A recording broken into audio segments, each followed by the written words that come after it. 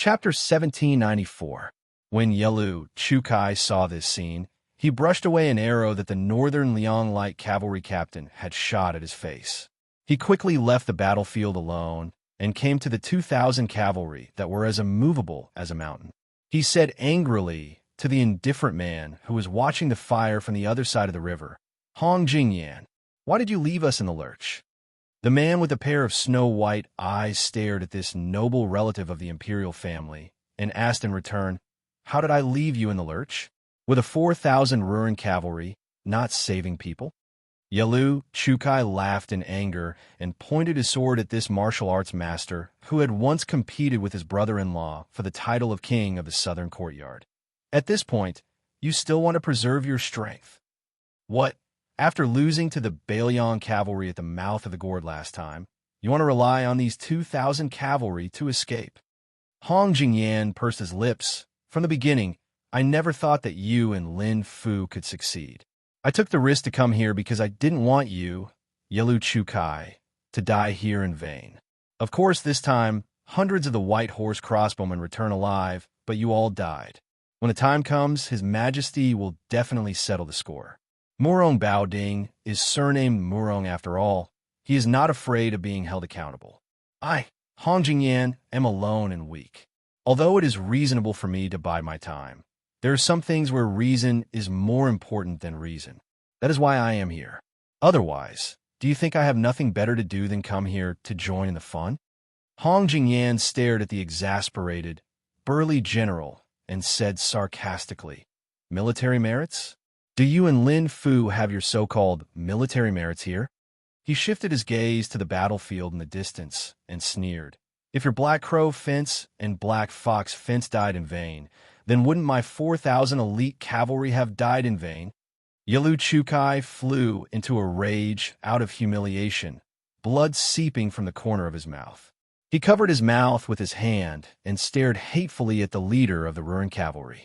Hong Jingyan said flatly, "Yelu Chukai, remember, there are immortals on land in the Jianghu, but there are no immortals on the battlefield who can reverse heaven and earth. So your brother-in-law's 8,000 cavalry died here, which is the general trend. I, Hong Jingyan, am only responsible for bringing you back alive to the imperial court. As for the rest, don't hope, and you have no right to hope." Yelu Chukai did not turn around, but pointed his sword at the battlefield behind him. "Don't you want to take the head of the third-rank Iron Buddha, General Qi Danghua? His head was enough to make you, Hong Jingyan, a marquis. Qi Danghua is Su Zhao's adopted son."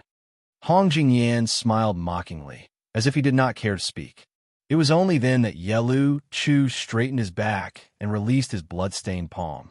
Looking at the exceptionally valiant Ruran cavalry behind Hong Jingyan, he laughed and said, "You barbarians who came from the Ruran Mountains, to have such a cowardly master is truly a blessing in disguise. You can forget about achieving any military exploits in the future, but I am not afraid of dying on the battlefield." The Ruran cavalry's Kiliarchs had unfriendly eyes and were itching to attack. Hong Jingyan raised his arm and stopped the Kiliarchs from drawing their swords. Gently holding the reins of his warhorse, he looked into the distance and smiled. "Yelu Chukai, I have to say, you are far inferior to that slippery brother-in-law of yours. He, is only one surname inferior to your idiotic brother-in-law. What a pity." For some reason, Yelu Chukai suddenly calmed down. He turned his head to look at the fighting in the south, and then at the comparatively peaceful north. This young military general who was born high and mighty, as Hong Jingyan had said, this rising star of Northern Mang's younger generation who had already become a 10,000-man commander at such a young age, said to Hong Jingyan with a calm expression, "I don't need you to save me. However, I beg you of one thing. Hong Jingyan, take away as many Dong family cavalry as you can. If you agree, then I will apologize to you for the disgraceful words I said earlier."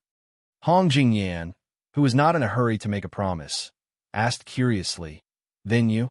Yelu Chutsai's eyes were resolute, with a stubbornness that the men of the grasslands were all too familiar with. "My brother-in-law said that in business one must be willing to part with capital. I will follow your 4,000 Ruran cavalry to the end. How many Dong cavalry you can save with my life? Hong Jingyan is up to you. How about it? Hong Jingyan narrowed his eyes and finally nodded slowly.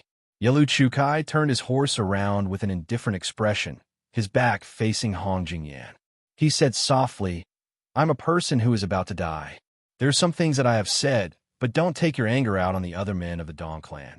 In the end, you were not willing to personally act today and did not dare to kill that Qi Danghua. Is it not because you are afraid that in the future you will be pursued and killed by that young vassal king on the battlefield? But I feel that if it was Tooba standing here, he would definitely act. A cold, killing intent flashed through Hong Jingyan's eyes. But in the end, Hong Jingyan smiled and said, Don't worry and die. Perhaps I will personally avenge you. Yalu Chukai went to his death. As he urged his horse forward, he smiled. This young man thought of the little girl called Tao Manwu by his brother-in-law's side. He thought of the song that she often hummed. He had once tried to hum along with the little girl and her sister, but his brother-in-law had laughed and scolded him that it was worse than the snorting of a warhorse. After that, he resentfully stopped making things difficult for himself. The grass grows next year, the wild geese go and come back. The spring breeze blows this year. Will young master return? The green grass grows on the green flagstones. The azure-clothed man hums a tune from Jinling on the green flagstone bridge, whose daughter lowers her head and smiles. The yellow leaves fall this year, year after year. The autumn wind blows next year. Will my wife be here? The yellow flowers of the yellow river flow. The yellow flowers of the yellow river city bloom with yellow butterflies. Whose sun saber is in its scabbard? Yalu Chukai glanced at the battle saber in his hand that had 2 cracks. He raised his head and laughed out loud. The wild geese go and come back. I, young master, will not be returning this year. Behind him, Hong Jingyan's horse and the 2,000 Ruren cavalry remained motionless. Hong Jingyan did not care about a dead person's last words, but he cared greatly about the dead person's unintentional words. If it were Tooba, he would definitely kill Qi Danghua today.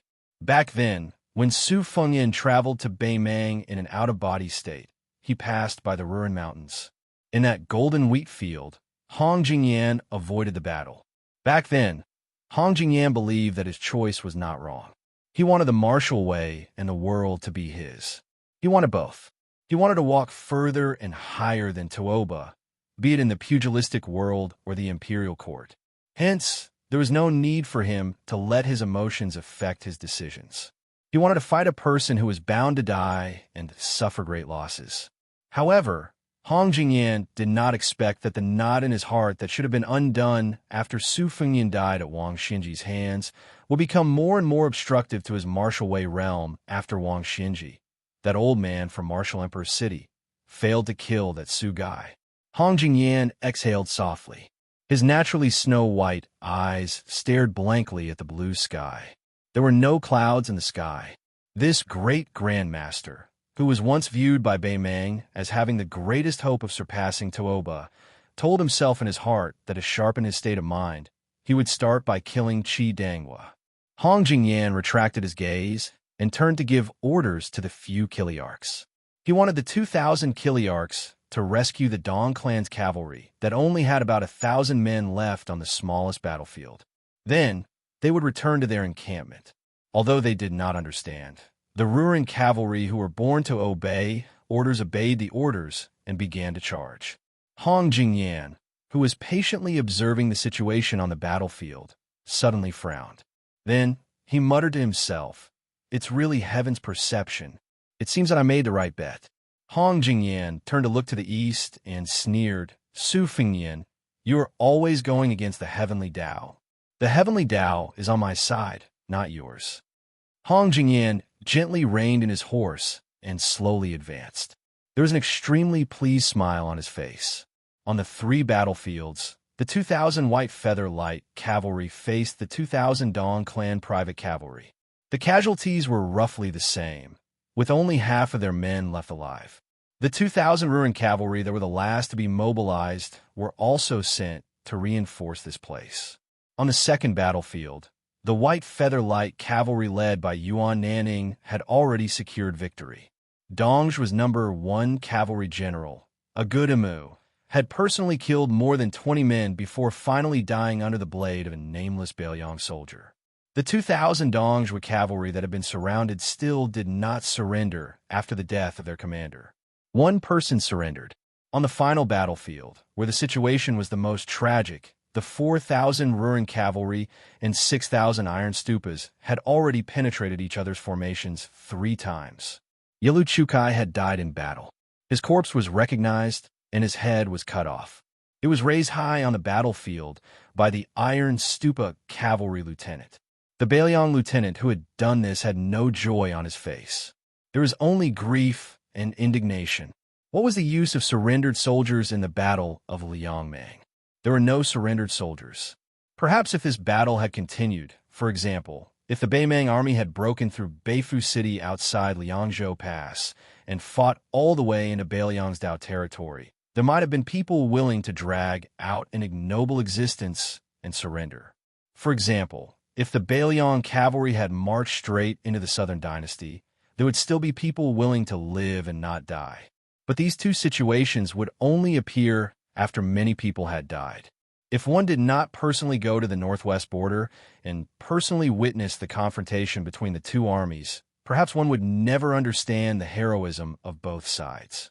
Thus, the greatest joke in the world was that there were very few people in the central plains of Liang who respected the 300,000 cavalry of Bailiang.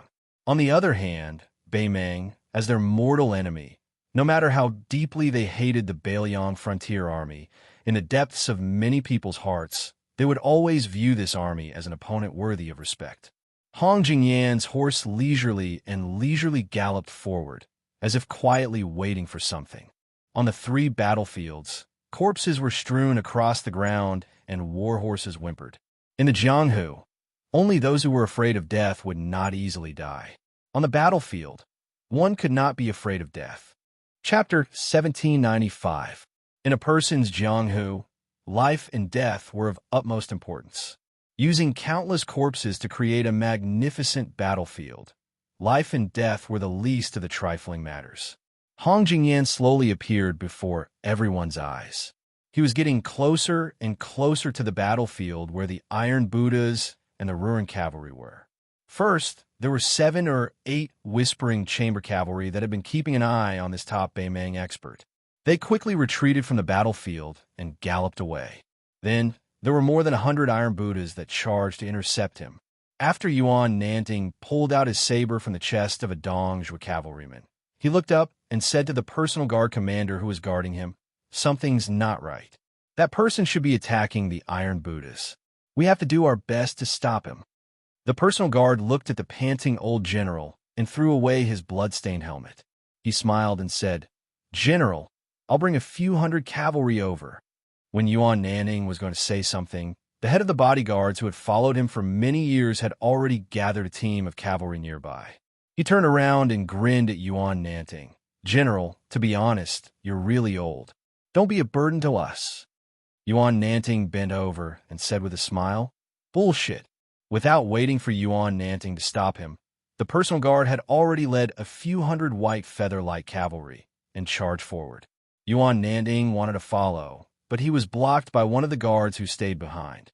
Yuan Nanting said angrily, "Get out of the way."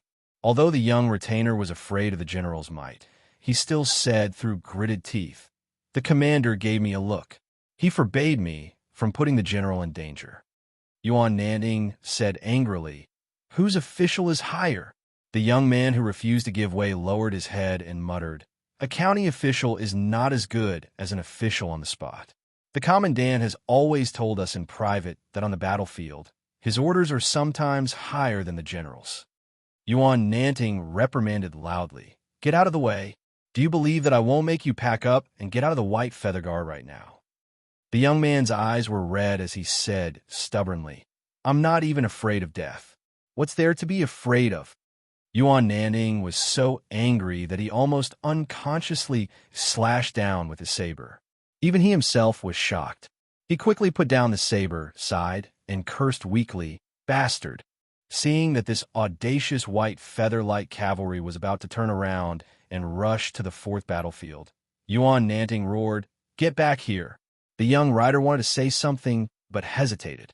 The commander of the white feather-light cavalry gazed into the distance and sighed softly. "Even if it's because of my Yuan Nanting's selfishness, it's still good that one less person dies."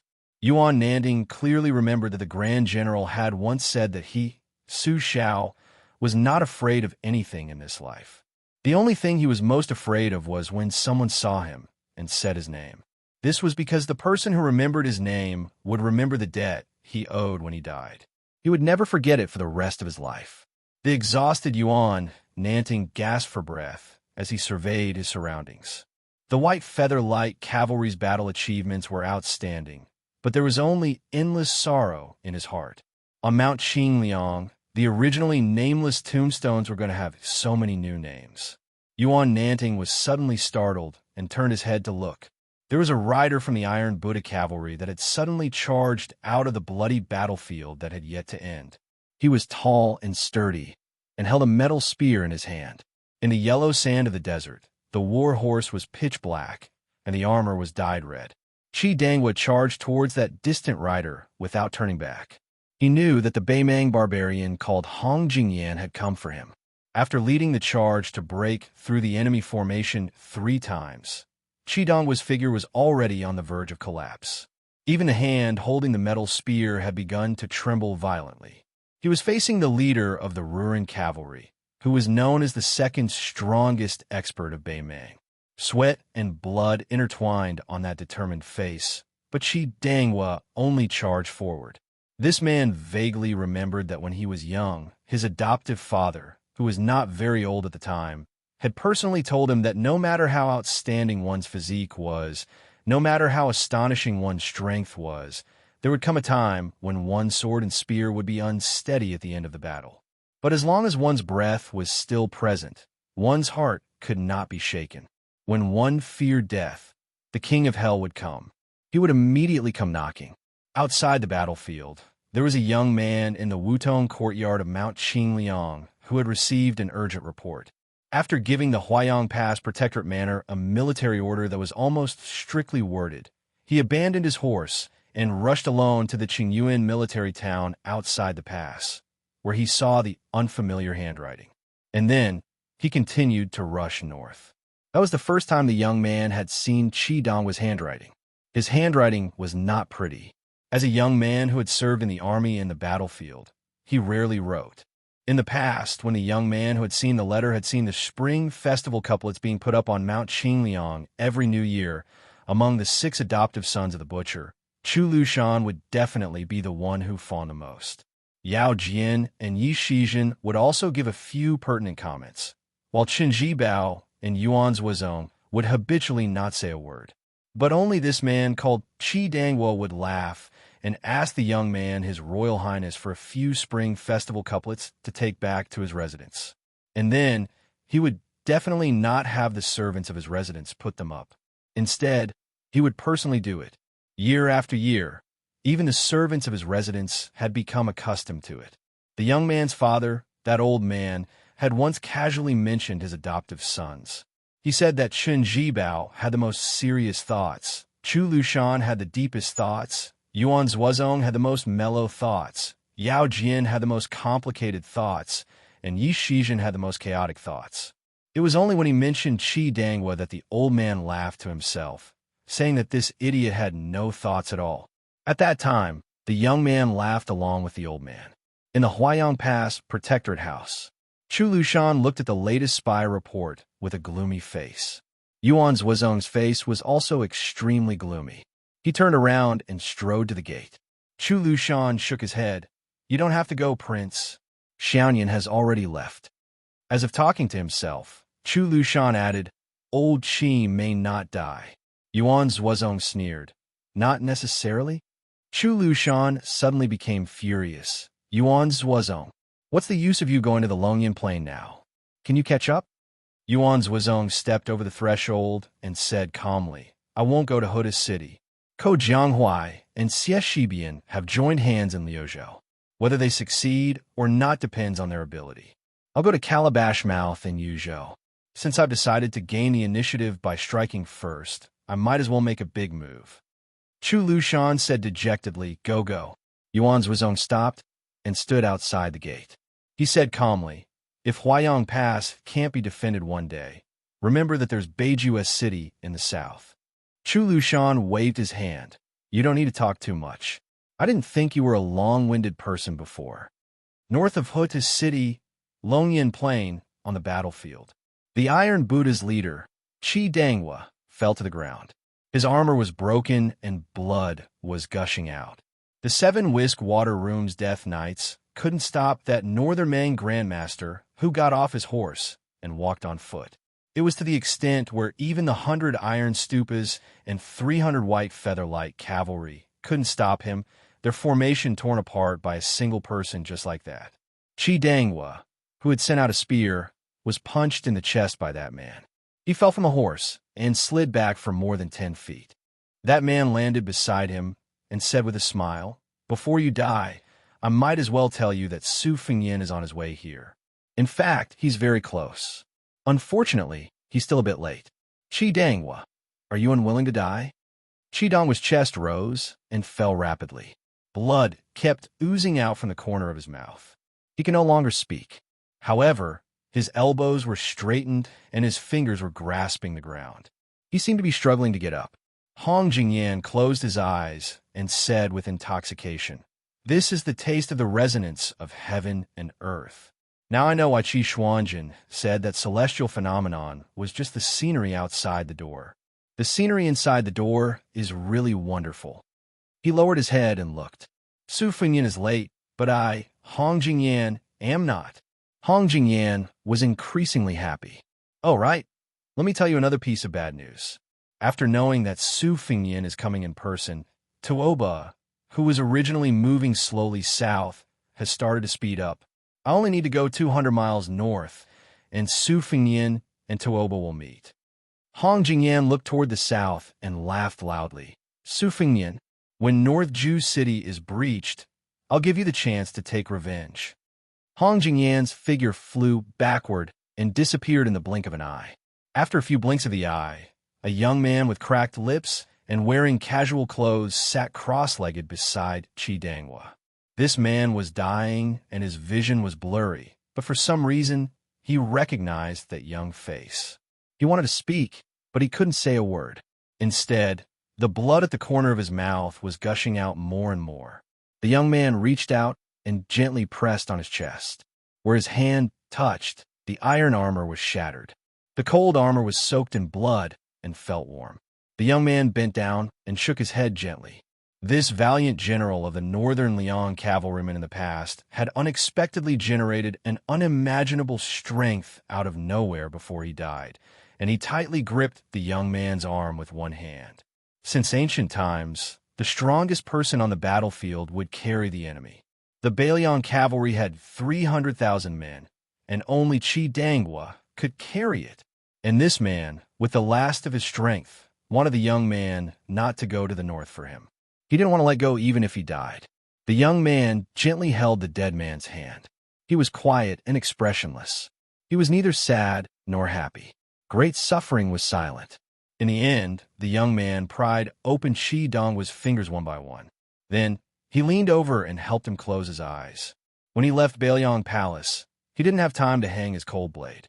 He found the iron spear not far from Qi Donghua's body and held it in his hand. One man, one spear, rushed to the north.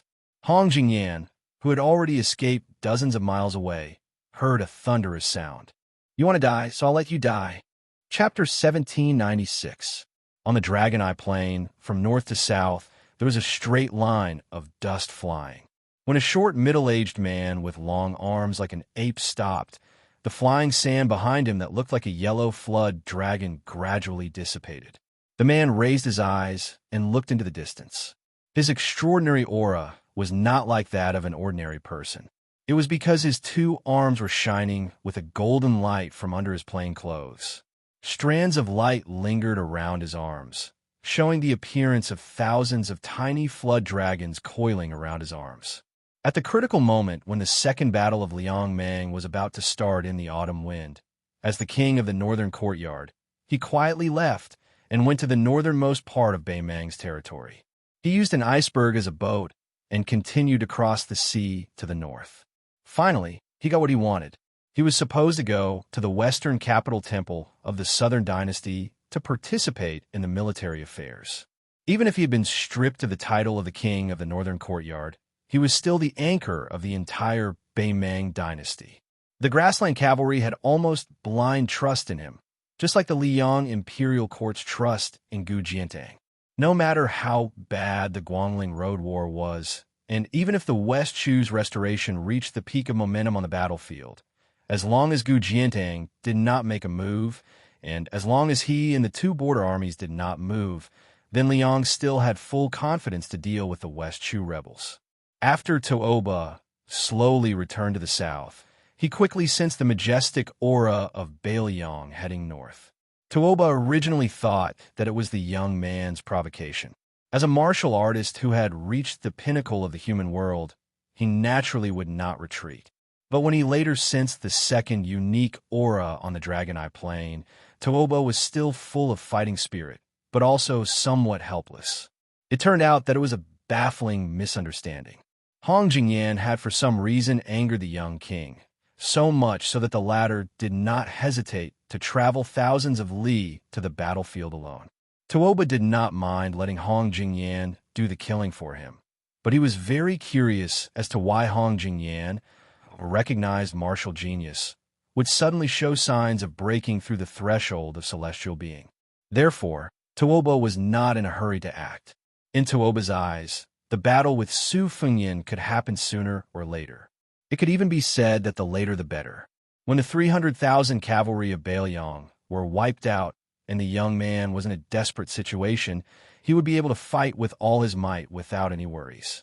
Therefore, he would save Hong Jingyan, the leader of the Ruren cavalry, who had always been known as the second To'oba in the grasslands, for both public and private reasons. However, this did not prevent To'oba from making this shrewd junior suffer a little. Too many of Baimang's top experts had died in the past 2 years. The fifth raccoon of Bingbing Mountain, the sword chi of the chess and sword music school, Huang Qing, and the bronze man grandmaster, Xiao Xiang of the princess's grave, etc. The emperor, who had always regarded the Jianghu as the maidservants of the imperial court, was deeply worried about this. After all, no matter how worthless the maidservants of a noble courtyard were, if too many of them died and there was no one to serve tea or clean up the courtyard, outsiders would eventually feel that it did not fit the image of a noble clan. However, this was the limit. To the emperor, the grand masters of the Jianghu were ultimately just carps in a pond and sparrows in a cage.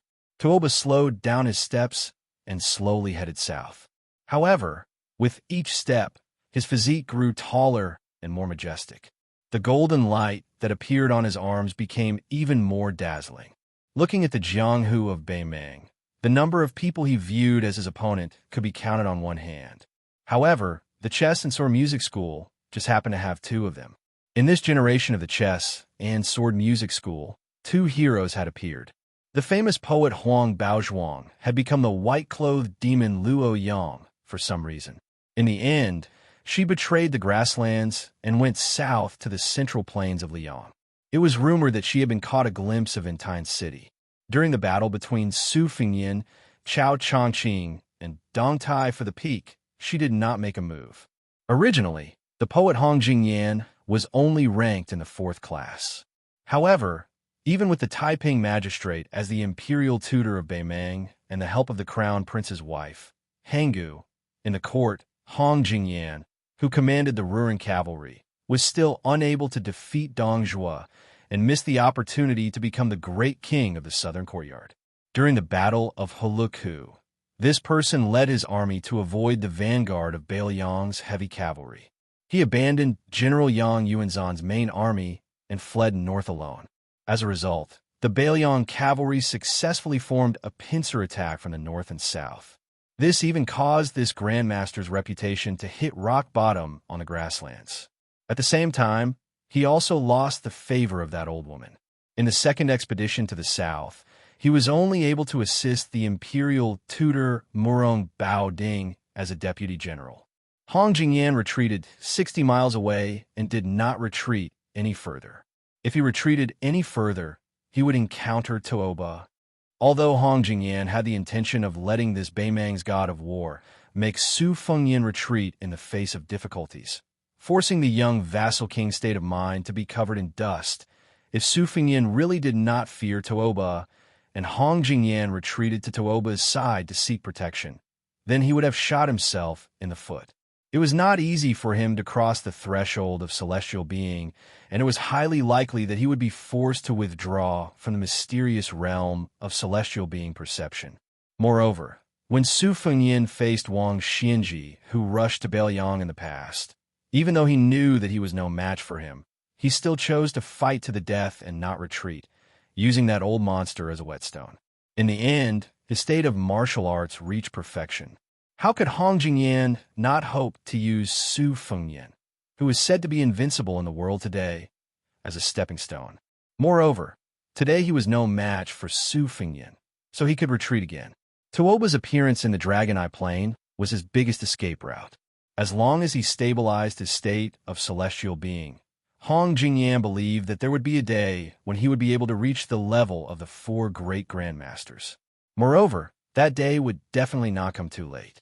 At that time, he would first kill Su Fengyin and then kill the Peach Blossom sword god Dong Tai. He would then lead hundreds of thousands of steel cavalry under his command to break through Taiyan City, cross the Guangling River, and stop his war horses at the coast of the Southern Sea. There was nothing more satisfying in life than this. After Hong Jingyan stopped, he calmly waited for Su Fengyin. Instead, his aura was like a rainbow. This was the first time in the history of the chess and sword music school that he was so eager to fight with his full strength against someone. Just as Hong Jingyan's aura reached its peak, thunder once again exploded in his ears. This time, it was not Su Fengyin, but Tuoba, who seemed to have intended to watch for a moment. Hong Jingyan, retreat another 30 miles. Hong Jingyan lost his composure in that instant. His intuition told him that Bodhisattva Tuoba's admonition was not a threat and that he should retreat quickly. However, his rationality made this extremely arrogant grandmaster of martial arts feel that he could not retreat. Suddenly, Tuoba, who was sprinting madly towards the south, let out an angry roar. Idiot! The state of mind can be lost and then returned. Do you have 2 lives? In Hong Jingyan's field of vision, a speck of light lit up, like a firefly flickering in the summer night sky, several zhang away. However, just as Hong Jingyan discovered that the firefly had suddenly turned into the radiance of the moon, it was already too late to dodge. It was actually Su Fengyin's spear that had arrived before his body. The spear was thrown out, like a white rainbow piercing through the yellow sand of the desert. This simple spear was so swift and violent that it far exceeded Hong Jingyan's imagination. As a result, Hong Jingyan's mind spun rapidly, making all kinds of calculations. In the end, he sadly realized that other than taking the blow head-on, there was no other way. Chapter 1797. If he was injured in front of Su Fengyin, Hong Jingyan knew that even Tuoba would not be able to save him unless Chao Chongqing and Dong Tai came back and worked together with Tuoba. This did not mean that Su Fengyin had reached the level where he could challenge 3 grandmasters of martial arts by himself. It was just that when martial artists of that level worked together, it was not like Chao Chongqing and Dong Tai were equal to 2 officials or 2 peach blossom sword gods. Thus, in the Battle of Great Peace City, Su Fengyin had fought 2 people alone, but this did not mean that Su Fengyin had the power of 2 Dong Tai. This was the reason why Wang Xianji had said that she could fight the world by herself. Thus, it was arrogant but not arrogant. Tuoba did not help Hong Jingyan destroy the rainbow light. Instead, he moved to the right of the ladder. His hands formed into fists, and he swung them high into the air, smashing them heavily into the middle of the metal spear. There was a violent sound like a great bell. Hong Jingyan stared blankly at the beam of rainbow light. Even after being smashed by Bodhisattva Tuoba, it did not shatter. Instead, it curved into a half arc in the air. Countless dazzling, snow-white lightning bolts bloomed at the spot where Bodhisattva Tuoba's arms came into contact with a half-arc iron spear. Bodhisattva Tuoba stood in front of Hong Jingyan, and there were still electric lights swimming around his arms like thousands of silver snakes. That metal spear did not shatter after Tuoba's punch. It was only smashed to the left of Hong Jingyan. Hong Jingyan saw out of the corner of his eyes that the young person had one hand behind his back and the other hand lightly gripping the metal spear. He was standing 300 zhang away. The metal spear was too heavy and trembled in the young person's hands. Hong Jingyan's heart dimmed. It turned out that the difference of one step was still the difference between heaven and earth. He could clearly see all the details and could even count how many times the iron spear trembled after the young man took it. But he could see, but he could not catch it. It was the same for the first spear, and it was the same for the second spear. It was rumored that Su Fingyin could kill anyone below the level of Earth Immortals with a single move. So it was true. Tuoba said indifferently, "Don't tell me that you, Hong Jingyan, can only bully opponents whose cultivation is lower than yours in this lifetime? If that's the case, then I'm really disappointed. Even if you cross the threshold of heavenly being in the future, let alone Su Fingyin, as long as a newcomer becomes an Earth Immortal, even if it's only for 1 or 2 days, they will still be able to defeat you, Hong Jingyan." Hong Jingyan's eyes lit up and he said in a low voice, "You're saying that Su Fingyin only wins in the Wer power?" Tuoba stared at the young person and nodded. "This person has fought with Wang Xianji and me, and won. In the Battle of Great Peace City, Dong Tai and Chao Chongqing purposely teamed up and helped him increase his morale. It can be said that his power is unmatched. You lost just now. There's no need to be surprised." Hong Jingyan smiled, and his depression was swept away. He looked at the young vassal king. "No wonder you clearly had the upper hand after that spear, but did not continue to fight." Bodhisattva Tuoba shook his head and said, "You're wrong. He wants you to stay in the Dragon Eye Plains. As long as I still want to save you, he will have the chance to kill both of us. He won't just take one of our heads." Hong Jingyan's face darkened. "Good.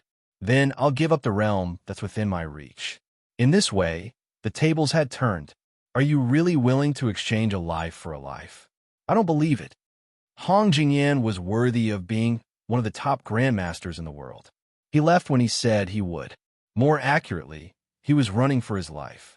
As long as the opponent chose to chase after him, and Tuoba did not have to divide his attention to save people, then it would be Su Fingyin's turn to multitask. He would leave an opening for Tuoba, who was fully focused. As Hong Jingyan decisively retreated, Su Fingyin and Tuoba started to move north at almost the same time. The three gradually formed a triangle on the Dragon Eye Plains, their figures as fast as 3 gusts of wind. Su Fingyin was looking for a chance to kill Hong Jingyan. Tuoba was patiently waiting for Su Fingyin to make a move. It was clear who would win. So Hong Jingyan did not believe that Su Fingyin was willing to die. But in fact, Su Fingyin's determination to kill him was so great that Hong Jingyan was scared out of his wits after the second spear thrust. Before Su Fingyin's iron spear pierced through Hong Jingyan's back, Tuoba's fists had already hammered Su Fingyin's back. His fists hammered unreservedly at Su Fingyin's back with a force that could split mountains and split rivers. Not only did this strike injure Su Fingyin's internal organs, it also added an indomitable sense of heroism to Su Fingyin's forward thrust of the iron spear. Su Fingyin shook his wrist and pulled out the iron spear that had pierced through Hong Jingyan's heart. At the same time, he crushed Hong Jingyan's chest, leaving him with no chance of survival. The ambitious and lofty chess sword and music school lost even more pieces and died just like that. The man who wanted to change the title of Lord of the Ruined Cavalry to Lord of the World died with everlasting regret. Even in death, he could not understand why Su Fingyin would really trade lives with him. He still had too many plans that he had yet to execute. He was still thinking about his agreement with Yelu Dongbed, the ambitious man. He wanted to replace the peace decree with the chess and sword music school and Beimang's imperial court. If it was possible to regret, Hong Jingyan would definitely not kill that iron-stupid general. His last thought before he died was not to hate Su Fengnian's madness, but to hate Tuoba's insidious scheming. Tuoba looked at the lonely figure that had to lean on his spear to stand firm. He sneered and said, Hong Jingyan died a worthy death. But isn't it a pity that you, the great king of Bailiang, died here? Even if you don't feel pity, I feel pity for you. I always felt that you, Su Fengnian, should have died on the battlefield of North Jibei. Either you would have died amidst the thousands of soldiers and horses, or you would have died at my hands then. The back of the young man's clothes was soaked in blood. He did not say a word. An immortal on land was not an immortal. Su Fengnian had indeed been struck in the back by Tuoba's 2 fists. Although he had taken that strike into account, so he had held back against Hong Jingyan's spear and could have killed him without using his full strength. No matter how one looked at it, there was not much difference. It was just a matter of dying sooner or later. Tuoba laughed and said, If it was me who had fought with you in the western regions last time, you might have been able to escape back to Bailiang with half your life. He looked down at his hands. The clothes on his arms were tattered, revealing the undulating golden veins on his arms. There was a fish in the northern underworld that fed on dragons. The first time he had found it, Luoyang had interfered, causing the divine weapon created by the heavens and earth to fall into the deep sea and disappear without a trace.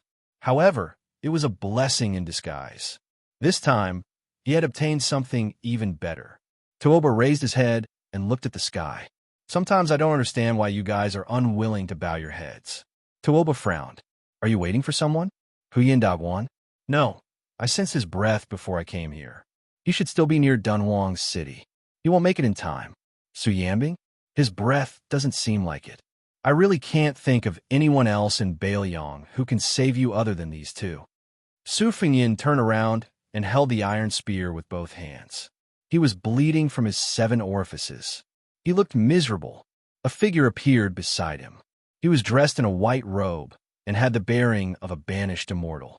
There were 2 swords hanging from his waist.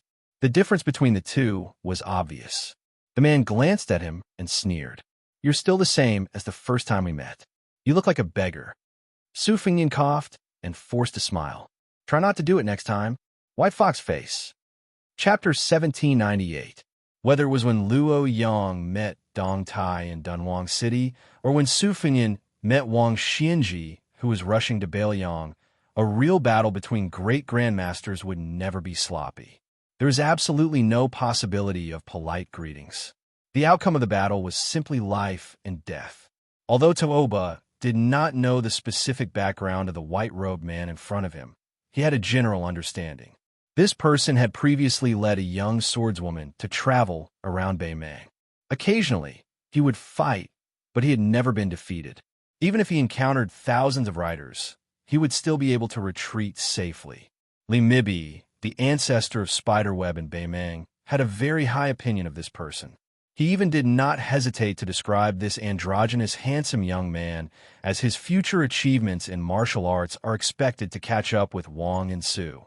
Although Tuoba did not intend to speak, he was not in a hurry to fight either. First, Su Fengnian's injury was unmistakable. Second, he did not want to lose a great advantage by rashly fighting. After all, it was taboo for martial arts masters at their level to call a newcomer when encountering a strange newcomer.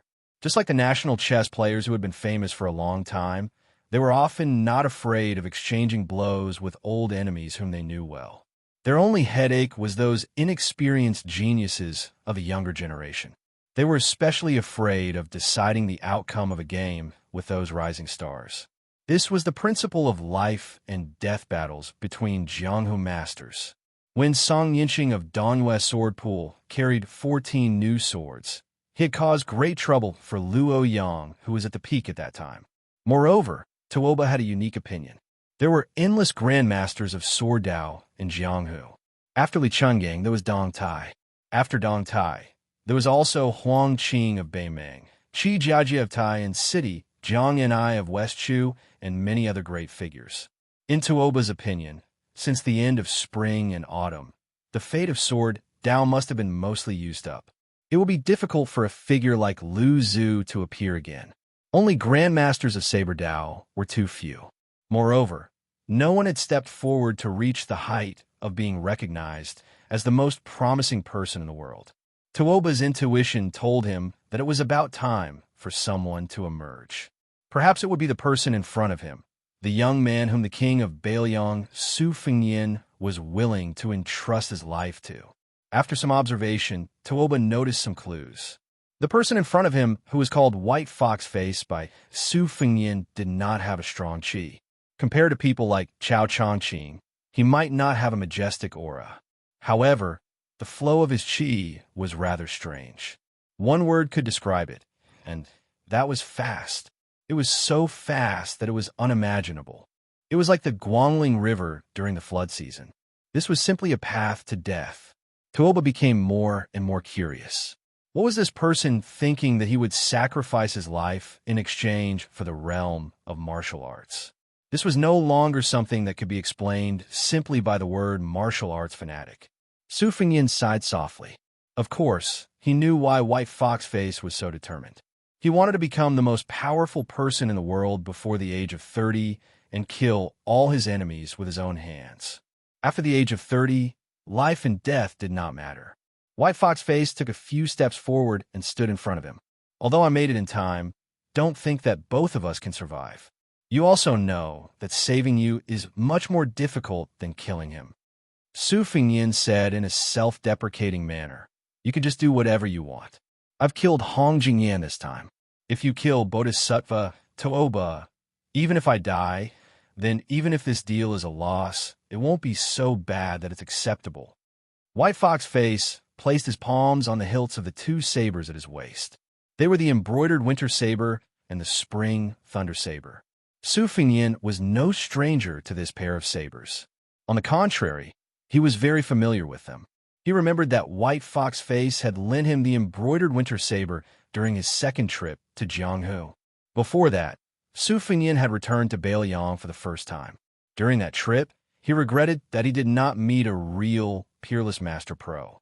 At the last moment, he bumped into White Fox Face, which made His Royal Highness feel that the end of that trip was not bad. After 3 years of hard wandering, he finally met a Peerless Master Pro. Su Fengnian still remembered that year when it snowed heavily at Tide Listening Lake in Mount Qingliang. White Fox Face flew out of the pavilion and unsheathed the embroidered winter and spring thunder saber. It was really beautiful in the heavy snow. The bladesmanship was beautiful, and the person was even more beautiful. It was probably at that time that His Royal Highness began to seriously practice the bladesmanship. He began to look forward to the day when he could have half of White Fox Face's elegance. Although they had not fought, Tuoba seemed to have seen through the ins and outs of White Fox Face's two-handed saber. The war god of Baimang, who did not want to argue with him, laughed for the first time. "You're no match for me. Do you really want to die here for the king of Bailiang?" Tuoba saw that he did not say a word, but he was not annoyed. He stretched out his palms and put them on his chest. He looked down and said with a hint of loneliness, "I may not have the chance to kill you grandmasters of the Central Plains in the future. Wang Xinji and Chao Chongqing are both dead. What a pity." Su Fengnian held back his laughter and glanced at Tuoba. He said in a mellow, Southern Dynasty official's accent, "The one in front of me doesn't understand the Baimang language at all. Don't flatter yourself. If you can fight, don't talk. Do you really want to wait until Huyin Daguan gets here?" Bodhisattva Tuoba dismissed it with a smile and raised his head. "He won't come." Su Fengnian's eyes were gloomy. Tuoba said playfully, "Although I don't know what you're up to in Dunhuang, I learned on my way back south that His Majesty and Li Mibi went there personally. They even temporarily borrowed Helian Wuwei's Hushi army and 20,000 cavalrymen from the king's camp of Norland. Even Huyin Daguan, who claims to be a one-man sect, will not be able to gain any advantage no matter what he's up to." Su Fengnian took a deep breath and suddenly straightened his body. He held the iron spear tightly in one hand. White Fox was not the only one who was surprised. Even Bodhisattva Tuoba was momentarily stunned. White Fox attacked first. The winter-embroidered saber exploded in front of Tuoba with a bright light, like the moon rising from the sea. Tooba smashed the moonlight with one punch and broke the cold saber gang. Then, he punched directly between White Fox's eyebrows with his other fist. The other spring thunder dagger on White Fox's face finally came out of its scabbard at the critical moment and stabbed towards Bodhisattva Tooba's armpit.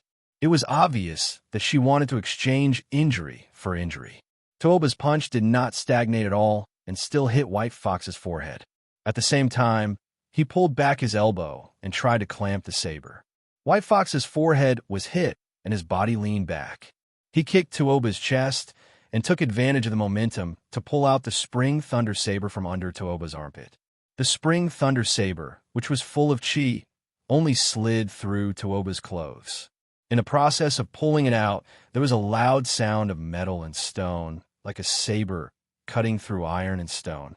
White Fox's face, who was holding two sabers in her hands, left the ground and flew backward. Coincidentally, she circled around Su Fengyin and his spear like a butterfly circling around a branch. Then, she pounced on Bodhisattva Tooba at an even faster speed.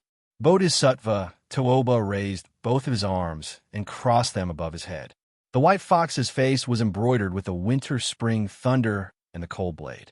It collided with Bodhisattva Tooba's arms.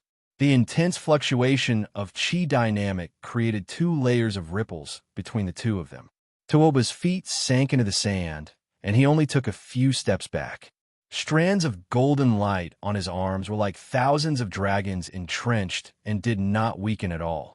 By the time White Fox's feet touched the ground, he had already waved more than 20 sabers in one breath.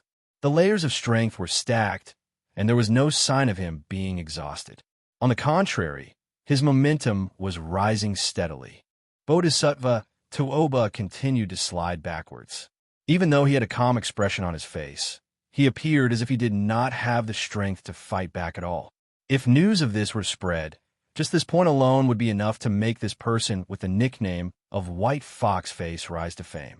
Su Fengyin was known as an earth immortal who could kill the enemy with one move.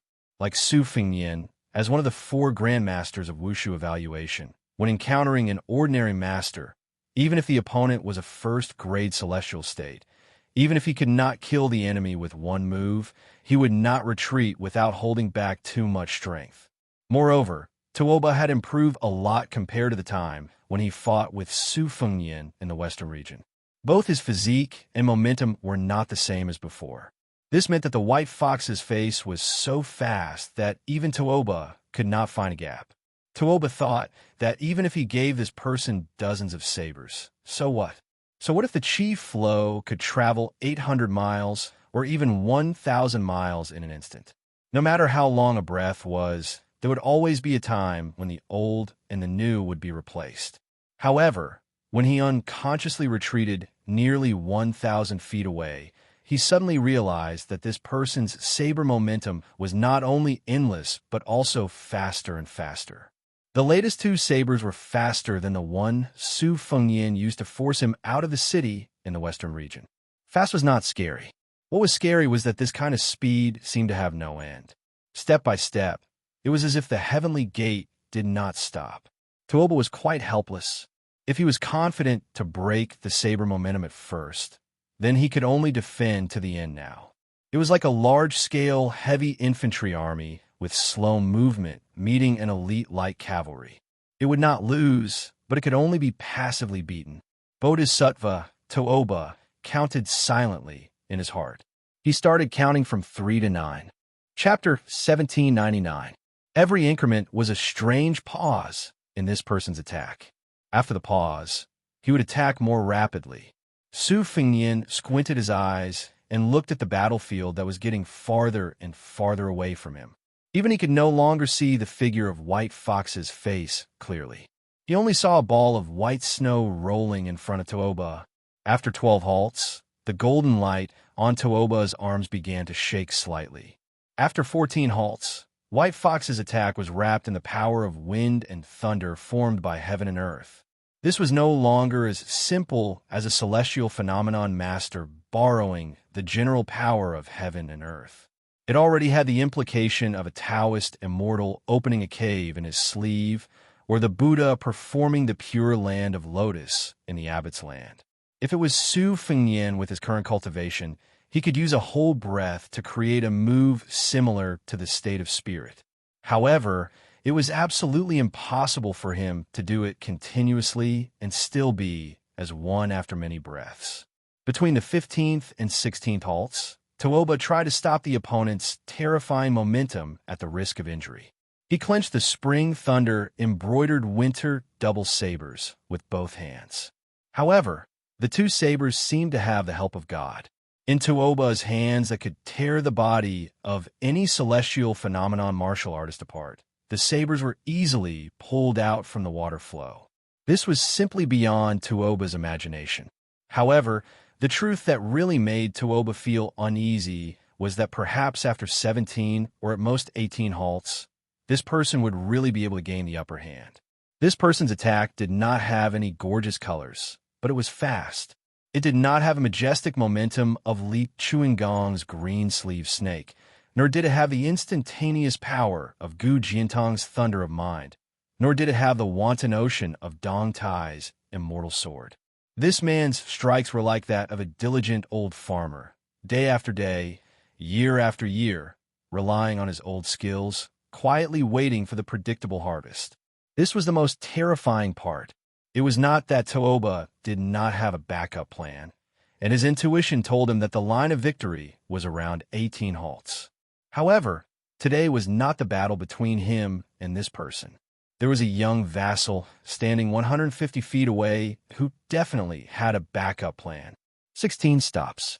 Tooba opened his eyes wide, allowing the long saber to strike his chest like rolling thunder, and a short saber to hang on his shoulder like a dragonfly skimming the surface of the water.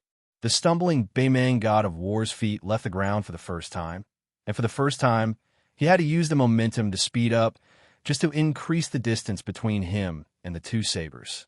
17 stops. Just as Tooba gritted his teeth and prepared to use his trump card, Su Fengyan gently pulled out the iron spear from the yellow sand.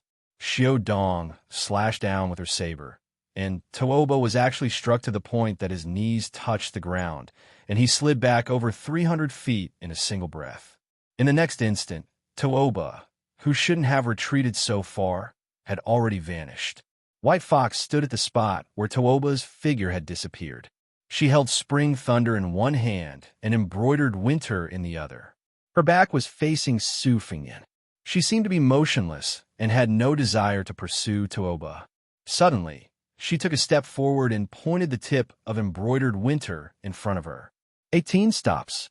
Tooba, who had left and returned, suddenly appeared 1,000 feet away. His eyes wandered, and in the end he still chose to go north. Su Fengyan carried the iron spear and walked to White Fox's side. He apologized. "Forgive me, I didn't expect that your saber move would be so." Su Fengyan hesitated for a long time, but still couldn't think of how to describe White Fox's saber move. In the end, he could only use a catchphrase resentfully, such a technical skill. Su Fengyan looked at the wisp of qi that was gradually disappearing in the north and lamented, "If I had known earlier, I would have helped you stop Bodhisattva Tooba, even at the risk of incurring irreversible side effects. Perhaps I could have really killed him. In my current bleak situation, I can still give him 2 or 3 moves, even if I have to sacrifice half of my life." White Fox's face slowly put her saber back into the sheath and said coldly, 6 stops to kill level 2. 9 stops to kill Mysterious Finger. 12 stops to kill Celestial Phenomenon. 16 stops to break through Buddhism's Great Vajra. And the celestial being's physique is as white as paper. After 18 stops, there won't be any land immortals in front of me. As long as I succeed in making the first move, no matter if it's Wang Xianji or Qi Xuanjin, I'll be invincible. At the very least, I can exchange my life for theirs. Su Fengyan walked to White Fox's side and stopped.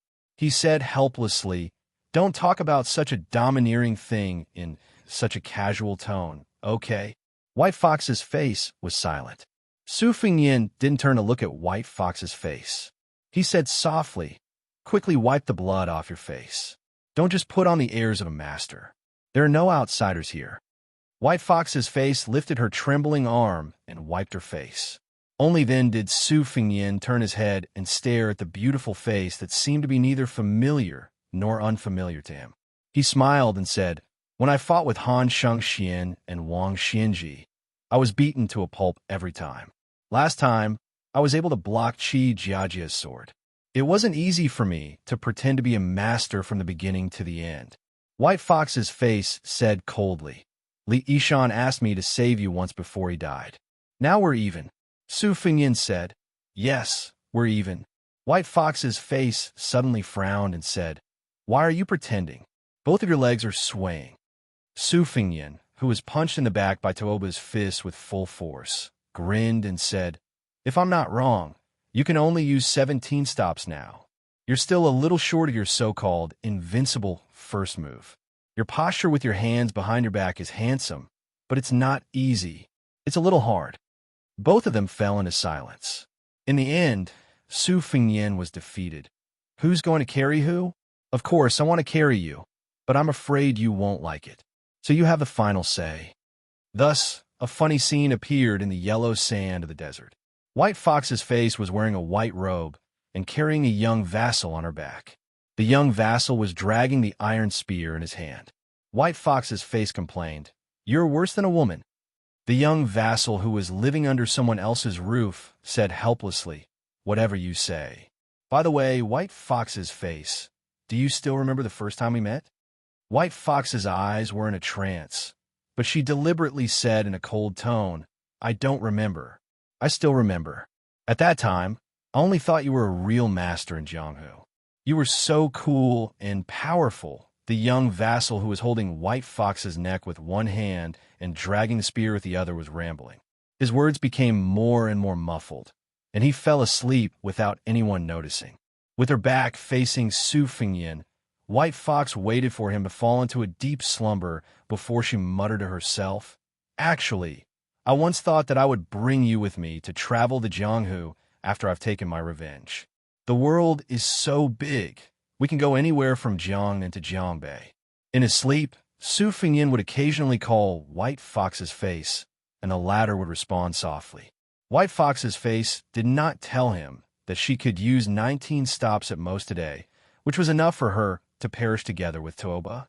She was not afraid of death, but she was unwilling to die. The price of being unwilling to die was that she would never be able to recover to the peak of 19 stops in her life. White Fox's face thought for a while. Since revenge was a big joke, it did not matter whether she would be number one in the world in the future. In the end, Su Fingyin, who was in a coma, softly muttered names one by one in his sleep. His ravings were indecipherable. He vaguely mentioned Sweet Potato and Dunhuang City. Baihuer only knew that when he mentioned the name of Kidangwo, he was crying uncontrollably. Perhaps he only dared to do it in his dreams. Baihuer could not figure out what kind of mental journey he had to go through to turn such a sloppy young man into the current prince of northern Liang. He was now an idiot who was confined to a circle. She also could not understand. Did she like this smooth-talking young man more? Or did she like the current guy who did not even dare to let go of the broken spear to sleep more? Nangong Push, who had always regarded himself as a man from the bottom of his heart, suddenly shouted angrily, "Su Fingyin!" Su Fingyin, who had just woken up, suddenly shuddered. Lying on White Fox's back, he said with a face full of fear, "What happened?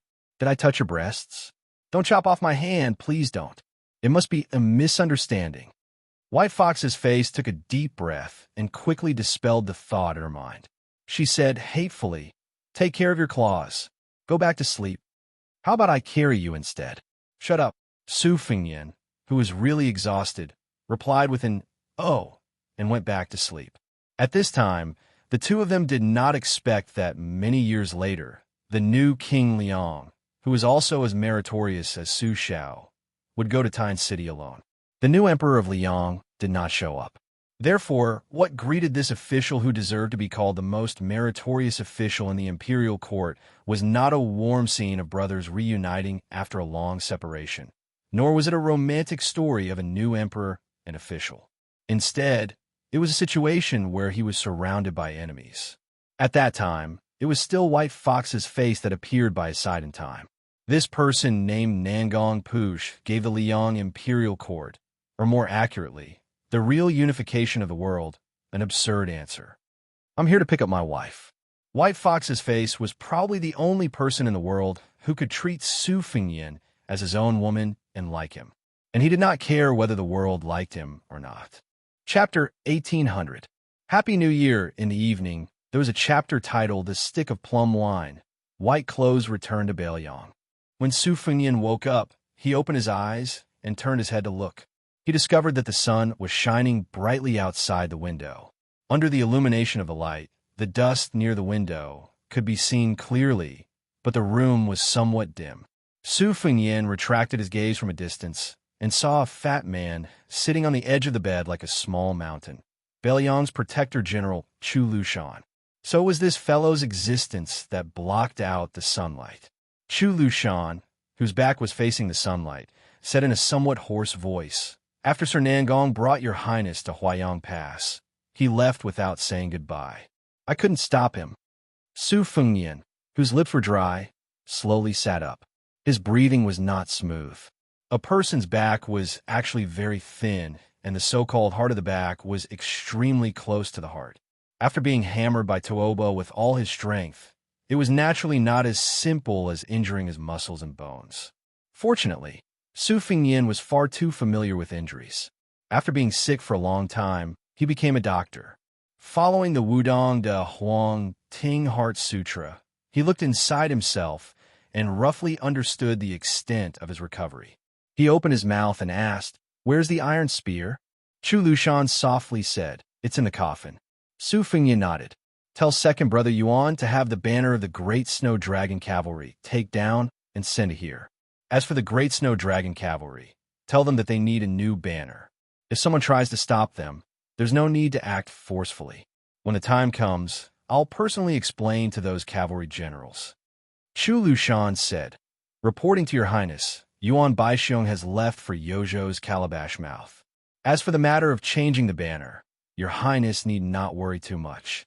Old Chi was originally an old member of the Great Snow Dragon Cavalry. Now that the spy report of Old Chi's death in battle has already spread throughout the border army, I believe that no one will say anything." Su Fengyan crossed his hands over his abdomen, not looking at Chu Lushan.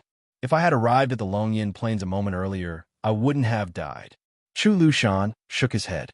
In that case, if the Protectorate General did not accept the suggestion of the 3 white horse crossbowmen, would Sun Ji and Wei Mushing not have to die? The battlefield was constantly changing. Life and death could not be blamed on others. There are not so many ifs. So what if he's dead? So what if he died? It was a very understatement. Su Fengyan turned his head to look at this notorious man. The Su family had dominated the Northwest for 20 years. What else could it be if it wasn't a military town? Chu Lushan had a notorious record and held a high position in Bailiang. The historians of the future would certainly not be stingy with their penmanship to condemn him. Perhaps his name would be even more infamous than Su Fengyan, the leader of the Bailiang cavalry. Su Fengyan was not infuriated by Chu Lushan's heartless words. It was not only because Lu Qiu, the adopted son of Butcher, was fated to be a part of Bailiang's honor and disgrace. It was also because Su Xiao and Li Yishan believed that this man's talent in military strategy was closest to Chen Jibao's and that he was a true candidate for the Marshal of Bailiang. One could even say that if not for Chu Lushan's public flattery, the young men of the Bailiang Frontier Army would have leaned toward Chen Jibao. The succession of Su Fengyan would not have been easy, and even more blood would have been spilled.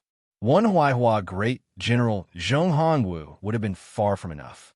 But the true reason Su Fengyan had chosen to remain silent was because this man before him was as imposing as a mountain. He had once led his cavalry to conquer Shu, had once turned the tide in the first battle of Beimang, and had even personally led his 8,000 Yoyuo cavalry to stifle Dong Zhuo's plans. Thus, this man surnamed Chu, who had spent nearly 30 years on the battlefield, had far more right to speak on the battlefield than Su Fengyan. Even if Su Fengyan was a grandmaster of martial arts evaluation, even if Su Fengyan was the king of Bailiang, Chu Lushan clenched his fists and rested them on his knees. Parting in life and death, all good things must come to an end. Su Fengyan's lips twitched, a dazed look in his eyes, as if he was thinking about the 300,000 steels behind Mount Qingliang. There's no need to comfort me. I know that those names carved on these steels all have loved ones, just like Qi Danghua. So no matter who dies, there will be people who will grieve. It's not necessarily me, Su Fengyan, who grieves the most. Su Fengyan paused for a moment. But when I think about how I'll write so many couplets and so many spring characters, just like in previous years, but the person who asked me for them every year is no longer here. Even if I wanted to give them away, I wouldn't be able to, and my heart would feel a little empty. Su Fengyan raised his head. Before my second journey through the Jianghu, Su Xiao took me to the bottom of Tide Listening Pavilion and saw that there were many memorial tablets there. At the time, I didn't quite understand Su Xiao's feelings, but I do now. In truth, when Lu Jinu and Chu Hanqing of Huda's city died, I somewhat understood.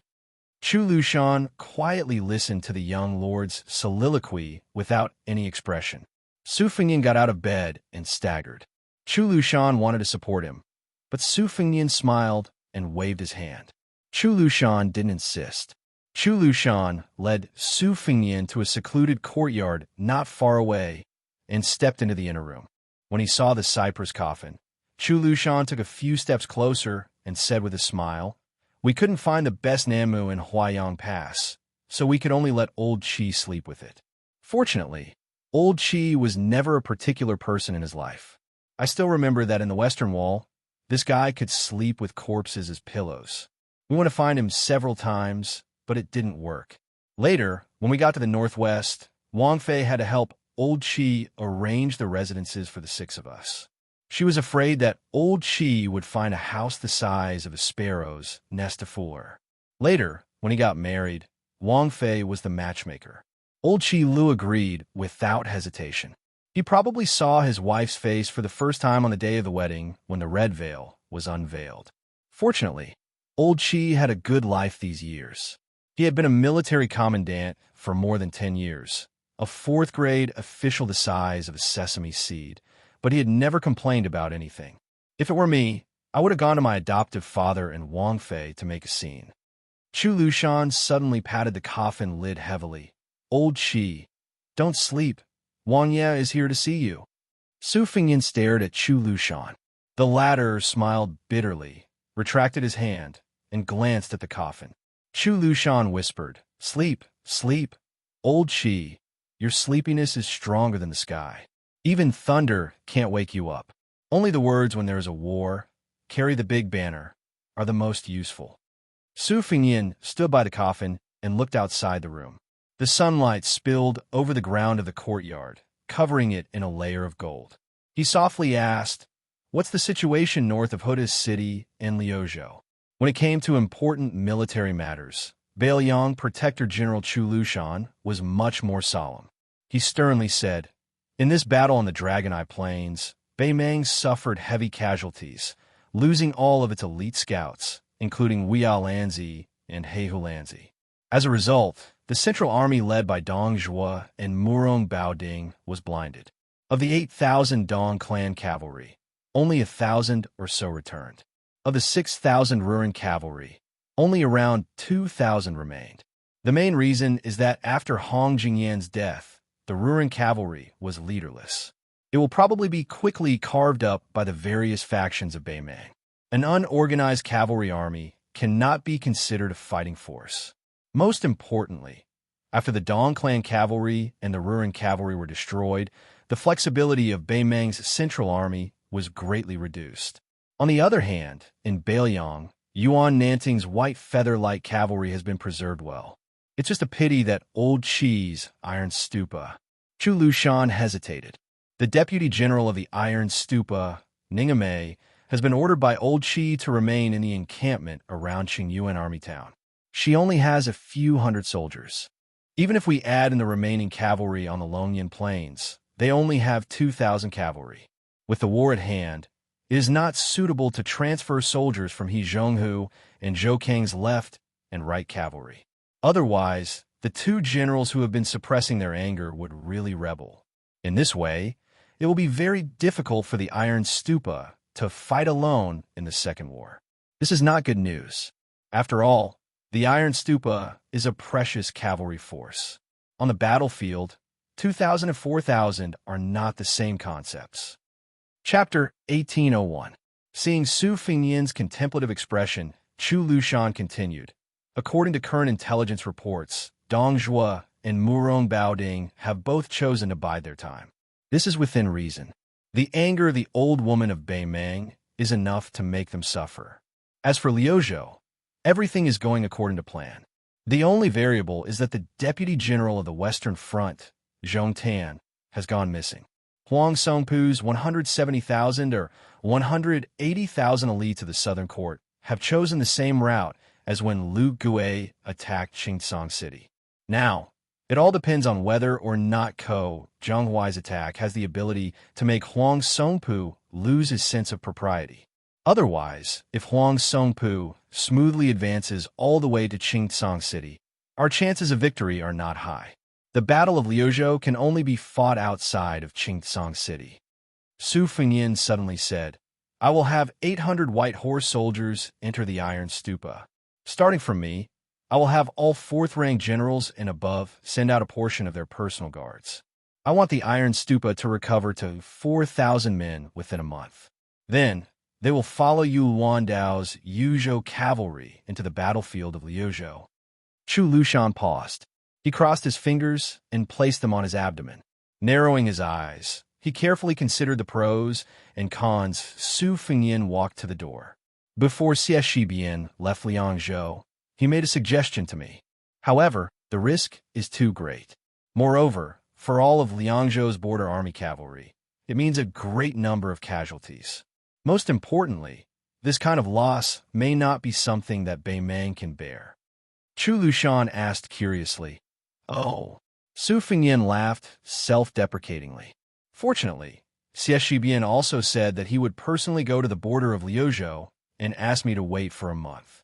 He also said that perhaps by then, he would overturn that suggestion himself. Chu Lushan laughed.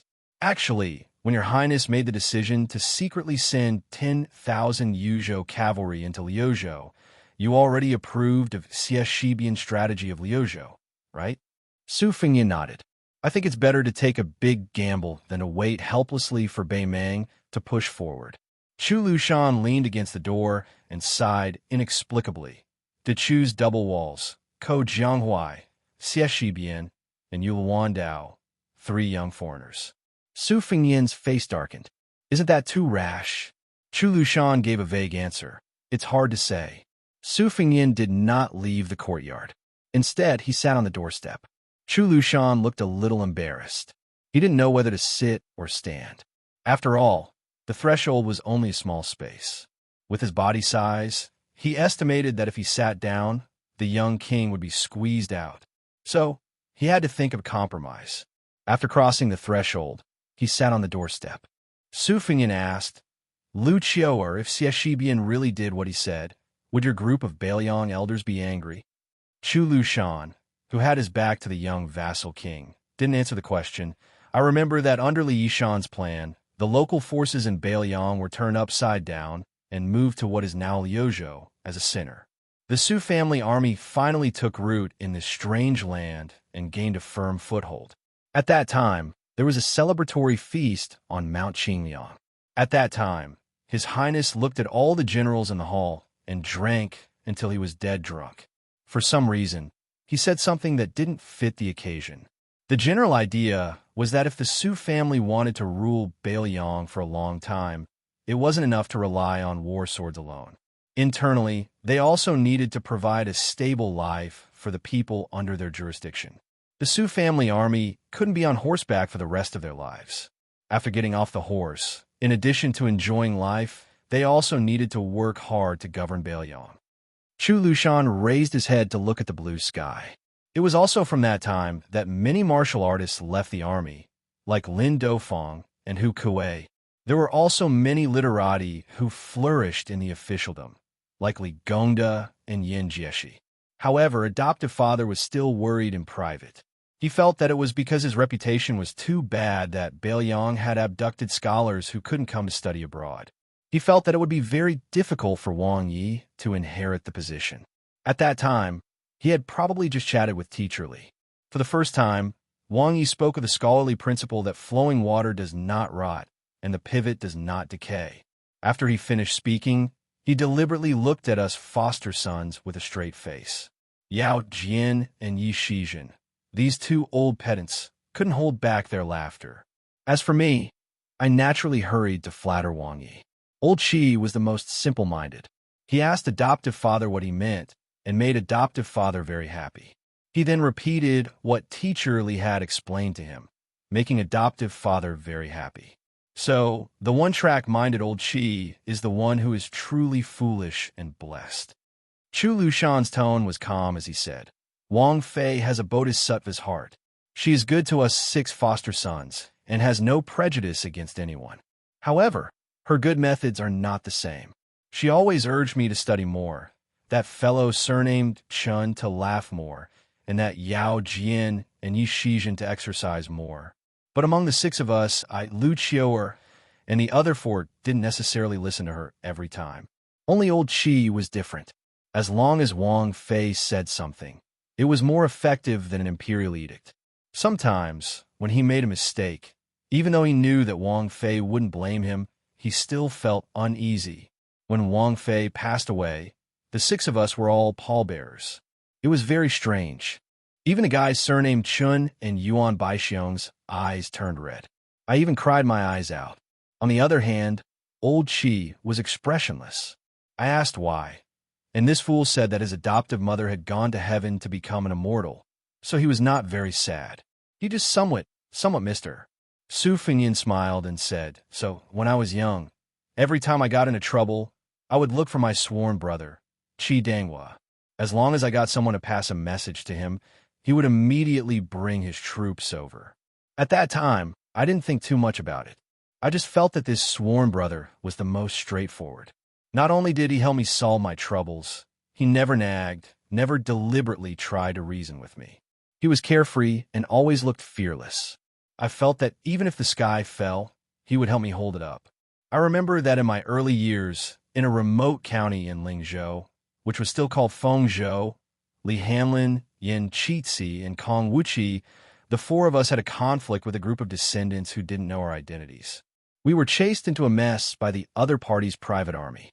At that time, Qi Danghua happened to be patrolling with a few old generals near Fengzhou. When he heard the news, he immediately led 200 cavalry and charged over, tearing down the east sect of those families as firewood. That disturbance was very big, because Zhong Hongwu, who was the commander of the Northern Liang Cavalry, and a large group of generals from Lingzhou supported him, it caused Qi Danghua, who should have been promoted to Lingzhou's deputy general, to lose his future. After that, Su Xiao was very angry, because he didn't dare to get angry at me. The crown prince who was used to being lawless, he gave me a fierce beating. I felt sorry, so I secretly brought 2 jars of green ant wine to apologize with Yin Qixi. At that time, I knew that Qi Danghua would definitely lose his official position. Firstly, I didn't have the confidence to make Su Xiao change his mind. Secondly, at that time, who in the Northern Liang army was willing to listen to me? I couldn't rely on myself to give Qi Danghua a similar official position. I was already mentally prepared to see Qi Danghua drowning his sorrows in alcohol. I didn't expect that when I went to his house for the first time, his face was full of surprise. Chu Lushan shook his head. This time, he did not address him as prince. Little Nian, you are wrong. Su Fengyin was a little confused. Chu Lushan slowly said, I have a rough idea of the scene you were talking about. When old Qi saw you, it was not as if he had seen his adoptive father, but as if he was a farmer who thought he had no future. He suddenly saw his younger brother, who had been away from home for many years, return home. Moreover, he did not look down on his older brother, so he was very happy and proud. Su Fengyin was silent for a moment. He smiled bitterly and said, At that time, I only knew how to indulge in wine and women. What future could I have? Chu Lushan smiled and said, Perhaps in old Qi's heart, you have always been promising. In this matter, not to mention Yuan Baixiong, even I, Lu Qiu am not as good as him. Among the 6 people, only old Qi felt that you, His Royal Highness, was promising. He never doubted that you could become a man like your adoptive father in the future. Using the catchphrase of old Qi, whose ancestral home is Dongyue, it's this kind of thing. What's the point of reasoning? Su Fengnian sat on the threshold in a daze. The Protector General of Bailiang had his back to the young lord, and the young lord had his back to the coffin. 2 living people and 1 dead person. Both of them were speechless. Chapter 1802. Su Fengnian suddenly stood up. Chu Lushan only noticed that something was wrong a little later. Su Fengnian said softly, "It's all right. Don't worry. Even if it's the worst-case scenario, I can still handle it." A graceful figure suddenly swept into the courtyard. It was a female bodhisattva with long black hair. She was the 6th jewel master of Mount Lantaw, the female immortal master who lured 100,000 souls out of Xiangfan City. However, the current scene was a little shocking. This Western region grandmaster's robe was stained with blood, and her face was pale. When she saw Su Fengnian and Chu Lushan, she said sadly, "There's a guy called Zhong Tan who brought the Beimang Emperor's imperial edict up Mount Lantaw. With the help of both the inside and outside, I was able to escape because both of you risked your lives. I believe that there will soon be an imperial edict issued to the thousands of monk soldiers in Liuzhou, asking them to return to Mount Lantaw. Su Fengnian, you better be prepared. Even if you manage to keep the monk soldiers in Liuzhou, I'm afraid you'll only leave behind a hidden danger." Su Fengnian and Chu Lushan looked at each other. Their hearts were heavy. The victory brought by the Dragon Eye Plains had been returned so quickly at Mount Lantaw. Mount Lantaw had a total of 20,000 monk soldiers. Although it was not the kind of force that could make the final decision in the Battle of Liangmang, it was still a difference of 40,000 men. Beimang, which had a strong military force, could withstand the fall of Mount Lantaw to Bailiang, not to mention the 20,000 extra men that appeared out of nowhere to restrain the 2 towns of Linyao and Fengxiang. More importantly, with Huang Songpu's army on the left and right, it was enough to suppress Liuzhou. For Bailiang, who was already at a disadvantage in terms of military strength, it was like adding fuel to the fire. Su Fengnian stood up and asked, "What's the general process?" Zhong Tan was able to convince the dozens of eminent monks in Mount Lantaw with just a single imperial edict from Beimang. Even if there is a spy, Mount Lantaw should continue to waver and observe for a while. The Bodhisattva of 6 pearls clutched his chest. Not only did the imperial edict name several gurus as Beimang's national teachers, but it also promised that Beimang would treat the inheritance of Mount Lantaw as the foundation of a country and help Mount Lantaw promote Buddhism so that it would be on an equal footing with Taoism sect. In the future, they would share the power of Buddhism in the Central Plains. At the same time, Zhong Tan ascended Mount Lantaw by himself. One had to know that there were 10,000 Beimang cavalry at the foot of the mountain. If he agreed, the host and guest would be happy. If he didn't, then after Zhong Tan's death, both sides would perish together. Su Fengnian, do you think Mount Lantaw will agree? Originally, I wanted to kill Zhong Tan so that I could have no way out. Unexpectedly, the 2 monks who were spies of Beimang risked their lives to stop me. Now, they're still on the side of the eminent monks of Mount Lantaw from Bailiang. She pointed at herself with a bitter smile. Then I'm the only one left. Su Fengnian thought for a moment and let the Bodhisattva of 6 pearls, who had fled thousands of miles away, rest in peace. Then he turned to Chu Lushan and said, "We can't trust Kai Anshan, the governor of Linyao City, and Ma Liuka, the deputy general of Liuzhou, who is stationed in the military town of Fengxiang. Both of them aren't people who can rest easily. Send a secret letter to the governor's mansion of Liuzhou with 600 miles of urgent cavalry, and let Xie Shibian replace Kai Anshan as the head of Linyao military town. Although Ma Liuka has been taken over, his prestige among his former subordinates is still there. Let Qingcang City send troops to escort him to Qingyuan military town of Liangzhou. At the same time, let Xie Shibian and Ko Jianghuai have the authority to do whatever they want in the western region and Liuzhou. Chu Lushan nodded and said, apart from that, Yu Wandao's 10,000 secluded cavalry is not enough to rush to Liuzhou. Even with Ning Amei's 4,000 iron stupas, it's still the same.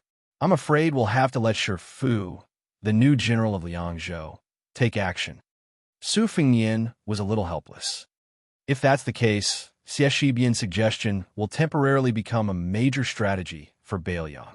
Chu Lushan smiled and said, fighting on the battlefield is not an imperial examination. Cramming at the last minute is often very useful. The Bodhisattva of 6 pearls was not in a hurry to leave the small courtyard. She listened to the two's undisguised conversation as if she was listening to a heavenly book. Su Fengnian had Chu Lushan bring the Bodhisattva of 6 pearls to a secluded place to recuperate while he stayed in the small courtyard alone. Then, a familiar white robe appeared at the door. It was the face of White Fox who had returned. Her hands were pressed on the embroidered winter-spring thunder at her waist. Although her expression was indifferent, there was no doubt that she was facing a great enemy. This grandmaster of martial arts, who had no one in front of him after the 18 halt, was treated so seriously and cautiously by this person. Naturally, this person was not Su Fengnian, who was on good terms with him. Su Fengnian took a deep breath and turned around. He saw a slender figure standing beside the coffin in silence. The man, who was dressed in white like White Fox, seemed to be casually carrying 2 cloth bags of different sizes. One of them contained the shaft of a spear, the other the head of the spear. The name of the spear was plum wine. The man in white put his hand on the coffin and seemed to be talking to himself. Before Qi Danghua led the army to battle, he wrote me a letter. He said that if he died in battle, I should find time to return to Beiliang. In the letter, he even stupidly hoped that I could serve Beiliang. He said that as a brother, there was no threshold to cross. After I received the letter, I knew that Qi Dong was what if would most likely come true. Therefore, I made an exception and returned here, hoping that I could save his life. I didn't expect that you, Su Fengnian, have been keeping a low profile for so many years. You've finally become a grandmaster of martial arts evaluation, but you're still useless. You can't even save one person on the battlefield. Whether it was in the army of the Su family during the Spring and Autumn War, in Beiliang, where he had been the governor for more than 10 years, or in Shishu, where he had been bestowed the title of king, the man in white who had always been taciturn spoke a lot today. White Fox pushed the embroidered winter-spring thunder out of the scabbard by an inch with both thumbs. Su Fengnian stood in the doorway between the 2 men in white. At the same time, the 6-pearl Bodhisattva also stood outside the courtyard. The entire Huaiyang Pass also began to move. The clanking of iron armor resounded through the streets. Chun Jibao, who had returned to Beiliang with the plum wine, turned around and asked directly, "Who killed Qi Danghua?" Su Fengnian answered, "Hong Jingyan." Chun Jibao asked in return, "Did Taoba attack Qi Danghua?" Su Fengnian did not continue to answer. He and the war sage in white who had submitted to the Liang imperial court did not have much to talk about. It was the same when the war sage in white sent his royal highness away from Liangzhou. It was the same when they met again on the Guangling River. Chu Lushan strode into the small courtyard under the escort of a dense mass of armored soldiers. He walked up to Su Fengnian's side and tossed the pot of wine in his hand high into the air. He said exasperatedly, "Chun, stop making sarcastic remarks here. Drink for old Qi and get the hell out of here." Chun Jibao raised his hand and caught the pot of green ant wine. He squatted in front of the coffin, opened the pot, and slowly poured the wine on the ground. No one knew that the person who Chun Jibao truly regarded as a friend and a brother in this life was not Yuan Zuozong, who was also Su Zhao's adopted son and was famous in the Central Plains, nor was it Chu Lushan, who was evil but overflowing with talent, nor was it Shi Fu, the current general of Liangzhou, who had highly praised him. It was Qi Danghua who was lying in the coffin, a man who was not famous in Beiliang, Liang, or Beimeng. Chapter 1803. Previously in Beiliang, Chun Jibao only had that remote house in the desert far away from the pass. Only Qi Danghua visited him many times. The two never had a pleasant conversation and only drank in silence. Qi Dang would drink jug after jug. Chen Jibao, who never liked drinking, accompanied him to drink a few cups. Every time Chen Jibao returned to the capital of Liangzhou, he would almost never stay at the prince's mansion on Mount Qingliang. Instead, he would stay at the residence in Qidong State. Even if Yao Jian and Yi Shizhen invited him to stay, he could not do so. The former leader of the White Feather Light Cavalry, Wei Fuqing, and the former commander of the Iron Fudu, Dian Xiongzhao, could not understand why General Chun, whom they wholeheartedly worshipped like a god, would be willing to deal with an insignificant commandant who only knew how to charge and break through enemy lines. Even when they were drinking in private in the Qi residence, General Chun was not angry at all and only revealed a somewhat helpless smile. The two generals who followed the white-clothed military sage to Shu clearly remembered one New Year's morning when General Chun, who was staying in the Qi residence, was woken up early in the morning by Qi Danghua. General Chun was dragged along to put up spring festival couplets in the character of Fu. General Chun had no choice but to follow along. Wei Fuqing and Dian Xiongzhao were so angry that they almost fell out with Qi Danghua on the spot. In their opinion, General Chun was willing to stay in the Qi residence and actually dared to ask for a yard after getting an inch. If this was not asking for a beating, then what was? But for some reason, General Chun did not feel the slightest bit strange in the face of Qi Danghua, who would patiently say good every time he put up a couplet in a character Fu. He only reminded General Chun when the couplets were crooked.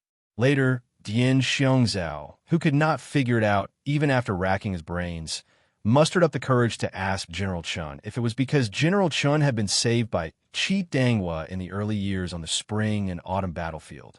At that time, Chen Jibao smiled and shook his head, saying that he had followed the great general to the north and south to destroy the 6 states. He was the only one who could save others, just like how he saved Yuan Zuozong in the Battle of Princess Tomb. In particular, he had saved Qi Danghua as many as 6 times. In the Battle of the Western Wall alone, he had saved him 3 times. Dian Xiong was even more puzzled, but no matter how he tried to get to the bottom of it, General Chun did not give a reason. Chen Jibao poured the wine very slowly. After pouring a pot of wine, he gently placed it by his feet. He raised his head and looked at the brand-new coffin that contained his old friend. His lips pursed. Before the Su family's army rose to fame in the Liang imperial court, they had fought too many bitter battles. Every time they lost a battle and needed someone to bring up the rear, there would always be a simple and honest young man who was not good with words standing up first. "I'll do it."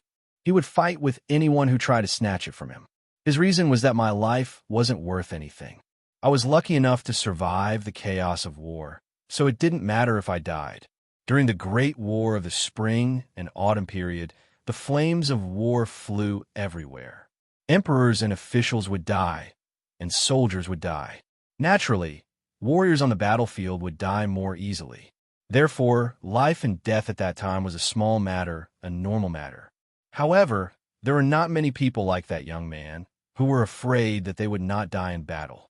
At that time, the young man surnamed Qi chose to join the army because he could not survive in the chaotic times. Relying on his outstanding physical strength and fearlessness, he slowly became the small leader of Su Zhao's personal guards. Then, after escaping the gates of hell again and again, he became the person he dreamed of as the great general. After Liang became the ruler of the world, the general of the Su family army entered Tai and city grandly. At that time, the city was abuzz with rumors that he, Chen Jibao, was going to be a king with a different surname and take over Nanjiang or the 2 Yao provinces. Then, the young man surnamed Qi, who had just become the general's adopted son, came to him with wine and slammed it on the table. He said fiercely, "Chen Jibao, if you dare to leave the Su family army, I will not treat you as a brother in the future."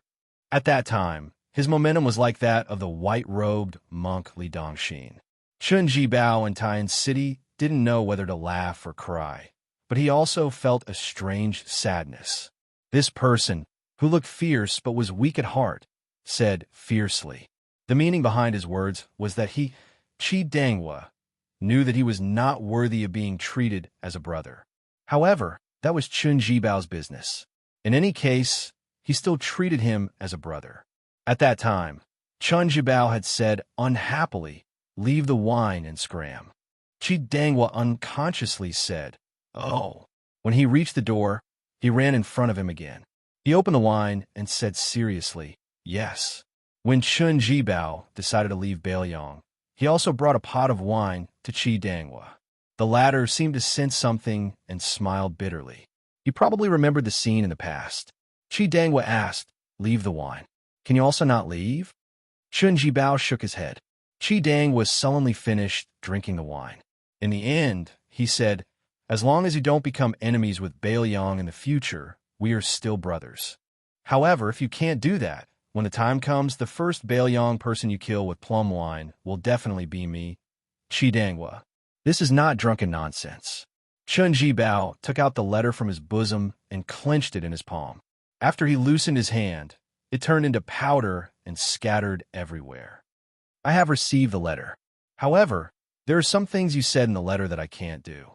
No matter how many people that tall and simple young man had killed on the battlefield and how many military achievements he had made, he did not have Chu Lushan's fierce and ambitious spirit, Yuan Zuozong's heroic spirit, Yao Jian's talent, or Yi Shizhen's pedantic spirit.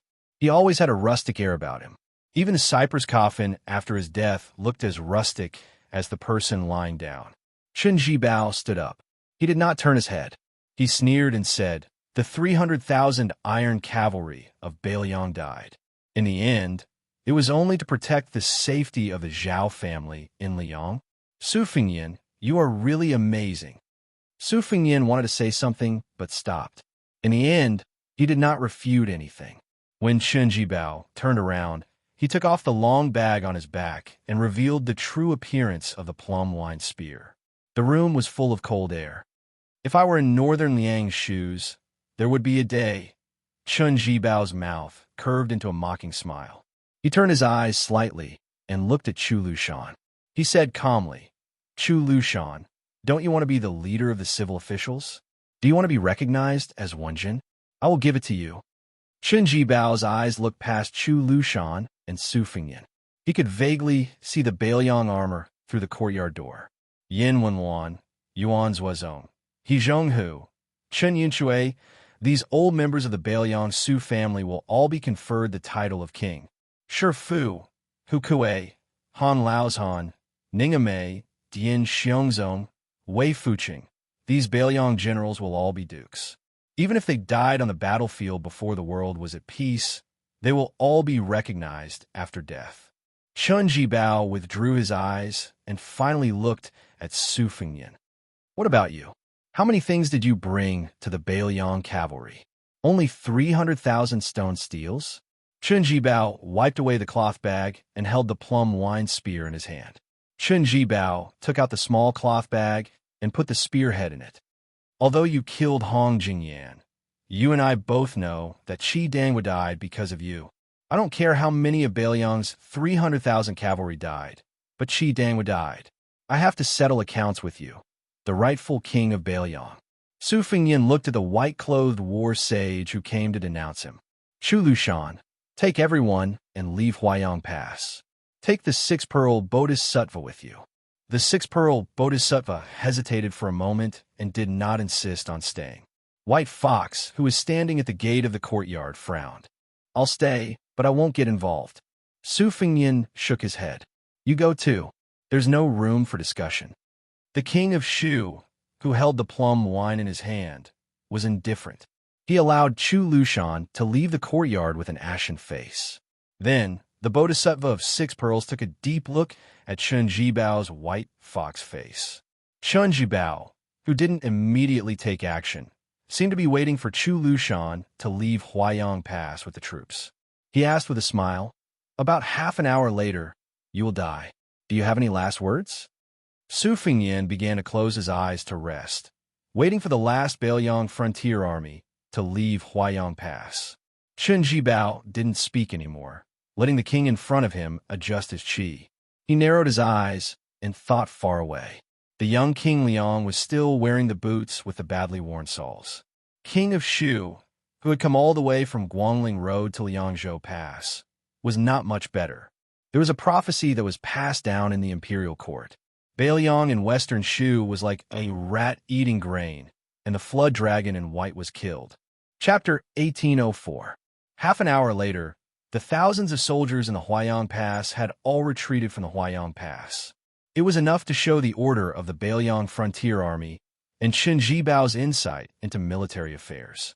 White Fox was the last to leave the city with Chu Lushan. Suddenly, she turned her horse around and pulled out the embroidered winter and spring thunder sabers hanging from her waist. She threw them high into the air and into the city. In the small courtyard, Su Fengnian walked down the steps. Qin Jibao slowly walked out of the house where the coffin was placed. Standing on the steps, the tip of the plum wine spear in his hand turned from green to purple in an instant. In the face of Su Fengnian, a martial arts grandmaster who was almost at the top of the martial arts world, even if he was seriously injured, no matter how arrogant Qin Jibao, who now had the luck of Shishu, was, he still would not underestimate him. Qin Jibao casually thrust his spear forward. For some reason, it did not have the majestic aura that could swallow mountains and rivers that ordinary people imagined. The plum wine, overflowing with purple qi, pierced through Su Fengnian's chest. Qin Jibao's wrist trembled slightly, and the originally taut spear body suddenly bent like a bow, shooting towards Su Fengnian's chest. This was the art character of the Spear Immortal King embroidery four-word formula. Su Fengnian's hand lightly pushed against the arc of the spear body, and the plum wine was not pushed out. Instead, in an instant, it exploded with a shattering force that was like a bolt of heavenly lightning striking down on the mortal world. Su Fengnian's open palm turned into a bent finger, and his figure slowly retreated. He leisurely strolled in the courtyard and pointed his finger, enlightening the hidden force of the Spear Immortal King embroidery, one by one. Suddenly, Su Fengnian's body seemed to be hit by a heavy hammer. His feet did not leave the ground and slid backward. He finally stopped at the moment when he was about to lean against the high wall of the small courtyard. Perhaps the back of his clothes was only a thin line away from the wall. Su Fengnian swallowed a mouthful of blood and gently waved his sleeves, forcibly suppressing the turbulent qi inside his body. After suffering a moderate loss, Su Fengnian gently exhaled a mouthful of turbid qi. He looked at the king of Shu in white, who did not take advantage of the victory to pursue after the spear strike. It was very strange. This person's qi flow was not outstanding, only 500 or 600 li. Not to mention that he could not compare with Chao Chongqing, Dong Tai, and the others who could easily reach 700 or 800 li. Not to mention that Li Chungang had broken through 2,600 armor with one sword strike during the battle at the Guangling River, crossing the 1,000 li distance that ancestor Lu praised as the threshold of the celestial being. In terms of qi flow, perhaps Qin Jibao could not compare with Xinyuan Qingfeng, who was like the sun in the midday sky in the Central Plains. Since ancient times, the way of the sword had been a battle of will and power. It was the same for the martial arts in the world. However, no one could deny the importance of continuous qi flow. It was almost the foundation of a martial artist in the Jianghu. However, even though Qin Jibao's qi flow was not outstanding, he was still able to integrate Wang Xiu's four-words formula into a spear strike. It seemed that he had only used 30 to 40% of his strength, yet he was able to display a very elegant and relaxed style. Qin Jibao, who had gained the upper hand in one move, said indifferently, "This spear strike is for the 300,000 cavalrymen of Beiliang. Those Beiliang frontier army, whose names have been engraved on the stone tablet, should not have died so sullenly." Su Fengnian did not engage in any argument with Qin Jibao. He slowly gathered his strength. In the previous battle at Guangling River, Su Fengnian had already experienced Qin Jibao's plum wine. Moreover, the great grandmaster of spring and autumn, Wang Xiu, who had taught Qin Jibao his spear techniques, was originally from Beiliang. Furthermore, his two junior brothers, Su Yanbing and Han Laozhan, had served the Su family for many years. Logically speaking, Su Fengnian should be in a favorable position. Moreover, he was already well-versed in the various martial arts in the world. Even if Wang Xiu's spear technique could not be said to have reached the pinnacle, he should still have a deep understanding of its essence. However, once he faced Chun Jibao's elusive plum wine, he always had an inexplicable feeling that he was powerless. Even if Su Fengnian was stronger in terms of realm, when he truly attacked, it was very difficult for him to exert 10% of his strength. It should be known that when Su Fengnian faced Wang Xianji, who was known to have defeated 9 people in the martial arts assessment, he was able to exert 12% of his strength. When he fought with Taoba in the western region for thousands of miles, he could be said to have exerted his full strength from beginning to end. Now that Su Fengnian had been severely injured by Taoba, it was increasingly difficult for him to deal with the plum wine. However, no matter how perilous the situation was, Su Fengnian did not complain at all. He did not resent Qin Jibao for taking advantage of the situation. This was just like the difficult situation Bailiang was in now. Since the general trend of the world was like this, if they wanted to survive, they had to ignore whether or not the Beimang army's methods in the Liang Temple were not open and above board. In fact, it was not up to Bailiang to care about these things. As the old saying goes, do your best and leave the rest to heaven's will. Su Fengnian had always firmly believed that whether he listened to heaven's will or not, or whether heaven's will was good or bad, was secondary. What he had to do was to do his best and never give up before he felt that he had done his best. At this time, the embroidered winter and spring thunder sabers fell into a small courtyard outside Huaiyang Pass. Su Fengnian did not move, allowing the sabers to stick into the courtyard. Chun Jibao did not stop the 2 famous sabers from falling either. Only the tip of his spear trembled slightly, and the purple clouds swayed slightly. It was not that Su Fengnian did not want to take on the embroidered winter and spring thunder sabers, but he could not. Chun Jibao made his move again, sweeping to a place about a spear's distance away from Su Fengnian, who was standing in the corner. However, in the next moment, although Su Fengnian did not move at all, Chun Jibao's swift and violent spear pierced into Su Fengnian's left side a few steps away. The plum wine was lightly pressed against the wall, and did not touch it until it reached a certain point. Su Fengnian's clothes were cut horizontally across his chest, and blood gradually seeped out. Su Fengnian frowned. Chun Jibao's spear was very fast. It was originally a straight thrust, but it was not so fast that Su Fengnian could not dodge it. Therefore, Su Fengnian only took 3 steps forward, but the tip of the plum wine spear appeared in front of his chest in an instant. Therefore, when Su Fengnian returned to his original position, his clothes were still cut by the not-so-sharp tip of the spear. Chun Jibao slowly withdrew the plum wine. The secluded courtyard's door was not closed, and a gentle breeze brushed past his face. There was a jujube tree in the corner of the courtyard, and it was laden with fruits. Jujubes alternating between green and red hung from its branches. Whenever the autumn wind arrived in the northwest, almost every family in Bailiang would buy and eat jujubes. Even the physically weak children could easily shake them. Some married women who had not yet given birth, according to custom, would even stand under the jujube tree and have a younger generation of their family pick the slender branches of the jujube tree. They would shake them vigorously and let the red jujubes fall on their heads, symbolizing the early birth of a child. On that unremarkable jujube tree, a jujube suddenly silently left the branch, bumping into the branches and other jujubes below, and then falling to the ground. Su Fengnian made an unimaginable movement. His hands were inserted into his sleeves, and he adopted a posture as if he was waiting for death. His face was somewhat pale as he looked at Chun Jibao. After the jujube tree, which was even more unremarkable than the jujube tree, gently fell to the ground, it actually exploded with a bang. The plum wine in Chun Jibao's hand seemed as if it had been struck by an invisible flying sword. Thunder fell in the mortal world and reverberated in the heavens. This was the divine intent of Gu Jiantong's ultimate skill, the Thunder Core. However, the wrist that controlled all things to become a flying sword, and the realm where the heart and the sword moved was the root of the Wu family sword path. After the first jujube left the branch and fell to the ground, the jujubes suddenly fell like rain, one after another rapidly falling to the ground. Some exploded with a dull sound, while others fell to the ground quietly.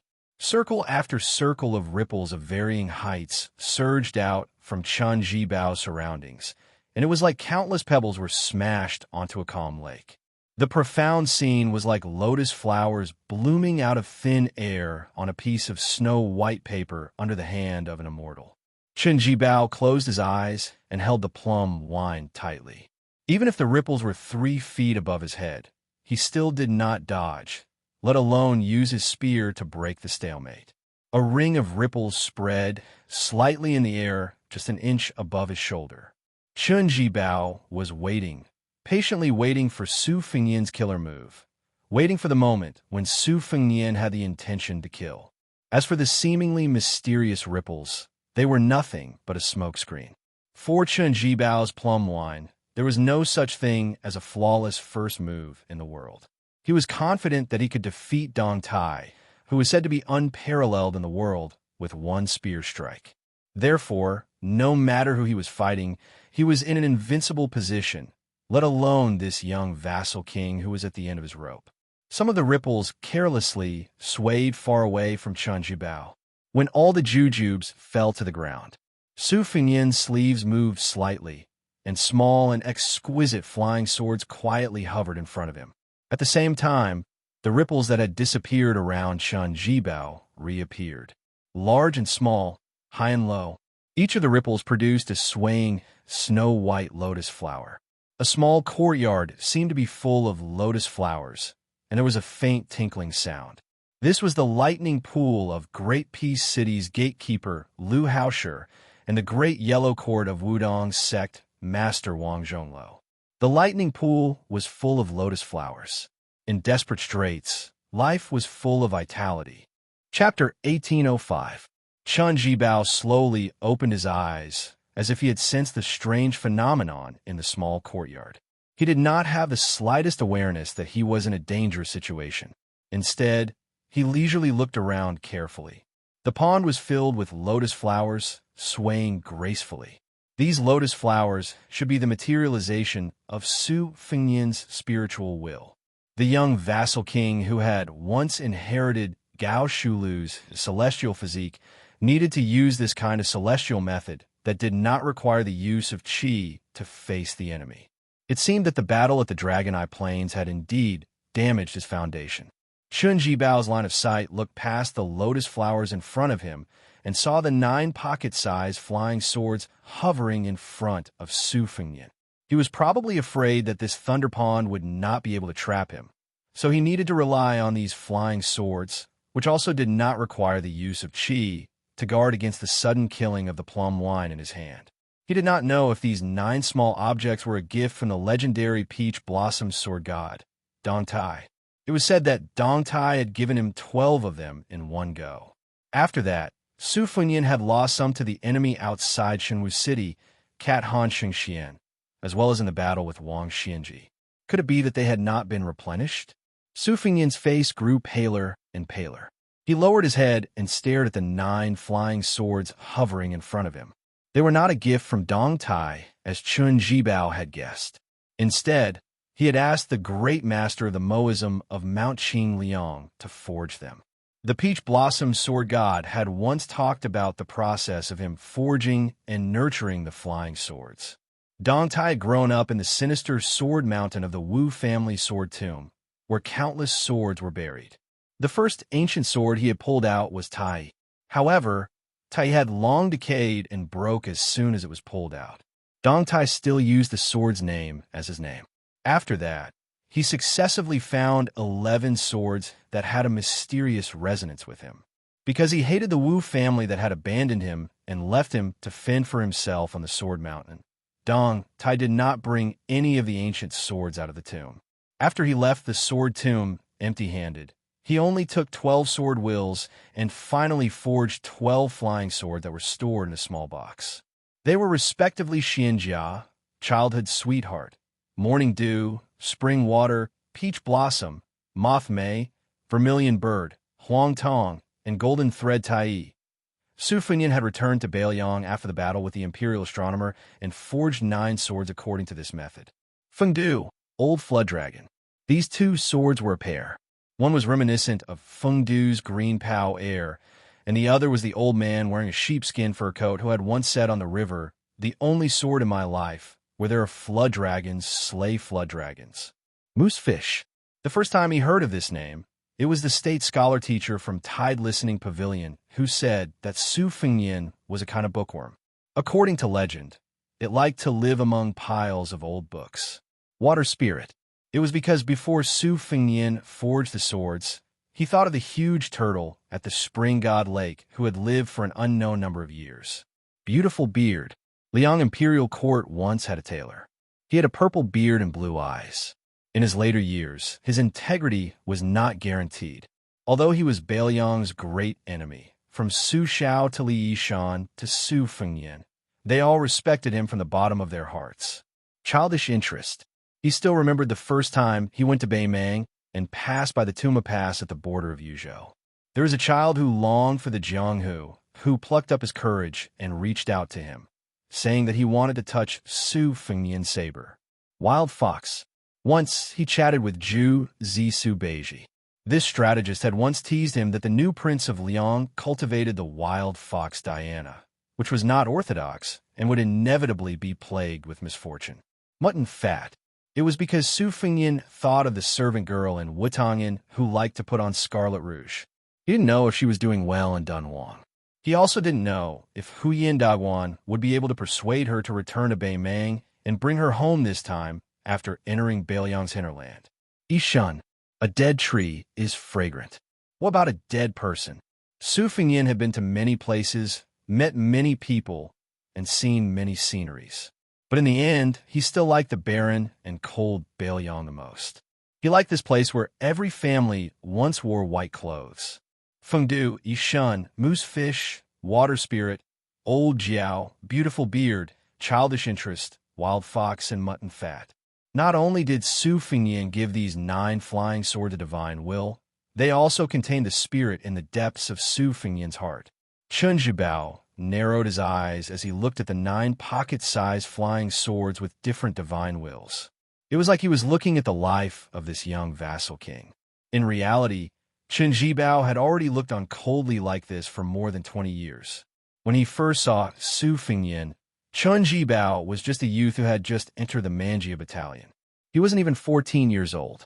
At that time, his dream was to one day be able to wear armor and ride horses under the heavens with a long spear in hand. When he carefully took the child lying in swaddling clothes from Wang Fei's hands and looked at that young and tender face, Chun Zhibao smiled very happily. His son, Su Xiao, had helped the Zhao family of Liang establish the Central Plains. The white-clothed war saint, whose name had spread throughout the capital, had given up the title of king and had silently followed the Su family army to Bailiang. Especially after Wang Fei's death, this man had become even more taciturn, neither too far nor too close. Looking at the young heir surnamed Su, who had abandoned all restraint in Wutangan and idled about outside Qingliang Mountain, the young heir's carefree and unfettered manner, compared to the smoke of the wars of the spring and autumn period. That young man's reputation was too disreputable, while the old soldiers of the Su family died too nameless. There was a stark contrast. Chun Zhibao naturally did not have the slightest favorable impression of such a young man. But to say that Chun Zhibao had long harbored killing intent towards Su Fengnian, or to say that he harbored thoughts of rebellion against Bailiang, he had overestimated Su Fengnian and underestimated Chun Zhibao. This was because Chun Zhibao had never regarded Su Fengnian as a worthy opponent. In the past, his only opponent in Jianghu was the spear Immortal Wang Xiao, and on the battlefield, there was only the spring and autumn period weapon Yi Bai Kuei. Chun Zhibao suddenly thrust his spear like a dragon, thrusting his spear towards Su Fengnian, who had a courtyard full of lotus flowers and 9 flying swords lined up in front of him. His momentum was like the Guangling River flowing into the sea. Wherever the spear passed, the lotus flowers, created by Su Fengyan's spiritual will, shattered. Su Fengyan's body did not move at all. He only raised one hand, his index finger gently spinning. 9 flying swords flashed and disappeared, drawing 9 slender trajectories in the air. The 9 collisions between the flying swords and the spear were crisp and pleasing to the ear, like the sound of wind chimes under the eaves of a pond of lotus flowers in a house. Although the flying swords were small, their strength was enormous, their momentum heavy, so much so that Chen Jibao's plum wine deviated from its straight trajectory several times before it approached Su Fengyan's throat. At the critical moment when the spear was about to pierce Su Fengyan's throat, he tilted his head and bent his knees slightly. The tip of the plum wine spear scraped a bloody groove on the left side of his neck. Leaning forward slightly, Su Fengyan seemed to have picked up the plum wine on his shoulder and then suddenly charged forward. Chen Jibao's wrist trembled, and the plum wine pressed down. Su Fengyan's shoulder made a loud bang, but his forward momentum did not stagnate in the slightest. Chen Jibao's wrist swayed slightly to the right, and the plum wine that smashed into Su Fengyan's shoulder seemed to have the power to sweep away an army of 1,000 soldiers. Su Fengyan, who continued to charge forward, fell to the right, but did not fall, just in time to avoid the plum wine that was trying to cut off his head. All of this happened in the blink of an eye. The difference of a hair's breadth was the difference between life and death. Su Fengyan raised his elbow to block the plum wine, preventing the spear from changing its move. Then he sent a palm strike toward Chen Jibao, who had left a large gap in front of him. Chen Jibao looked as if Su Fengyan was about to close in on him, but he didn't withdraw his spear or retreat, nor did he intend to use the plum wine to change his moves.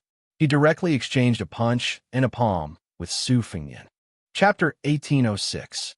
Su Fengyan's palm struck Chen Jibao's forehead, while Chen Jibao's fist smashed into Su Fengyan's forehead between his eyebrows. Both of their bodies swayed, trying their best to stabilize their bodies. Neither of them was willing to take even half a step back. Then, each of them viciously kicked out with their feet, still seeking only offense and abandoning defense. This time, both of them finally took a few steps back. Then, almost at the same time, they took a few steps forward. Just like before, they raised their arms and struck out with their elbows. The two of them, who had been hit in the head, staggered to the left and right. When Su Fengyan and Bodhisattva Tuoba fought in a narrow alley in a small city in the western region, both of them only moved within a small area. They gave up on the pursuit of a powerful aura and instead used their Tao field in a snail shell, showing the graceful bearing of a grandmaster who had returned to his original simplicity. Today's battle in Chen Jibao's courtyard could be said to be a different approach to achieve the same result.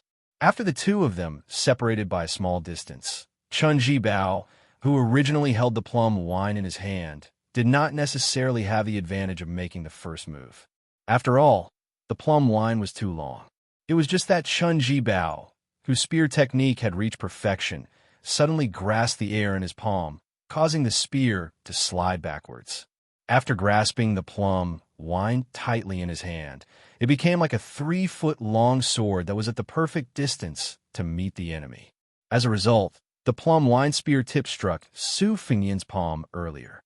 Even though the plum wine spear tip was unusually blunt, when it struck Su Fengyan's chest, it immediately sent the pale-faced Su Fengyan flying backwards. Chen Jibao, who had succeeded in one strike, frowned for some reason. As his body slid backwards, Su Fengyan spread out his arms. His 9 fingers were spread out, leaving only one finger bent. Su Fengyan's 9 fingers separately guided the 9 flying swords that had once again appeared in the air. Under the guidance of the 9 swords, not only did the momentum of his retreat abruptly stop, but also immediately followed up with a forward momentum as fast as lightning. Su Fengyan leaped high into the air and pressed down with his finger. All of the slightly swaying chi lotuses in the small courtyard dissipated, and the divine will from all directions gathered on his finger. Li Chungang had once wielded his sword on a muddy path in the rain. Immortal One, sword knelt down. Chen Jibao raised his plum wine spear in front of him.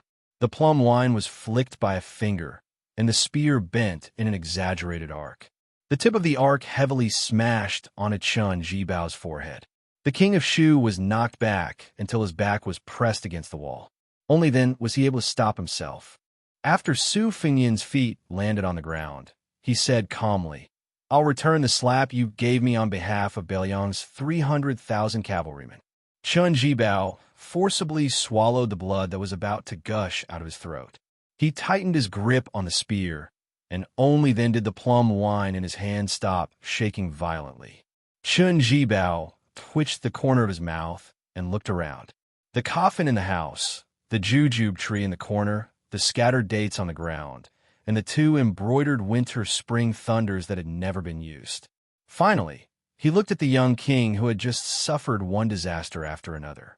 Chen Jibao slowly took off the spearhead and walked into the house. He put the plum wine back into the cloth bag and carried it on his back. He walked straight to the door of the courtyard. Just as he was about to step out of the threshold, he stopped, turned his back to Su Fengyan, and sneered, "You don't even dare to rebel. How can you be the king of Beiliang?" Su Fengyan asked back, "Do you know why Su Xiao doesn't want you to be the king of Beiliang?" Chen Jibao took a step out of the courtyard and left behind a strange sentence. "We both know that this matter has nothing to do with you." Su Fengyan stood where he was and did not stop Chen Jibao from leaving. Some things, it was not about whether one dared to do it or not, but whether one could or did not want to do it. Previously, when the two fought on the Guangling River, they did not reach the point of exchanging lives. Today, it was still the same because neither of them wanted to. At that time, Su Fengyan wanted to lead 10,000 great snow dragon cavalry to save Jiang and Chen Jibao, who had left the territory of the king of Beiliang, wanted to obtain chestnuts from the fire of Guangling Road. Now, it was Su Fengyan who wanted to lead the Beiliang cavalry to block the 1 million troops of Beimang. And Chen Jibao was most likely a tiger that had left the deep mountains and had truly begun to aspire to rule the world. Chen Jibao slowly walked on the empty streets of Huaiyang Pass. After walking out of the city gate, he did not look at the thousands of elite cavalry outside the city with complicated expressions. He only said to the white face that had entered the city with him, "Do you want to come with me to Guangling Road, or do you want to stay in Beiliang?" Although Xie Guining is dead, no matter what his original intentions were, after all, he had helped me capture a bowl of Shu Jiao. Because of his kindness, I will return what I owe him to you. The white face nodded. "It just so happens that I want to go back to my hometown. It's on the way with you." Both of them were dressed in white and were the most romantic people in the world. Chu Lushan hesitated for a moment, but still asked the cavalry under his command to leave 2 Beiliang war horses for them. Chen Jibao did not refuse. Chu Lushan looked at the former Beiliang governor who had mounted the horse and said angrily, "Surnamed Chun, the next time you come to Beiliang to stir up trouble, you won't get such treatment." Chen Jibao, who was carrying 2 cloth bags on his back, did not pay attention to the fat man's threat and urged his horse to leave. The 2 horses went further and further away. The white face suddenly asked, "Chen Jibao, what are you thinking? Why is there only murderous intent, but no murderous intent? If not for this, I would have stopped you from entering Huaiyang Pass." Chen Jibao remained silent. The white face suddenly turned the horse's head and said self-mockingly, "I almost forgot. Wait for a moment, I'll go get my sabers." Chen Jibao rode slowly for a while, and then gently pulled the reins. He looked back at Huaiyang Pass, or rather, at the desolate Beiliang Pass in the distance, and said to himself, "There are some things that Su Fengyan can't do." Chen Jibao did not say anything, but kept it in his heart. But there are also some things that Chen Jibao can't do. Chen Jibao looked at the sky, and the corners of his mouth curled up. For the first time, he smiled knowingly. Perhaps it was not only friends who could have a tacit understanding and treat each other with sincerity, but also enemies. Although Chen Jibao had scolded and ridiculed Su Fengyan when he saw him this time, in the final analysis, Chen Jibao had no murderous intent because the young man had a clear bottom line that Chen Jibao was well aware of. It was not that Chen Jibao couldn't understand Su Fengnian's inner thoughts and the words that had never been spoken. How can I not want the 300,000 cavalrymen of Bailiang and the millions of people of Bailiang not to die? How can I not want all the civil and military officials of Bailiang to be beautiful? I don't want the Bailiang cavalry to die a worthy death. I just want everyone to live. I hope the world is peaceful. I hope that Bailiang will be as peaceful as the Central Plains. 20 years, 100 years. How can I not hope that no name will be carved on the steels of Mount Qingliang? Chen Jibao collected his thoughts and felt a little pity for Su Fengnian. As expected of his son, as expected of Li Yishan's chosen disciple, he has never been truly happy in his life. Chen Jibao sighed for no reason. He had come to Bailiang this time to save Qi Danghua. He also wanted to go to a certain place in Mount Qingliang to pay respects to the woman he had always regarded as his own mother. Chen Jibao smiled. My surname is not Su. My name is Jibao. When White Fox Face returned to the small courtyard, it happened to see the lonely young vassal king sitting on the steps. He had a pair of sabers by his side and a handful of dates that were half green and half red in his robe. He was whistling melodiously. When he saw it, he smiled and nodded. Chapter 1807. An emergency military meeting was held in Huaiyang Pass. In addition to the commander of the Bailiang cavalry, Yuan Zuozong, Yin Wenwan, He Zhonghu, Chen Yinshui, Great Ancestor Gu, and Zhou Kong, these 5 generals were the highest official positions in the border army, as well as the governor Chu Lushan, the deputy generals of the left and right cavalry outside Liangzhou Pass, Liangzhou General Shi Fu and Yuzhou General Huang Fuxi, the main generals of the 4 military towns of Fuling, Liuya, Zhongzhong, Qingyuan, and captains with real power. Like Huang Laifu, more than 30 generals of Bailiang attended the meeting together. If the Empress of Beimang calculated the military merit by the number of people killed, whoever could break through this pass at this time would be a great military merit. Su Fengnian, who rarely directly meddled in the border affairs, called everyone together this time and proposed a bold strategy, which was far more radical than the previous established strategy. It was not as simple as Yuzhou infantry leaned to the west and Lingzhou cavalry leaned to the north, but he wanted to treat Liuzhou as the key battlefield that would determine the outcome of the Second Battle of Liangmang. Its status was even vaguely higher than that of the unbuilt Jibei City and the entire outside Liangzhou Pass. He Zhonghu and Chen Yinshui, the 2 deputy generals, both opposed the idea. Jean Partridge Zhou Kong, who was a little junior in terms of seniority, clearly agreed with the young lord's idea. Yin Wenluan and Great Ancestor Gu did not express their opinions because it was too risky. Their king of Bailiang actually made it clear that he wanted to have a vigorous battle with Beimang. If you use a large number of troops to attack outside Liangzhou Pass, then I will destroy your Beimang southern dynasty. However, after Great Ancestor Gu weighed the pros and cons, he couldn't help but lower his head to look at the Liangmang confrontation map on the table again. Deeply worried, he said, Your Highness, this move might not necessarily be appropriate. Let's not even talk about whether or not our cavalry in Lu Province can push all the way into the southern dynasty's hinterland, north of Northern City. Even if Luya and Fuling Grave have Yozhou's infantry helping to defend the city, in terms of military strength, we are clearly still at an absolute disadvantage. This type of disadvantage isn't something a few city walls can make up for. Once Yuandao and Ningame lead their troops west, the disparity in military strength will become even more exaggerated. It isn't that we can't lose Huaiyang Pass, these mountain passes and cities, but I fear that if we lose them too quickly, it will cause Generals He and Zhou's cavalry to lose their support. A slight move in one part will affect the entire body. In a hurry, how can Northern Mang's main army be able to stop Northern Mang's main force by just hanging a lone northern city outside the pass? Without Beichang Pass, even if more than half of the southern dynasty of Beimang is destroyed by the cavalry of Liuzhou, it will not make any difference to the overall situation. Yin Wenwan put one hand behind his back as he pointed at the map with the other hand. Let's look at this matter in reverse. Let's assume that there is no battle at the Calabash Pass, and all the main forces of our Yuzhou infantry are transferred to the outside of Liangzhou Pass instead of the original 30,000 soldiers. In this way, the effect of fulling Grave and Liuzhou Pass will be greater. For example, let me stay in Huaiyang Pass while Great Ancestor Gu leads the troops to assist in the defense of Heavy Grave. Chen Yunshui chooses to connect with Qingyuan army in Liuzhou province. In this way, the overall defense line in the north of Beiqing Pass could at least win Liuzhou cavalry 2 to 3 months. Before the two deputy commanders of the infantry under Yin Wenwan spoke, He Zhong, the general of the left cavalry, hurriedly said, "No, absolutely not. Everyone here is on the same side, so there are some things that everyone understands even if I don't say them out loud.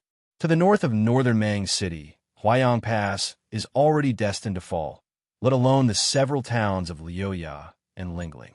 Could it be that the three of you want to give the northern Mang barbarians 3 chances of becoming vassal kings for nothing?"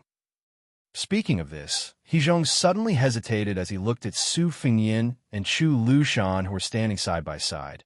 "Lord, it's not that I," He Zhong looked down on those young generals of Liuzhou province. "In fact, I admire Ko Jianghuai, Xie Shibian, Chao Wei, and Yu Wandao who are known as the twin walls of West Chu. In the future, I might not even be qualified to carry their shoes. However, we can't afford to make any mistakes in the upcoming war.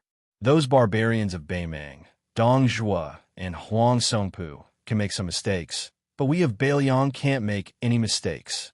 After all, those young men are too young. Moreover, Liuzhou originally had the experienced and prudent Huang Songpu. Now that Lantau Mountain has changed sides, there aren't many cavalry in Liuzhou. Moreover, other than the Longxiang army, which can be considered to be from the main camp, the rest of the cavalry were formed not long ago. Between them, there isn't a tacit understanding that can only be cultivated through battle after battle. If there's a mistake in any part, won't we lose the whole game?" Zhou Kong frowned and suggested with a lack of confidence, "If old general he is worried that Liuzhou doesn't have a backbone, why don't we let Commander Yuan take charge of the situation?" Chu Lushan shook his head and said, "Yuan's Wuzong is indispensable to the cavalry battle outside of Liangzhou Pass. We need a cavalry general. He must be able to use the cavalry to the level of distant water can quench a nearby thirst. This kind of thing, in Beiliang, only Yuan's Wuzong can do. Even I, Chu Lushan, can't do it. Therefore, most of the young cavalry generals in Liuzhou have to fight for themselves. It's been like this from the beginning to the end.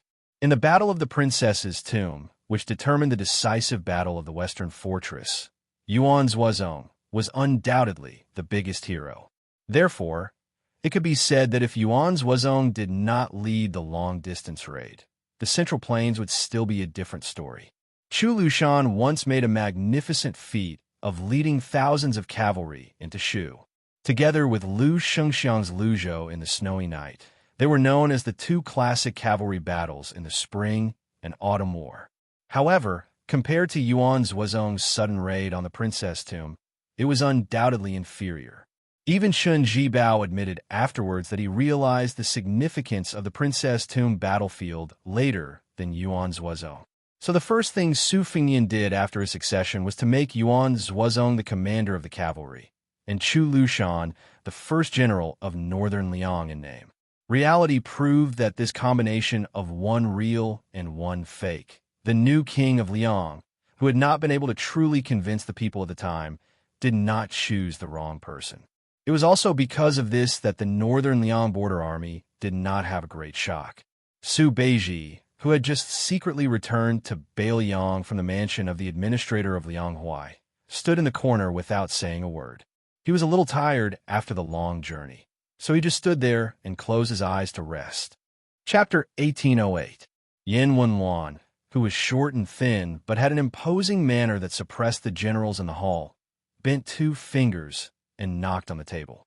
She turned her head and asked, "Commander Chu, Chao Wei transferred 10,000 cavalry from the border army. Yu Wandao's 10,000 Yochi cavalry, Ko Jianghuai mixed with a considerable number of young and strong cavalry from Liuzhou, plus Xie Shibian, who temporarily took over the two towns of Linyao and Fengxiang, with a total of no more than 6,000 cavalry. And Ningamei's iron stupa, that was urgently replenished after its vitality, was greatly damaged. The five of them added together were no more than 2 times Yin Wenwan's age. Do you really want to bet on them to turn the tide? Are we asking too much of the old people in Liangzhou and Yuzhou? The root of this debate was actually whether these young people could shoulder the great responsibility and whether they deserved the sacrifice of the border army of Liangzhou. If they couldn't hurt Beimang's southern dynasty and force the middle army of Beimang into the situation of entering the enemy alone, no matter how many enemies the Liuzhou cavalry killed, even if they killed all the civil and military officials in the imperial court of Xijing, as great ancestor Gu said, it wouldn't do any good to the overall situation. Once Beicheng was lost, Liangzhou, which had no military strength, would definitely fall, and there would be no need to fight this war. Chu Lushan rubbed his hands and grinned. He looked at the young lord out of the corner of his eyes. Just as Su Fengyan was about to speak, Su Beiji finally spoke. When the great general led the Su family army to the south and north, they trampled the 6 countries. I remember that King of Shu Chanjibao, Commander Chu, and Commander Yuan were all very young. Su Pu, Wu Qi, and the others weren't that old either. Even General Yin was considered a young general. That's why the Ministry of War of Liang had the sarcasm of Kid Lieutenant, General Crown. Whether it was Ko Jianghuai, Xie Shibian, Chao Wei, Yu Wandao, or Ningamei, they weren't the kind of great generals who only knew how to talk on paper. Except for Chao Wei, who hadn't made any great military achievements, the others all had outstanding military achievements. For example, Chao Changqing dared to appoint Ko Jianghuai and Xie Shibian as the main generals of West Chu's eastern and western fronts respectively. Why can't Beiliang rest assured? Su Beiji asked with a smile. Is it because the combat strength of our Liuzhou cavalry isn't worth mentioning? Can't we compare to the West Chu cavalry that was pieced together? Without waiting for anyone to give an answer, Su Beiji took a few steps forward and walked to the table. He continued, Beimang's Taiping commander-in-chief made this unwise decision because he wanted to encroach on the Beiliang cavalry bit by bit on the battlefield outside Liangzhou Pass. In fact, he was also forcing us Beiliang to follow this unwise decision together with Beimang. To put it bluntly, as long as the Beiliang cavalry chose to fight the Beimang barbarians north of Zbicheng to the end, then even if we didn't take any risks and didn't rely on the battle in Liuzhou to break the stalemate, everyone in this room would still be unable to escape death. It's just a matter of time. In my opinion, we shouldn't always think about how to not lose too badly. We shouldn't only think about sacrificing all of our border troops just to kill hundreds of thousands of Beimang cavalry. We should think about how to win, and win in a way that will convince Beimang and Liang wholeheartedly.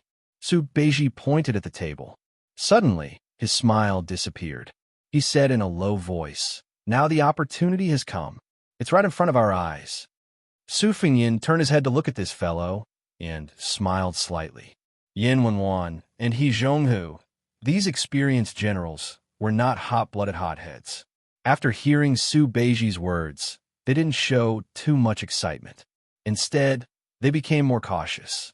Partridge Zhoukong was publicly recognized as the most violent general in the Beiliang Frontier Army. He had always believed that the best defense was offense. He probably knew that the outcome of today's meeting would determine the survival of Beiliang. He didn't add oil to the fire. Instead, he said carefully, there is no need to doubt the talent of those young men. Now, I want to confirm one thing. That is, can a leaderless cavalry in Liuzhou really lead Huang Songpu by the nose? As the only civil official in Beiliang, Su Beiji suddenly made a move that made all the generals in the room not know whether to laugh or cry. He pointed at the king of Beiliang, not far away. You have to ask him about this. Today's dispute was caused by him. Su Fengyan, whose face was somewhat pale and sickly, couldn't help but laugh. He slowly said, Ko Jianghuai and Ko Jianghuai are used to using troops on the western border. I believe everyone has seen the report from Fu Shui Fong and the report from the Imperial Court and have a general understanding of it. Each of them has their own peculiarities. The turning point of the Guangling War, the turning point of West Chu's national power, was actually when Ko Jianghuai left the battlefield in a fit of anger. As for the reason behind this, it is not within the scope of today's discussion, as it also involves Ko Jianghuai's privacy. However, when we look back at that battle that left the imperial court battered, it is not difficult to realize that these two sides of West Chu, one on the left and the other on the right, surrounded and protected West Chu. Their opponents were Yin Jinchuan, Yang Shenxing, Lu Shengxiang, Wu Zhongshuan, Chen Jibao, and others, all of whom were masters of the art of war.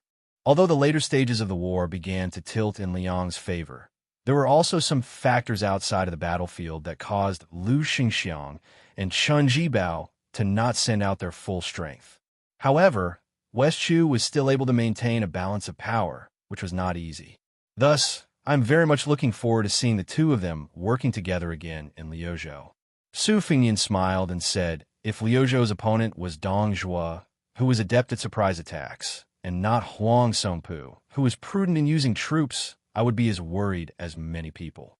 In reality, in Liuzhou, the person I truly view as a great threat is that Zhong Tan, who caused Mount Lantau to fall to Bei Meng's side. Chu Lushan said darkly, that is why His Highness has specially arranged a feast for that kid Zhong Tan. The 90 Wu family cavalry left outside Liangzhou Pass will be led by Su Yanbing to the western regions and cooperate with Chao Wei to kill Zhong Tan. Su Fengyan lowered his head to look at the map of Bei Meng's territory of the southern dynasties. He said softly, Bei Meng's military strength is extremely strong, otherwise it would not give us such a headache. However, Bei Meng's imperial court is filled with all sorts of problems that have accumulated over time. There are far more undercurrents surging than we imagined.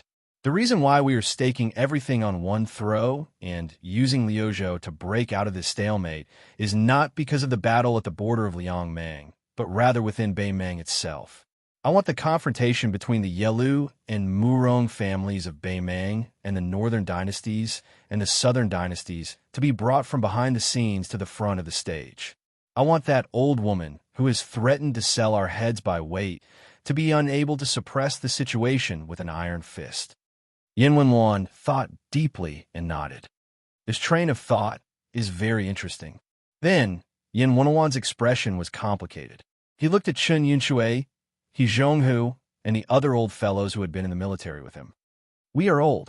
Although we can still ride horses and draw bows and kill people, we are still old compared to Yuan Dao and the other young people. The autumn wind gradually picked up outside the room. For some reason, the old General Yin Wenluan, who was past his prime, looked outside the room in a daze. He muttered, if we are old, then let us help the young people one last time. Su Fengyan looked at the crowd and smiled. I believe that the young people of Liuzhou can bring a pleasant surprise. I also believe that everyone in the room can defend North Jibei City. Su Fengyan paused for a moment. He reached out and pressed heavily on the map of Liangmeng's situation on the table. If there must be a reason, then it is that our Bailiang cavalry is the best in the world. Chapter 1809. After the meeting ended, Su Fengyan took Su Beiji to a small courtyard to visit the old General He Zhonghu. When they arrived, they found that Yin Wenluan was also there. The four of them sat around a stone table. Su Fengyan looked at the fatigued commander of the left cavalry and felt a little worried. He Zhonghu's health had suddenly deteriorated in the past 2 years, giving people a feeling that he was about to die.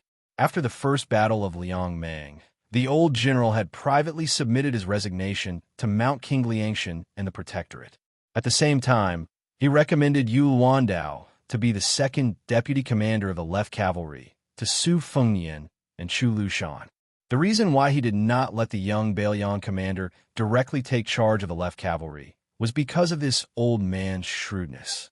After all, the untamed Liangzhou border army had always looked down on the Yuzhou army.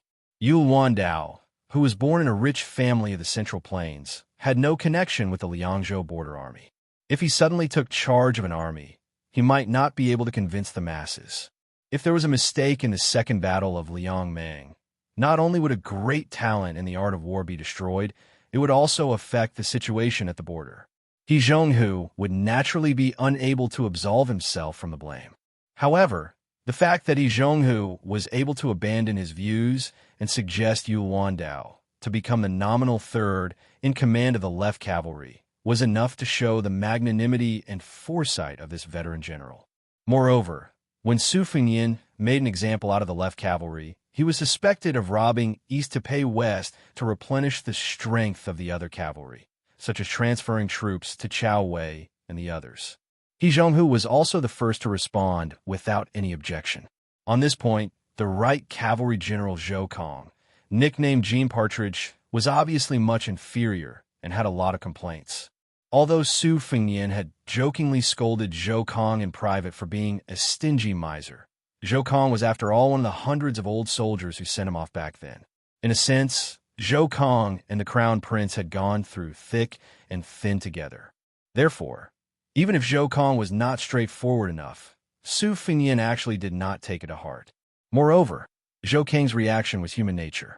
Just like He Zhonghu's attitude of following the Huayang Pass Protectorate General's lead, there was some gossip within the left cavalry.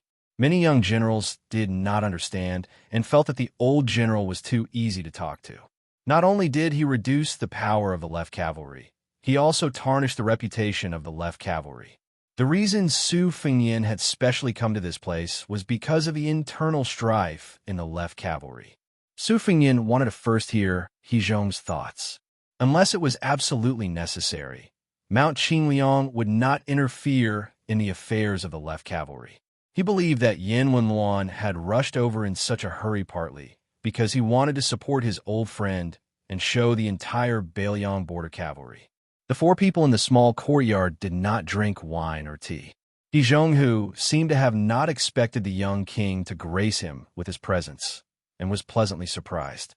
As one of the top 10 people in the Bailiang cavalry, He Zhonghu suddenly understood the general process of the Dragon Eye Plains. He knew that Su Fengyin had personally killed the leader of the Ruin cavalry, Hong Jingyan.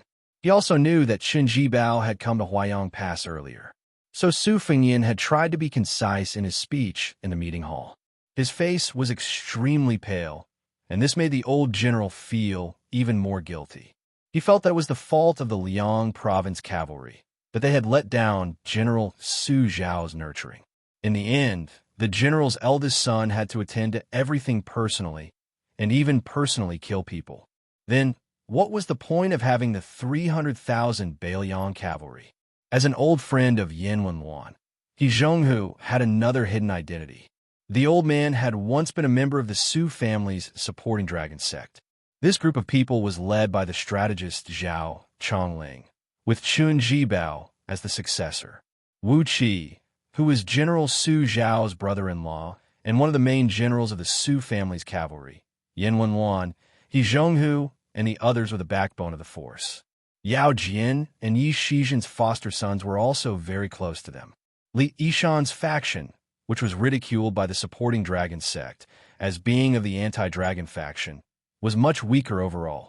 If not for the fact that at the last moment, Wang Fei Wusu clearly expressed that she did not support Su Zhao's betrayal of Liang to rule over the river, the Su family would not be called king of Bailiang. Maybe Su Fengyin was the ruler of the entire vast territory south of the Guangling River, but it was also possible that the Bailiang frontier army did not have any old people, because they were all dead people who plotted against them and died. Because of this difficult relationship, He Zhonghu had some obscure thoughts about this young vassal king who had turned the tide. He did not promote a direct line of descent from within the left cavalry to be the next general, but chose an outsider, Yu Wandao, to take over the magpie's nest. This old man past his prime might have some thoughts of compensation and atonement. Yan Wenluan, the number 1 soldier in the northern Liang army, had a gloomy expression on his face. He said bluntly, "Your Highness, there is something that you must have heard. Li Yanchao, that brat, is an ingrate who forgets favors and violates justice. He Zhong brought him to his current position and is even closer to him than his own son. The only reason he didn't give him the position of the left cavalry commander was because that brat dared to rebel and wanted to become Zhou Kang's assistant. This little bastard's ability to lead troops in a battle is indeed not bad, but his conduct is improper. In the future, we must use him, but not too much. At most, we can only make him a deputy general of an army. Su Fengyan really did not expect that Yin Wenluan, who rarely revealed his emotions, would be so angry. For a moment, he did not know how to respond.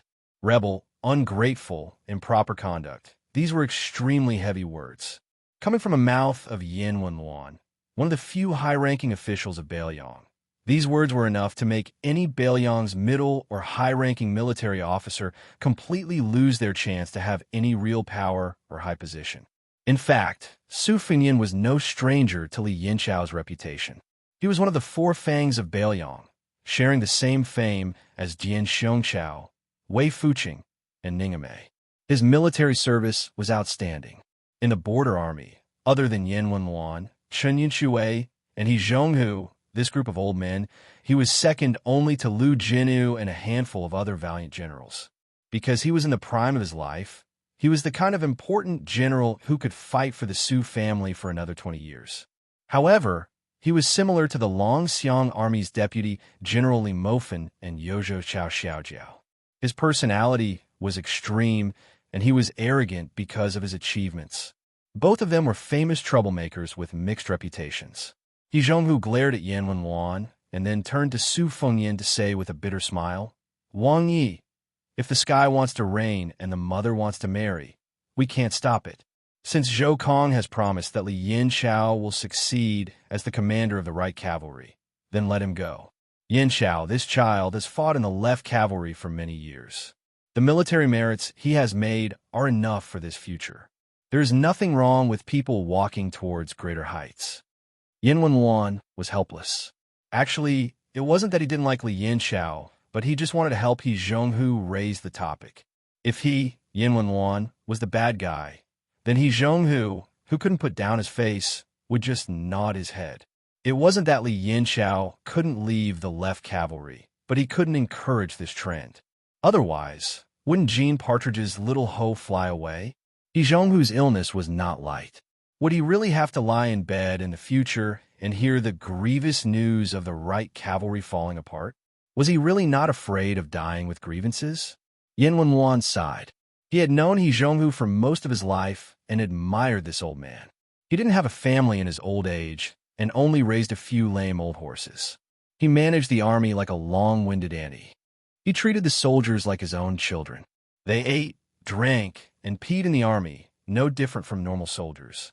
There was no special treatment to speak of. Therefore, young people like Li Yinchao could be said to have been trained by He Zhonghu from small pawns to meritorious generals. Hearing that Li Yinchao was going to leave the left cavalry, how could Yin Wenluan not be angry? It was difficult for an upright official to resolve family matters. It could be seen that even if it had reached the stage where father and son had a falling out, He Zhonghu still couldn't bear to delay Li Yinchao's official career. He was afraid that the young vassal king would have a bad impression of Li Yinchao, to the extent that it would be difficult for him to be promoted in the right cavalry. Su Fengyan thought for a moment and slowly said, "To be honest, as long as Li Yinchao remains outside the Great Pass, it doesn't make a difference to me whether he worked for the left cavalry or moves to the right cavalry to climb up. Moreover, the left and right cavalry's extreme xenophobic tradition is indeed not beneficial to Bailiang. After all, flowing water does not rot, and the pivot does not rust. Even without Li Yinchao's matter, I originally wanted to let the left and right cavalry carry out some exchanges of generals. Back then, when I integrated the armies of the 3 provinces within Bailiang, I only set up 14 captains with real power. However, the first great battle of Liangmeng is imminent. I was afraid that too much of a commotion would cause the border army to become unstable and affect the war situation. That was why I didn't move the border army outside the Great Pass." Yin Wenluan narrowed his one eye and didn't say anything. Yin Wenluan did not oppose the border army restructuring. However, what this Bailiang infantry commander was not used to was that the young king did not hesitate to bring it up in front of him. especially at this time when the left cavalry was in chaos and He Zhong was about to leave the border army due to illness. These words seemed a little cold and solemn. He Zhong was filled with emotions and did not know where to start. The old man's face was dejected and lonely, and his eyes were in a daze. Some rich old people in their twilight years. Only when they were sick and had lost all hope would they start to envy the poor and healthy. However, He Zhong was different. Although he had a high position in the Bailiang border army, he did not have any children to inherit the family business. He did not even have a house within the Bailiang Pass. He was completely different from Huaihua great General Zhong Hongwu, who treated the entire Lingzhou as his backyard. He Zhong's old and sickly appearance was that of a hero past his prime. Su Fengyin was very familiar with this kind of helpless hero past his prime. Su Fengyin and Su Beiji left the courtyard. Su Beiji's brows were tightly furrowed. Su Fengyin smiled and asked, "Zhu Zi, are you curious why I did not help He Zhong calm down the left cavalry?" Su Beiji looked back at the courtyard door. "Forget about He Zhong. Aren't you afraid of angering Yin Wenwan? Aren't you afraid that the two old people will think that you are cold-hearted? That you are a cruel and merciless king?" Chapter 1810. Su Fengyin and Su Beiji walked side by side in the dark alleys. Su Fengyin stretched out a hand and gently brushed it against the wall. As he walked, he said, "Then you could just think of me as bullying a good old man." Su Beiji joked, "Isn't that the case? Everyone in the Bailiang frontier army knows of the partridge's violent temper. The child who makes a fuss gets candy. That's why you, the king of Bailiang, tolerated the right cavalry's military affairs. In the end, you could be considered half the main culprit behind He Zhonghu's current situation." Su Fengyin said some irrelevant words. Su Xiao used to like to say that the wicked are not afraid of the heavens, and the kind are not bullied by the heavens. In the past, I thought this kind of great reasoning was nonsense. Later on, I realized that the reason great reasoning is because it really makes sense. Su Beiji laughed out loud. "I knew it. You wouldn't just let He Zhonghu leave the left cavalry like a coward." Su Fengyin sighed emotionally. "Of course I think highly of talented young foreign generals like Yu Luandao, Ko Jianghuai, and CSCC. But as for He Zhonghu and the other Bailiang old men who have followed Su Xiao through thick and thin, that kind of feeling," Su Fengyin didn't continue, but Su Beiji could feel that that kind of feeling was similar to that of an elder in one's own family. Su Beiji smiled and asked, "If that's the case?" Su Fengyin replied, "Then let's go meet Li Yanxiao." Su Beiji hesitated for a moment before reminding him, "Don't let your emotions affect your decisions." Li Yanxiao actually represents a large group of generals in the Bailiang Frontier Army. They are ambitious, have outstanding military achievements, and are bent on climbing up the ranks. Li Mofen and Chao Xiaojiao are the same. These people are similar to Yan Wenluan and He Zhonghu, but there are some differences. The Su family's family business was built by the great general and the old people around him. As for the younger ones, they can't expect everyone to be as indifferent to fame and fortune as Lu Jinu. Moreover, the war is imminent, so it's not a bad thing to have ambition. It's not that you can't pour cold water on them, but you can't make them feel like they've been stripped naked and thrown into a world of ice and snow. Su Fengyin smiled and said, "In the past, when I was listening to plays, I often heard a phrase called chilling the hearts of the generals and soldiers. I understand the principle." Su Beiji suddenly stared at this fellow and said, "Why does it sound like something's wrong?" Su Fengyin smiled mischievously and reached out to put his arm around Su Beiji's shoulder. He said flatteringly, "Tangerine, you know me best." Su Beiji shrugged him off in annoyance and said, "Go away." Just as the two of them arrived at another courtyard, a young and strong general happened to run wildly behind them. Perhaps it was because of the urgency of the situation. He bumped into Su Beiji's shoulder and strode up the steps. He didn't stop there and turn around to glare at them. In the end, he suddenly fell silent out of fear. He didn't recognize Su Beiji, who used to be the provincial governor of Lingzhou, but how could he not recognize the great king of Bailiang? Without waiting for this brave lieutenant of the left cavalry to apologize, Su Fengyin smiled and asked, "Did you send a message to Li Yanxiao?" This king, just went to old General He's courtyard? The lieutenant's head was instantly covered in cold sweat. His head drooped as if he had lost his parents. Su Fengyan laughed it off and walked up the steps. He brushed past the lieutenant and was the first to cross the threshold of the courtyard. There was a hubbub of voices in the courtyard. No less than 10 border army generals had gathered. They were not old, but their titles were not small. They were like stars surrounding the moon, surrounding a general who was about 35 or 36 years old. This man was tall and handsome. Even though he was sitting, there was a sharp aura about him. He was Li Yanxiao, the 3rd deputy commander of the Left Cavalry. He was born in the Left Cavalry and had a very high reputation. Naturally, he was regarded as the best candidate for the helm of the Left Cavalry in the future. There were 12 permanent generals in Liang. The first official with the title of Zheng was the highest, the second official, which was the same as that of the 6 ministries. The Zheng general had both the second and the third official, and the Ping general had the same title as the Ping general. It was reasonable to say that in a vassal state, there should not be enough titles to compete with the Zheng general. At most, they should be equal to the Ping general. For example, the general in charge of a province's military affairs was the third official. But in Beiliang, it was very interesting. He Zhonghu, Zhou Kong, Gudazhu, and Chen Yanxue, these deputy commanders of cavalry, were the same as the 2 commanders-in-chief, Yan Wenluan and Yuan Zuozong. They were all second-level generals, only half a level lower than Protector General of Beiliang Chu Lushan. Therefore, almost all the young and strong generals were staring at these hot positions, waiting for the time when the old men in their respective armies retired. It was their turn to take a step forward step by step, not to mention sitting in the top 2 positions below Yan Wenluan and Yuan Zuozong. One day to be the commanders-in-chief of the left and right cavalry. One day to be the commanders-in-chief of the left and right cavalry. They could go to the Great Snow Dragon Cavalry, or at least leave the border army to be the general of a province. Therefore, when the new Prince Liang promoted some outsiders, it undoubtedly made people's thoughts fluctuate, especially the rapid rise of Yu Luandao and the others.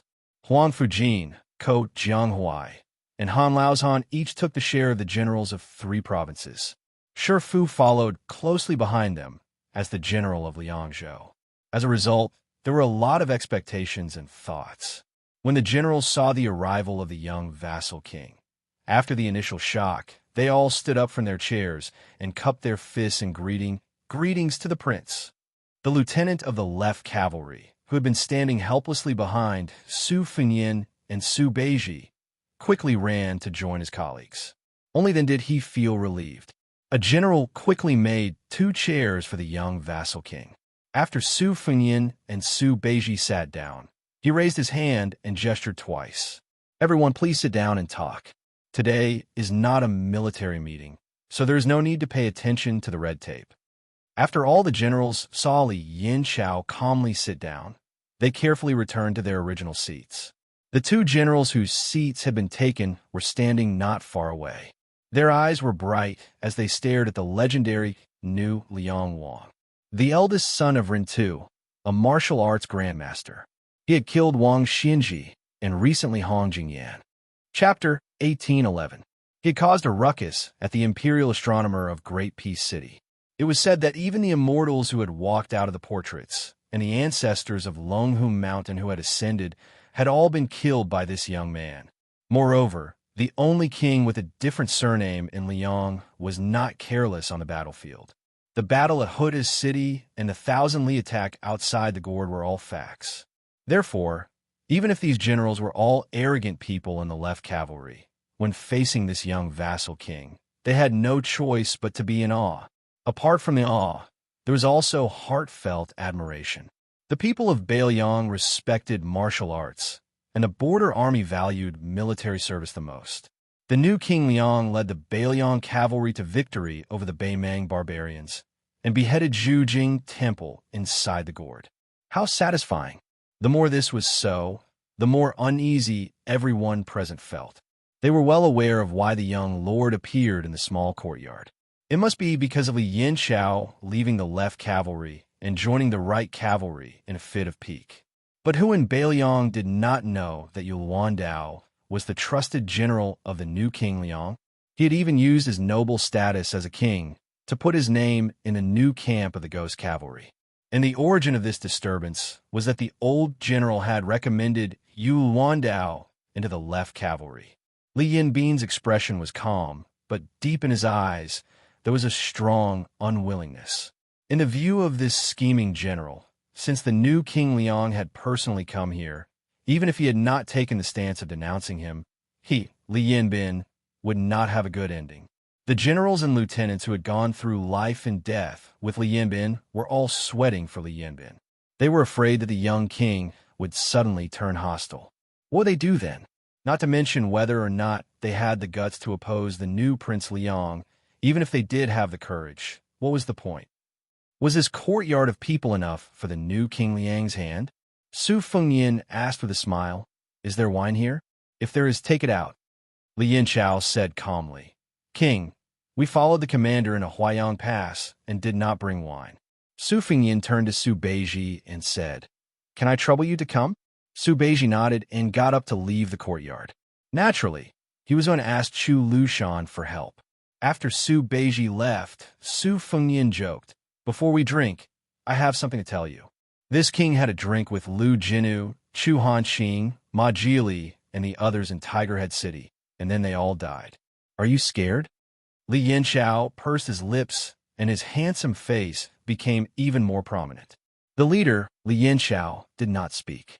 The atmosphere in the small courtyard was especially heavy and solemn. The lieutenant who bumped into Su Beiji earlier rolled his eyes and yawned. "Being able to drink with the prince is enough for this general to brag to my subordinates for 3 to 5 years after we return to the left cavalry. Even if I die, I'm not afraid." Su Fengyin nodded and said, "Everyone seated here is not afraid of dying on the battlefield. I have no doubt about that." Then Su Fengyin smiled and said, "It's not strange that we, the Bailiang Frontier Army, are not afraid of death. It would be strange if anyone was afraid of death, no?" When he said this, even Li Yinbin's mouth twitched, and there was a knowing smile on his face. The other generals roared with laughter. After Su Fengyin's joke, he did not speak anymore. The king of Bailiang was silent, and so was Li Yinchao. Thus, everyone could only obediently lower their heads. Su Beiji brought 2 jars of green ant wine from the Protector Manor. Su Fengyin opened the seal on one of the jars. There were some cups and bowls in the small courtyard. Su Fengyin and Li Yinchao were definitely given large white bowls with more wine. The other generals and lieutenants could do as they saw fit. Only Su Beiji had no intention of drinking tea, and no one dared to persuade him to drink. Su Fengyin raised his bowl and said, "Cheers to everyone." Li Yinchao and everyone else raised their cups and bowls and said loudly, "Cheers to the prince." After Su Fengyin finished the wine in one gulp, he did not continue to pour more wine. Since the wine has been drunk, this king will say a few words casually. This wine is not a toast or a punishment, but an opportunity to meet everyone. This king does not know any of you, but if any one of you tells me your name, this king can tell me your resume and military exploits. These things have long been recorded in the Fu Shui Fong spy report, and I have read it word for word. It is even more detailed than the files in the Huayang Pass. Su Fengyin glanced at the other jar of green ant wine that had not been opened, and then looked at Li Yinchao. You felt that there was no hope for you to climb up the ranks in the left cavalry, so you wanted to go to the right cavalry to fight for military exploits and become the commander-in-chief. For a general, there is nothing wrong with this. Moreover, I just came from Yizhonghu's courtyard. The old general did not feel that you had wronged this king. Instead, he would try to persuade this king. He was afraid that this king would make things difficult for you in the future. Li Yinchao wanted to say something, but stopped. Su Fengyin said indifferently, "You know better than me how the old general has treated you in the past 10 to 20 years. There is no need for this king to say anything. The Bailiang Frontier Army is under Su Zhao's command, and they only look at military exploits and not one's background. Therefore, you Li Yinchao killed enemies in He Zhonghu's left cavalry, and in He Zhonghu's right cavalry, you killed enemies. Perhaps with the hope of becoming the commander-in-chief, you killed more enemies. However, the old general is still old. Just like me, Su Fengyan. I'm not afraid of anything, but I'm still afraid of seeing Su Zhao's situation when he was alive. I have to rest, even when I walk to the top of Mount Qingliang. Whether it is my father, Su Xiao, or He Zhonghu, who treats you as his sons, will they be willing to admit that they are old when they know the truth when they are really old? Su Fengyan answered his own question. That is because they feel that their sons have made a name for themselves. Only then will they admit that they are old. Su Fengyan stood up and looked at Li Yanxiao and the people of the left cavalry. Today, in that courtyard, I did not see any commander-in-chief of the Bailiang left cavalry who had experienced the wars of the spring and autumn period. I only saw an old man. That is why I came here to invite you to drink a jar of wine. I also hope that you can take the remaining jar of wine to invite that old man who is about to leave the battlefield to drink a bowl of wine, so that he will not leave the border with regret. There was silence. Li Yanxiao silently stood up, picked up the jar of green ant wine, and walked out of the small courtyard. In the end, only Su Fengyan and Su Beiji were left. Su Beiji sighed. I thought you wanted to kill people. Su Fengyan poured himself a bowl of wine. He lowered his head and said, Who said I don't want to? Su Beiji was stunned for a moment, and then he said with a smile, Give me a bowl too. Chapter 1812. The spring snow building by the Guangling River was full of guests tonight. Guangling Prince Zhao, he held a big banquet and invited distinguished guests. Those who entered the building were either rich or noble, and they were all very rich and noble. Among them, there was the newly appointed Guangling Jidushi Lu Baijia, the administrator Wang Xiongye, who was a former subordinate of Zhang Lu, and Song Li, who had been promoted from General Heng Jiang to General Zhennan and Deputy Jidushi of Adao. Song Li could be said to be an old man of the Spring Snow House, and was once Zhao Yi's lucky general. It was also Song Li who had successfully blocked Ko Jianghuai's sneaky attack and harassment, which delayed the war until Wu Zhongshuan's army went on a northern expedition. The Ministry of War in Liang had held a very small but very high-standard military merit evaluation, and Song Li was ranked as the 5th most meritorious official. Other than these three, who were now considered people from the capital, the provincial governors of the 3 provinces of Guangling Road also appeared. Compared to the storms of the past 2 years, the 6 provincial governors were now beaming with joy. Their speech and actions were filled with the elegance of a noble official. Unfortunately, the Prince of Shu, Chen Jibao, who was rumored to be attending, did not appear for some reason. On the other hand, the Crown Prince of Yanqi, Zhao Zhu, came uninvited, which could be considered as adding flowers to brocade. If this young Crown Prince was the flower, under the premise that Chen Jibao was absent, then the King of Jing'an, Zhao Sun, was naturally the grand finale of the luxurious brocade. After Zhao Sun's carriage stopped at the Spring Snow Building, Zhao Yi, who was also the great feudal lord of Liang, personally went downstairs to welcome him. As the owner of the Spring Snow Building, after all the guests had taken their seats, Zhao Yi raised the priceless luminous goblet in his hand high and laughed loudly. There was once a literary giant in Dafeng Dynasty who said, There are 4 people who wish to be safe and sound in life, and an old friend of Qingshan has a collection of famous books. I like to pretend to be cultured, so I want to have one more wish, which is that spring snow is safe and sound. Therefore, I named this building Spring Snow. The Spring Snow Building is honored by the presence of so many virtuous people tonight. Let me drink this cup of wine. The Tangxi sword immortal, Lu Baijia, and the former Minister of Revenue, Wang Xiongye, were the leaders of the civil and military officials.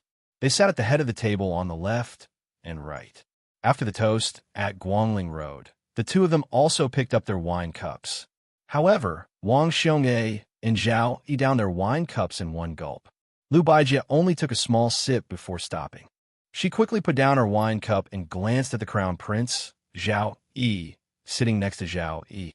This provincial governor frowned. Following the self-immolation of the young West Chu Empress on the battlefield of the Western Wall, the civil and military officials in the capital of West Chu, which had once been renamed Ding Ding City, had all surrendered. The Guangling War officially entered its final stage. The emperor ordered that the imperial army was not allowed to harass the people of Guangling Road. They were not allowed to kill people to vent their anger. Once discovered, the provincial governor and the administrator of Guangling Road could be killed on the spot, bypassing the Ministry of War and the Ministry of Justice. However, not killing people did not mean that the rebellious officials of West Shu could escape this calamity. Other than those who had been tactful enough to flirt with the generals of the Liang imperial court, or those who had been able to get the high officials of Taiyan City to give them protective talismans, most of the other officials who had resolutely chosen to serve in West Shu did not have a good ending. Thus, two great jokes were made in Guangling Road. The first was to use money to avoid disaster. Gold and silver objects, as well as antique calligraphy and paintings, were all sent to the mansions of certain generals. The second was to pawn women to curry favor with the new nobles of Guangling Road. Of these, the new general of Jinnan, Song Li, and the Guangling heir, Zhao Yuang, were the most unscrupulous. If one said that Song Li only chose a few famous young and beautiful women to keep in his house, his influence was limited. But Zhao Yuang really did not care. Whether it was young women or married women, he only counted them based on their family status. The wealthy families ranked in the top 10 of West Chu's new dynasty took 3 people from each family. After that, there were more than 40 aristocratic families that extorted 1 or 2 people from each family. If there were people who were unwilling, Zhao Yuang did not dare to kill them openly, but he had his own methods to deal with them. He had plenty of ways to make those families who did not want to be humiliated live a life worse than death. Lu Baijie raised her wine cup and then put it down again. She looked around with mixed feelings. The commander-in-chief of the southern expedition, Lu Xingxiang, the general who pacifies the South Wu Zhongshuan, the prince of Shu Chen Jibao, the assistant minister of the Ministry of War Su Gong, the duke of Huainan Zhao Ying, Yin Jinchuan, and Yang Xinxing. These were the real heroes who quelled the war in Guangling Road. They were either not here or dead. Lu Baijie smiled bitterly. What was the point of her sitting here? It was only because of the title of the provincial governor of Guangling Road. Song Li, who had a meteoric rise in the imperial court of Liang, was actually sitting beside Lu Baijie. However, he probably knew that he was not on the same side as the Tongxi sword immortal, so the youngest permanent general of the Liang dynasty did not show too much eagerness. Instead, he was chatting happily with his old acquaintance, the general of Jizhou. He did not get carried away by his meteoric rise. Soon, Song Li, who was a little tipsy, looked up at the magnificent ceiling of the spring snow building. His fingers twirled the wine cup, and the corners of his mouth curled up slightly. Revisiting the old place, he had been living under someone else's roof. Now, it was hard to say who was living under someone else's roof. When awake, he had 100,000 palms. When drunk, he lay on a beauty's lap. A real man was nothing more than this. Inside the spring snow building, toasts were exchanged, and singing and dancing were celebrating peace. It seemed that when the first floor was peaceful, the world was at peace. Lu Baijie looked at the distant administrator Wang Xiongui, who was sitting across from him. This noble and upright civil official who was about to make a comeback and return to the center of the capital was raising his cup to toast the prince of Guangling and his son. He held the cup with both hands, his sleeves hanging down. He was wearing a high hat and a wide belt. Lu Baijie looked at some of the people at the back of the seats. Previously, they were all important officials of the Jiangling dynasty who held jade edicts in their hands and wore red and purple robes in the imperial court of West Chu. Although they were slightly more submissive now, it was difficult to hide the joy of being pardoned. Therefore, they had the demeanor of having to enjoy life to the fullest. Lu Baijie lowered his head to look at the cup of wine. For some reason, he thought of a young face.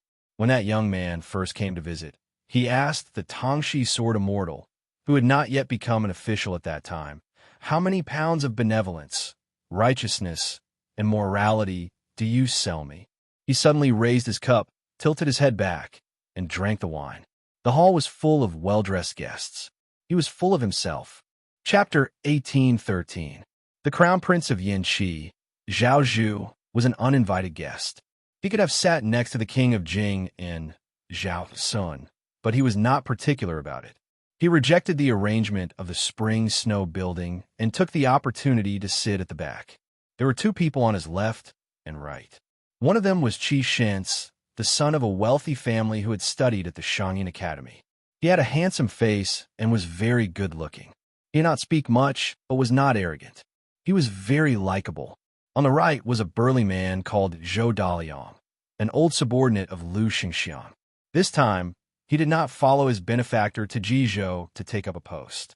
Instead, he used his military exploits to stay in Guangling Road as the deputy general of Yizhou. He ate even more than Zhao Zhu did and was more likable.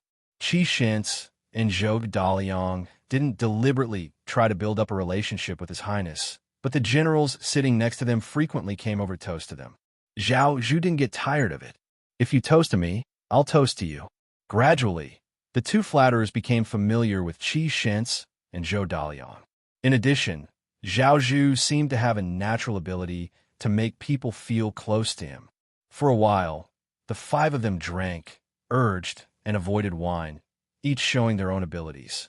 They didn't care about the rank of the officials. Wasn't it fun?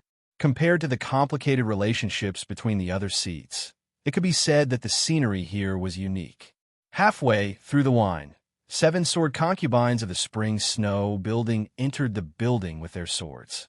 The 7 of them were dressed in colorful clothes. They had graceful figures and slender waists. They were like a 3-foot sword that could cut off the head of a hero. The sword dance was dazzling. It was soul-stirring and dazzling. When the 7 sword concubines jumped up at the same time, it was as if a rainbow was hanging in the building. After a famous scholar shouted, the whole room was filled with cheers. Just as the 7 sword concubines were about to leave, an extremely handsome stranger appeared at the entrance of the hall. It was hard to tell if he was a man or a woman.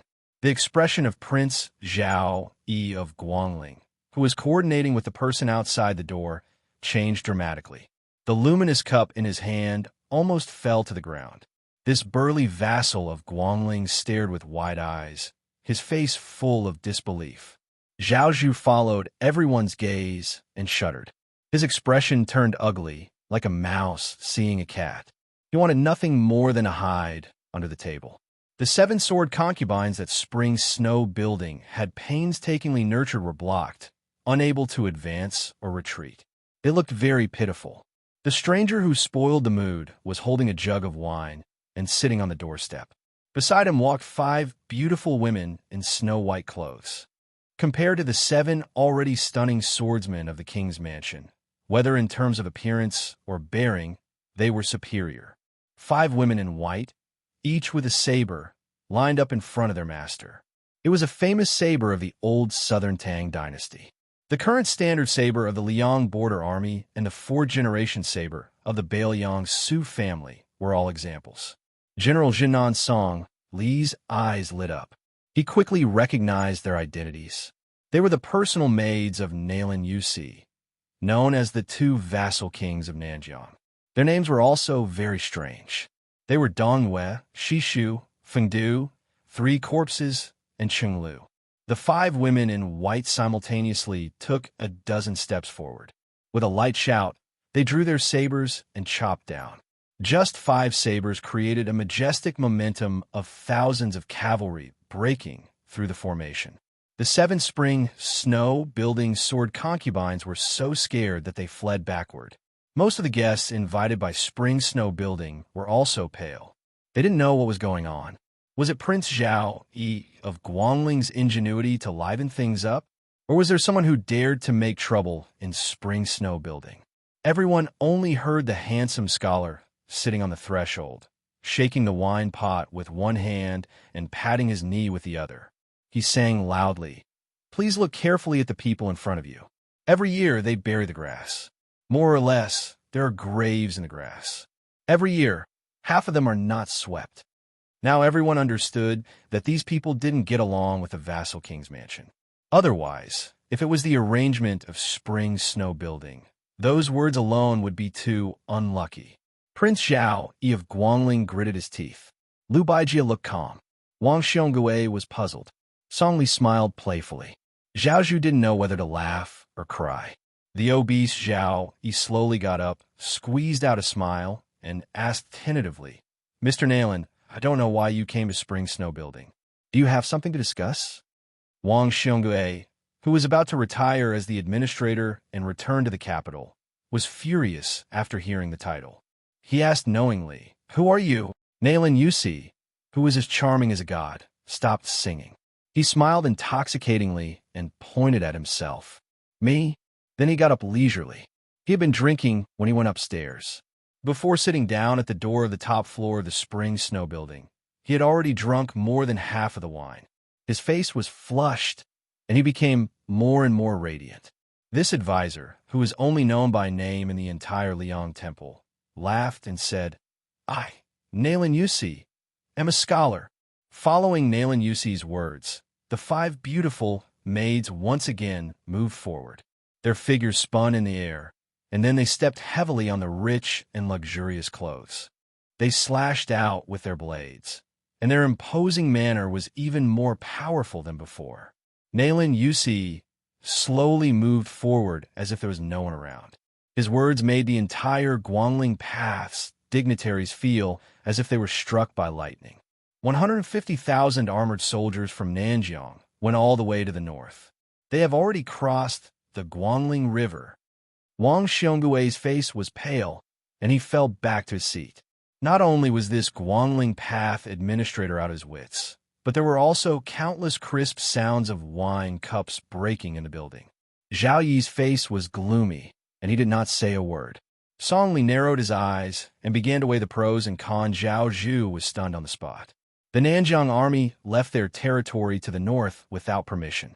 Obviously, even he, the king of Yin Qi, and his royal highness were kept in the dark. Lu Baijie gently put down the wine cup, stood up, and asked in a deep voice, "What is the king of Yin Qi?" Zhao Bing's intention. Nayland Yusi seemed to be stumped by this question. He frowned and lowered his head to think for a moment. Then he suddenly raised his head and smiled. "Rebellion. Isn't this obvious?" "Why, Mr. Tangxi, you don't believe me?" Lu Baijie shook his head and smiled sarcastically. At this time, 2 people walked in side by side. One of them was wearing a royal robe. He was a burly old man, and he was very similar to the crown prince of Yin Qi that everyone in the building was familiar with. However, compared to Zhao Zhu's frivolity, this old man was imposing.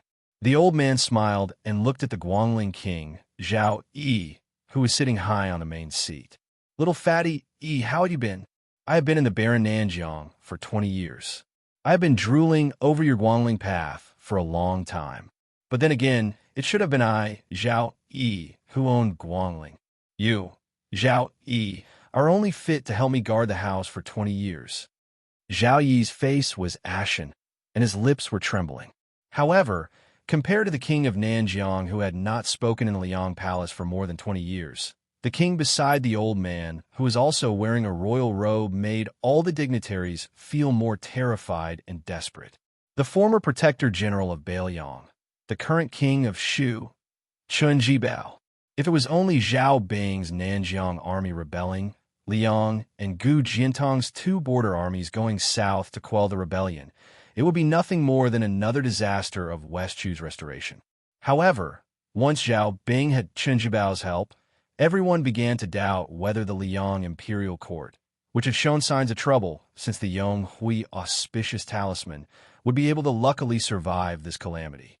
At this time, some people in the Spring Snow Building finally remembered the Northwest Armored Cavalry. They began to ask themselves if he had the deterrence of the 300,000 loyal and devoted armored cavalry. Would this Nanjiang barbarian, Zhao Bing, not dare to touch the Central Plains for the rest of his life, and could only slowly die of old age and a man miasma? The butcher Su Shao was dead. The blue-eyed Zhang Jilu was dead. When the 2 were alive, the world was truly at peace. The Nanjiang army did not dare to take a single step out of Nanjiang. Even Bei Meng's million-strong army did not dare to take half a step south. After the 2 died, West Chu was quickly restored. Beimang knocked on the pass, and Nanjiang rebelled. No one knew why Chen Jibao chose to rebel against Beiliang. Since he had chosen to rely on the orthodox Zhao clan of Liang, he had long since become a vassal. Why did he in the end place all his bets on a vassal in a remote corner? Chen Jibao was expressionless. He calmly looked at Liu Baijia, the provincial governor of Guangling. In the end, Liu Baijia sighed and slumped back into his seat. How many people would die in the Central Plains before they would stop? Chen Jibao's lips curled into a cold smile. If people in the Central Plains did not die, how could they remember that some people were dying for them? I, Chen Jibao, am not Su Fengyan. I am not afraid of war, and I am not afraid of people dying. Chapter 1814. The Spring Snow Building had a banquet that would decide the future of the Central Plains. The Qingcang city of Liuzhou also had a banquet. Although it was a simple meal, it would decide the future of Liangmang. Provincial Governor Yang Guangdou looked at the young faces crowding around the table and couldn't help but smile. The old man was happy and gratified.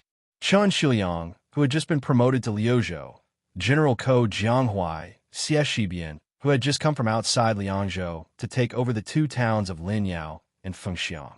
Yul Wandao, who had led 10,000 Yuzhou cavalry to this place.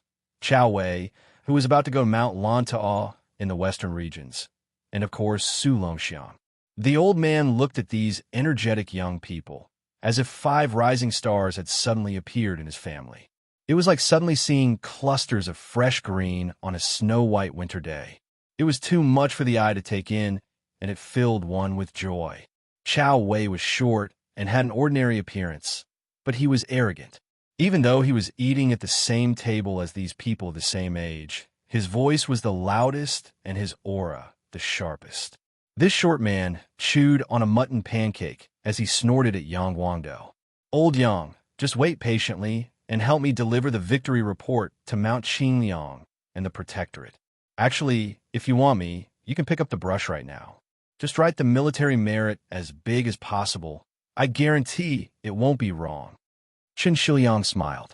We still have to follow the rules. Chao Wei squinted. Old Chen, you don't trust me, Great General Chao, do you? Chen Shiliang smiled helplessly. Yu Wandao sneered. Don't forget that Zhong Tam led 10,000 elite southern cavalry to Mount Lantau. You only have 10,000 men and horses. Victory and defeat are still uncertain. Now you're thinking about military merit? Who leads soldiers to war like you? Do you believe that I won't write a secret letter to the prince right now? Everything had its vanquisher. Chao Wei was frivolous with everyone except for the eldest grandson of the Yu family who had defected to the Central Plains. He rolled his eyes and said, Bitch, I won't lower myself to your level. The handsome Yu Wandao pressed his hand on the famed saber luan at his waist and raised his eyebrows. Going outside to play, Chao Wei swallowed the last bit of the pancake. Suddenly, he cried out and held his stomach. I ate too much. Today, I only used 20 to 30% of my usual strength. Forget it. Yu Wandao, I will use 20 to 30% of my strength to fight with you. I'll still beat you up. Yu Wandao sneered. Afraid of you? Xie Shibian smiled knowingly. Ko Jianghuai silently chewed and swallowed the mutton pancake, occasionally taking a sip of water. He ignored the tit-for-tat between Chao Wei and Yu Wandao. Su Longxiang, barefoot and dressed in black, grinned. Why don't the two of you fight me together? Yu Wandao and Chao Wei looked at each other and said in unison, Only one hand. Only one leg. Su Longxiang chuckled. Sure. The hidden wand saber was in high spirits and eager to fight, while Chao Wei was still cowering like a coward. Yang Guang laughed angrily. A bunch of brats. Stop messing around. The old man threw a look at Chen Shiliang. The latter put down the mutton pancake and straightened his clothes.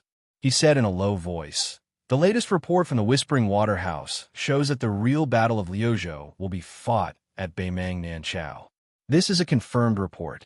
Ningamei will lead 6,000 iron stupas to Qingcang City to support the Longxiang army.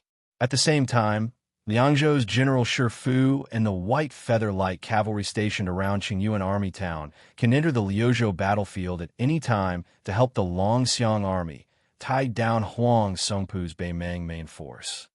Chao Wei frowned and asked, after the Battle of Longyan, didn't the Iron Stupas only have 2,000 men left? Chen Shiliang laughed. 800 white horses just joined the Iron Stupas. They also transferred 3,000 cavalry from the two passes in Liangzhou. Chao Wei slapped his thigh and glanced at Hidden Luan Saber. He purposely complained, damn it, so the Iron Stupas are Su Fengnian's sons. Hidden Luan Saber, who had followed the young king from Jizhou to Calabash, raged, Chao Wei, you better watch your mouth. Chen Shiliang turned to look at Ko Jianghuai and Xie Shiliang. He continued, to ensure that we can wipe out Zhong Tan's cavalry, other than Chao Wei's 10,000 cavalry as the main force, I'm afraid we will need another cavalry force to support us. Ko Jianghuai said directly, I don't eat such small fish. Xie Shiliang said calmly, I'll go. Feng Xiang and Lin Yao are familiar with the geography of the western region. Hidden Luan Saber narrowed his eyes and smiled. Then I'll go straight to the heart of the Southern Dynasty's Gusai Prefecture and go straight to that Shijing Temple. As Chun Shiliang's line of sight met, Su Longxiang had already answered. The Longxiang army will meet Huang Songpu's main force on the battlefield at the border of Liuzhou. They will retreat as they fight. Before Huang Songpu sees the walls of Qingtsang City, it will be after 3 or 4 battles. Ko Jianghuai nodded. 3 battles is the minimum. As long as the 30,000 Longxiang army can last until 4 battles, I can make that previous king of the southern courtyard unable to return. I want him to end up like Yang Yuanzhan. If there are 5 battles, Ko Jianghuai paused and looked at Hidden Luan Saber provocatively. Then I'll have to compete with you to see who can cut off more heads of the Southern Dynasty officials. Chapter 1815. Chen Shiliang cautiously said, although in the Battle of Longyan Plains, the Northern Mang chieftain and the other elite Malanzi troops were almost completely wiped out, Huang Songpu was after all the king of the Southern Courtyard for nearly 20 years, so he definitely still has some foundation. Zhong Tan is also entrusted with high hopes by the Zhong family. Therefore, in Liuzhou, no matter where the battle is, we cannot lower our guard. For this reason, I have specially requested the Governor-General Manor to transfer at least 600 white horse wandering crossbowmen from the Liangzhou border army. Chun Shiliang suddenly spoke in a more serious tone, his eyes sharp. Everyone, although I, Chun Shiliang, am not good at military affairs, I am very clear about one thing, and that is that on the battlefield of Liuzhou, where a single move can affect the entire situation, no one can make up for their mistakes just by killing a few thousand Beimang barbarians. I will say the ugly words up front. If anyone dares to delay the overall situation of Liuzhou for a little bit of merit, then as long as I, Chen Shiliang, am alive, I will not rest until he or she is dead. Chao Wei, Yu Wandao, Ko Jianghuai, Xie Shiliang. Chao Wei sighed and resentfully put down the leg on the stool. I'm scared of you, old Chen. I know. Yu Wandao said with a solemn expression. You know the severity of the situation. Our Yuzhou cavalry will only make Shi Jingqing our primary target. We will do our best to avoid Gentleman's Pavilion and the other military towns, regardless of whether their forces are empty or not. Xie Shiliang nodded. Ko Jianghuai was still a taciturn person, but he could not withstand Chen Shiliang's gaze and could only nod along with Xie Shiliang. Su Longxiang scratched his head. Shiliang, is there nothing else for me to do? Chen Shiliang raised his arm, clenched his fist, and swung it down. General, you only need to focus on stopping Huang Songpu's main force. Su Longxiang laughed foolishly. This is indeed not a problem. Chao Wei slapped his forehead. This stupid little prince, who knows how he could have such a crafty older brother. Xie Shibian couldn't help but laugh. Then, he was a little dazed. Back in Guangling Road, although he had personally won many unbelievable battles, he still felt uneasy. That kind of feeling was like knowing that even if you won 99 battles, as long as you lost one, you would lose the whole game. After arriving at Beiyang, After arriving at Qingtsang City, apart from the arrogant Ko Jianghuai, they became fellow soldiers with these strangers. Even though there was a great disparity in strength between them and the enemy, they felt incomparably at ease.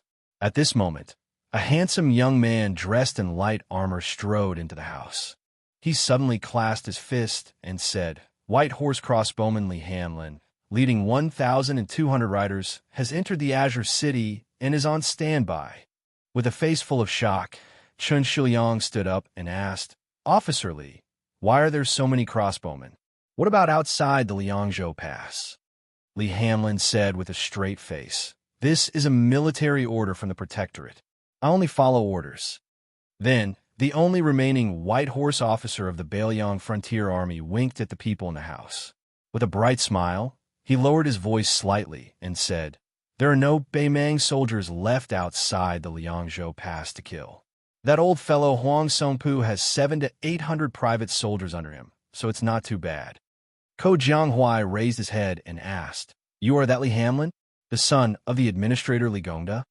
Chao Wei immediately got into the mood of watching a good show. He was afraid that the world would not be chaotic enough. TSK. Ko Jianghuai was someone who usually treated everyone he met as if they owed him millions of taels of silver. Now that he met someone like Li Hanlin who had both a family background and military exploits, he really wanted to have a good fight with him. Li Hanlin was stunned. He smiled and said, "Yes, I am Li Hanlin. You are Ko Jianghuai, General Ko, right? When you guys were fighting to the death with the Liang Imperial Court, Nian and we had letters with the prince. In the letters, the prince said that if one day you and Xie Shibian could work together for the Bailiang Frontier Army, that would be great. I didn't think that such a day would really come. I, Li Hanlin, am a rough person. Without any hesitation, as long as I can return from the battlefield alive, when I reach Lingzhou, I will treat you, Ko Jianghuai, to drink wine for an entire year. Not only you, Chao Donghua, Yul Wandao, Xie Shibian, none of you will be able to escape." Chao Wei, who had his nickname called, said angrily, "Where did you get so much silver from? Lingzhou, that gold-consuming lair. How could you get a decent courtesan without at least 200 or 300 taels of silver?" Li Hanlin laughed and said, "What are you afraid of? Just borrow it from my father. If you can't pay him back, you can pay him back with a bunch of grandchildren." Ko Jianghuai's lips curled up. This once infamous White Horse commandant seemed to be much more pleasing to the eye than Xie Shibian or Yul Wandao. Xie Shibian said with a bitter smile, "Commandant Li, drinking wine is fine, but drinking wine with courtesans, I'm afraid that after a year of drinking wine, you'll have to kneel on a washboard." The Bailiang, who was known for being serious, Chen Shiliang said with a smile, "I am a bit better than Xie Shibian. I haven't married yet, so I am not afraid of drinking wine with courtesans. But if I want to drink, I will only drink green ant wine. As for courtesans," Chen Shiliang said with a serious expression, "I still care a lot." Ko Jianghuai couldn't help but glance at this young Liuzhou officer who had made him look at him in a new light. He cursed in his heart, F***K, as expected of a scholar from Gangnam-do. Yang Guangdo didn't interrupt these young people. The old man would occasionally pick up a peanut and throw it into his mouth. His eyes were full of smiles. After the old man clapped his hands, he suddenly stood up. With his hands behind his back, he walked straight to the door. After crossing the threshold, he turned his head to look at the young people and slowly said, "In this world, there is probably only Bailiang. Only I, Yang Guangdo, have a basket of mutton pancakes at the farewell banquet for the generals. I'm sorry." After the old man said this, he walked away.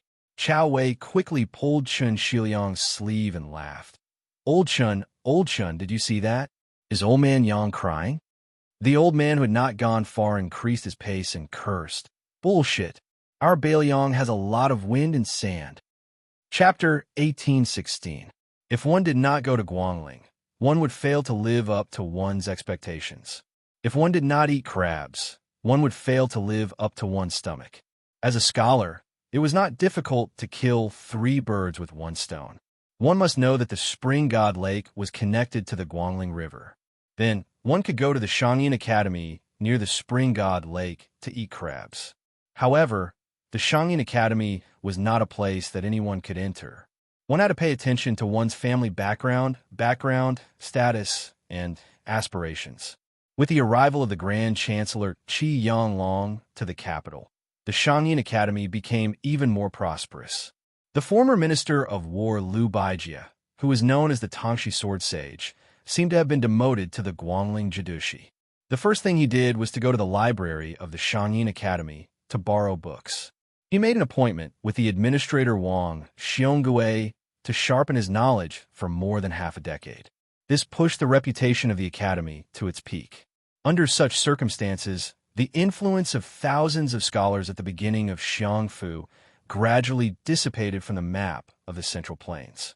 In the Shangyin Academy, which was now known as the Jiangzhou Hanlin Academy, there was a woman named Teacher Jishang who was even more dazzling. She was Yu Wei, who taught music and miscellaneous in the academy. Yu Wei's father was a teacher of the academy. Her mother was the famous chief swordswoman of the West Shu royal family. Her sword dance was one of the magnificent 8 masterpieces of the Chu, which was as famous as the Grand Preceptorly Miizgo. Yu Wei herself was a very charming woman. Therefore, her teaching at the Shangyin Academy attracted a lot of attention. It was said that even the Empress Yan Dongwu, who lived deep in the imperial palace, heard of this extraordinary woman and wanted to persuade the emperor to summon Yu Wei to the imperial college in the capital to take up the position of a teacher. However, Yu Wei's great opportunity had been delayed due to the turmoil in the spring snow building of the prince of Guangling's mansion. This woman, Ji Shang, did not seem to be depressed because of this. She had originally planned to bring the students of Jixia Academy to tour the spring lake in early autumn. Step by step, more than 160 people set off in a mighty manner. Yu Wei's teaching style was quite unusual. Half of her time was not spent in the Shangyin Academy. Instead, she led the students to visit the famous mountains and rivers, scenic spots, and the ruins of the previous dynasty.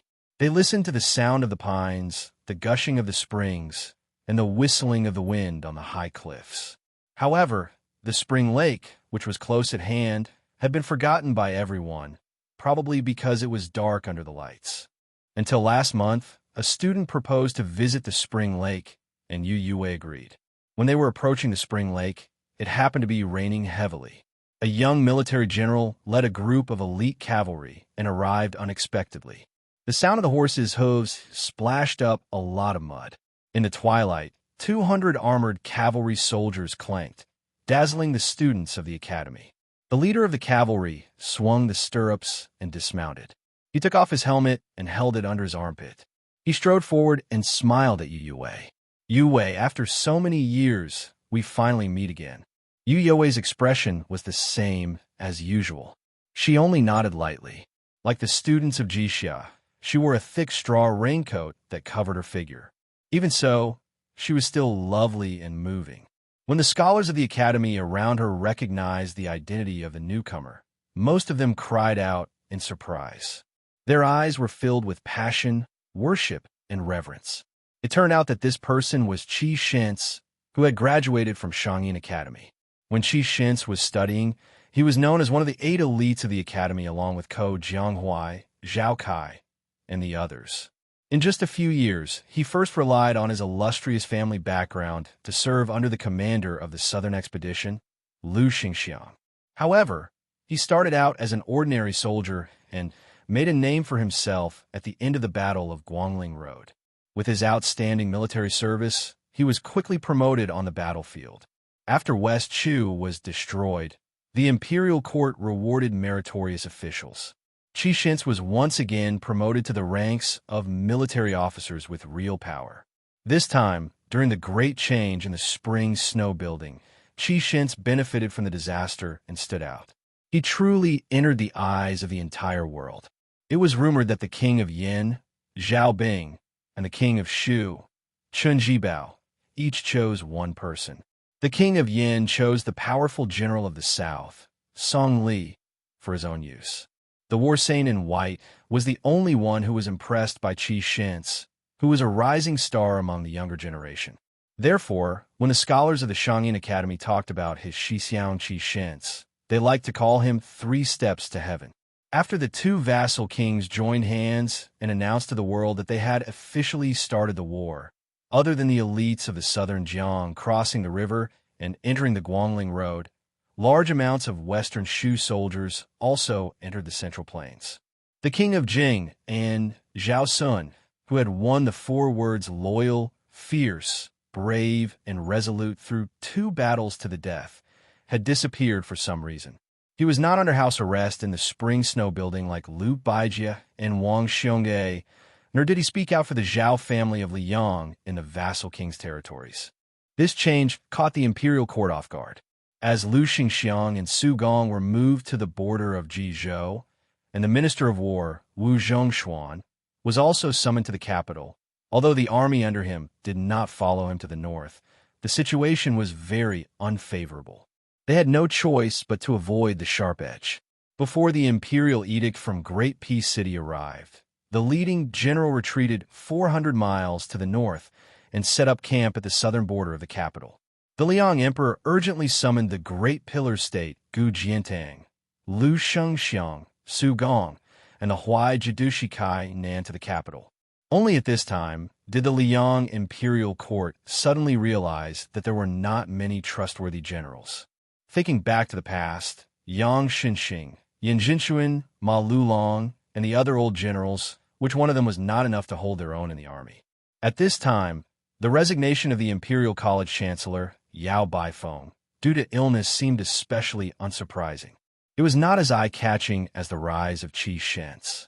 Qi Shens stood in the heavy rain. Raindrops fell heavily on the precious armor he had taken from the Guangling Prince's mansion's treasury. The sound was crisp and continuous, and there was a vague, indescribably vigorous aura of metal. He and the woman not far away spoke some simple words of reunion after a long separation. When he spoke to her, he stared into her eyes, hoping to find a trace of joy, relief, or surprise in her eyes. Unfortunately, there was none. Other than the standard war blade hanging from Qi Shens's waist, he also had the 12th famous sword of the Danyue sword pool, Linglong. His gaze shifted slightly to the surface of the Spring God Lake. He then withdrew his gaze and said with a smile, "Yu Wei, I was once a comrade with the new Qingzhou Navy Admiral Sir Liu. I heard that you were going to tour the Spring God Lake, so I specially asked him to give you a yellow dragon ship for you to use. Don't worry, there will be no battles in Guangling in the near future. You can enjoy yourselves to your heart's content." Yu Yue nodded and did not refuse his kindness. She said indifferently, "I thank you on behalf of the students, General Qi." Qi Shens wanted to say something, but stopped. In the end, he did not say those hurtful words. For example, he heard that in these troubled times, there was going to be a wedding in western Beiliang Prefecture. Qi Shens took a deep breath and smiled. He put on his helmet again and said in a deep voice, "Take care." Yu Yue was startled. She then smiled with more sincerity. She nodded and said, "You take care as well." The giant ship gradually approached the shore. Her group boarded the ship, while his cavalry remained on the shore for a long time. Just as the Yellow Dragon ship completely disappeared behind the curtain of rain, another group of elite cavalry arrived at the shore of the Spring God Lake. Their leader was about the same age as Qi Shens, but his current rank was even higher than Qi Shens. He was the former general of Ji Prefecture, Yuan Tingshan. He was the son-in-law of Gu Jiantang of the Great Pillar State and the current master of the Wild Goose Castle Private Cavalry. He and Song Li had pledged their allegiance to the king of Yin, Zhao Bing, who was marching north with great momentum. However, he regretted not meeting Qi Shens sooner. It was just that the two of them had an ordinary relationship with His Royal Highness Zhao Zhu of Yin. Yuan Tingshan wiped the rain off his face and teased loudly, I'm late. I didn't get to see that magnificent master you." Qi Shens lamented in a low voice, "You're late." "I'm late too." Yuan Tingshan couldn't hear him clearly, but he could clearly see Qi Shens' despondent expression. He lamented his misfortune and was angry at his failure to fight. He said unhappily, "If it were me, I would have snatched her and brought her home a long time ago. I'm sure she'll be obedient. She's just a woman with no family or friends." Do you think the Shangyin Academy she's from can really arm wrestle with you, General Qi, just by saliva? At this point, Yuan Tingshan patted the saber at his waist and grinned viciously. Don't forget that we have this toy. Qi Shins didn't say anything. He only shook his head.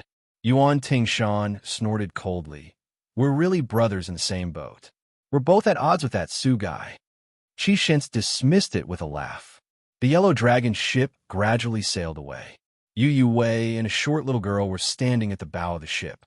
The latter was helping her carry the big white cat, Wu Meinyang.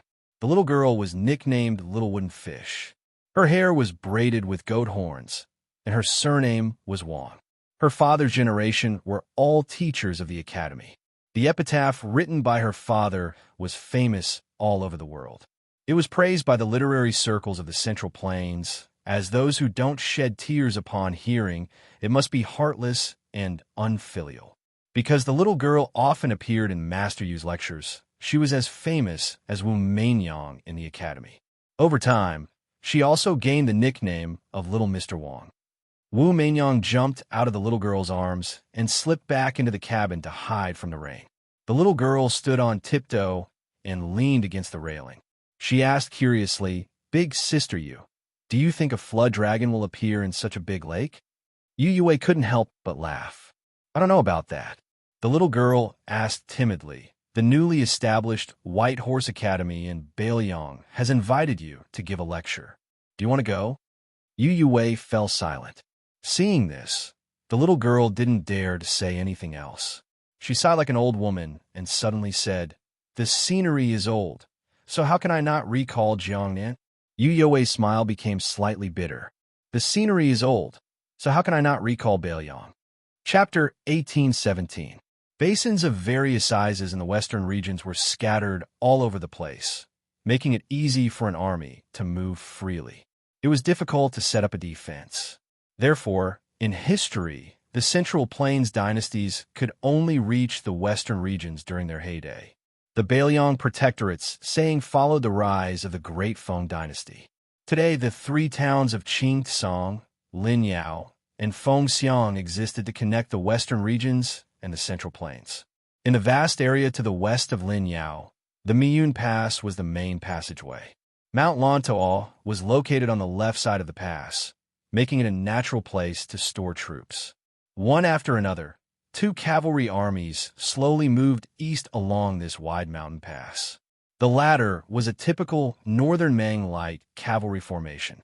Apart from the 100-man commanders and 1,000-man commanders who wore armor that was no different from the Central Plains cavalry generals, the cavalry mostly wore light and durable armor made from leather.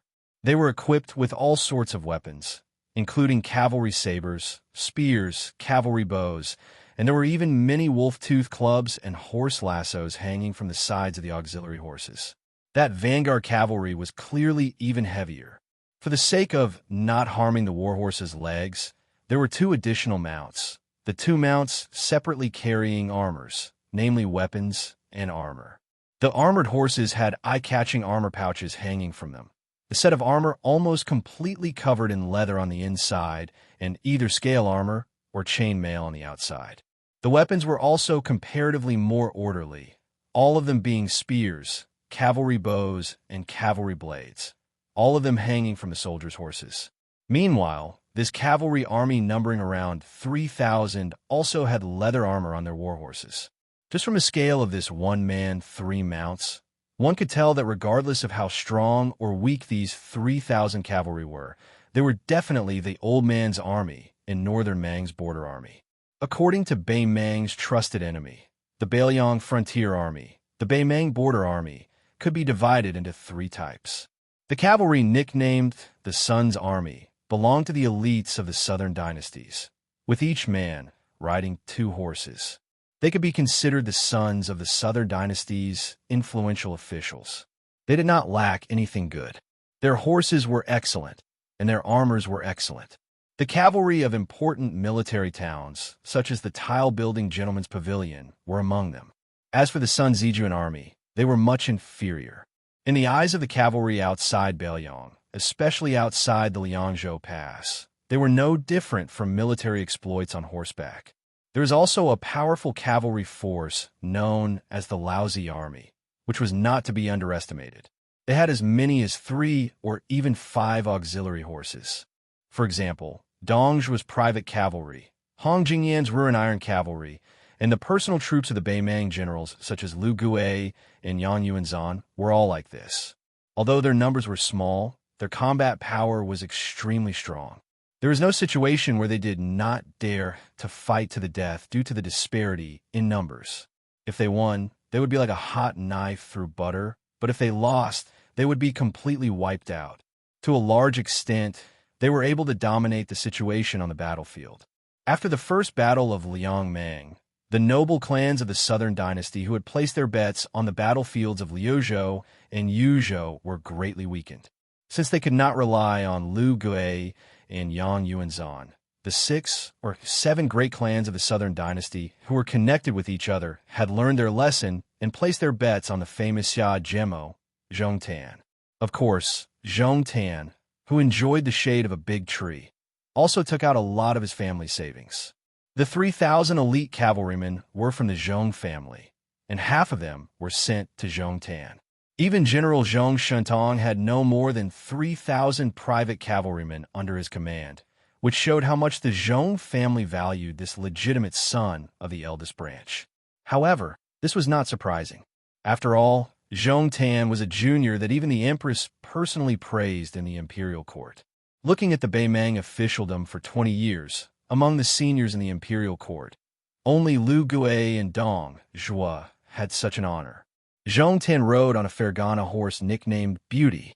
The young general, who should have been proud of himself, had a gloomy look in his eyes as he looked into the distance of the mountain pass.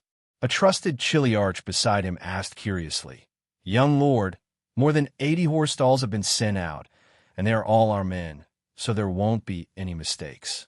I estimate that there won't be any battles before we reach the Phoenix military town in Liuzhou.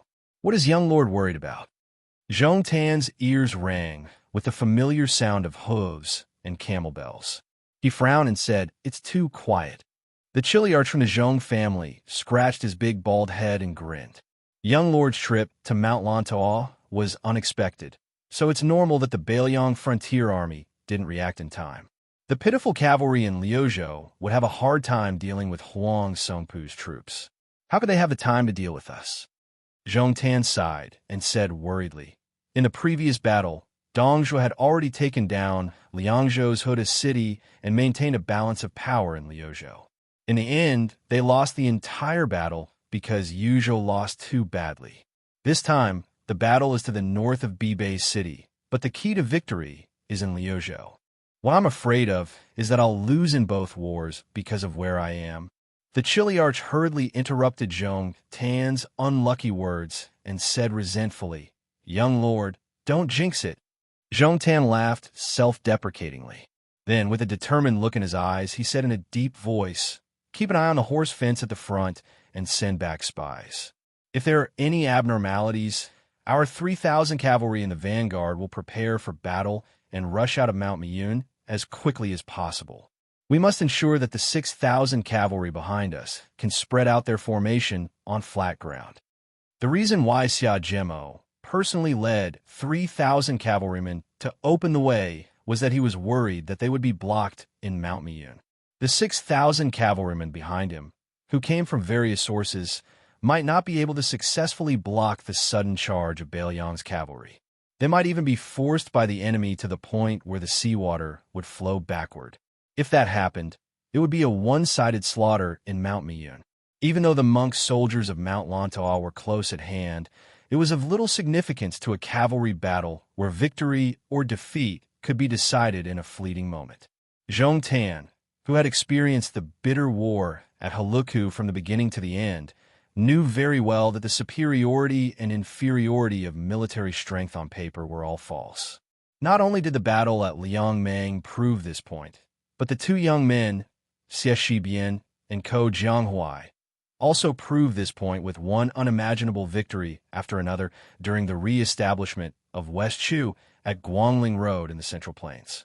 Although Zhong Tan had a discussion with his father, Zhong Shentong, and his little uncle, Zhongliang. Beforehand, they believed that the dangerous situation in Liuzhou did not allow Bailiang to dispatch 20,000 cavalrymen to intercept them, and that once their military strength was less than 20,000 cavalrymen, then Zhong Tan's 10,000 cavalrymen and the nearly 10,000 monk soldiers of Mount Lantois who were about to rush to the battlefield would be in an invincible position on any battlefield to the west of Liuzhou. However, Zhong Tan never felt that there was anything inevitable on the battlefield. During the monarch's question and answer session at the imperial court in Shijing, Her Majesty praised this young man endlessly in front of all the important ministers. Zhong Tan did not say much and said that there was nothing outstanding about him, and he could only be cautious in using troops. This was not only to give consideration to the face of Liu Gui, Dong Zhuo, and the other defeated generals, but more importantly, it was a true portrayal of Zhong Tan's disposition of troops. Zhong Tan muttered to himself, "As long as I get out of this Miyun Pass, even if you, Su Fengyan, have the ability to stir up clouds with one turn of the hand and rain with one turn of the hand in Liuzhou, it won't affect the overall situation. However, even if you have the courage to come and intercept me, can you really stop me?" Even though they were close to the exit, there was still some distance to go, and the latest military intelligence sent back by the stables didn't have any abnormalities.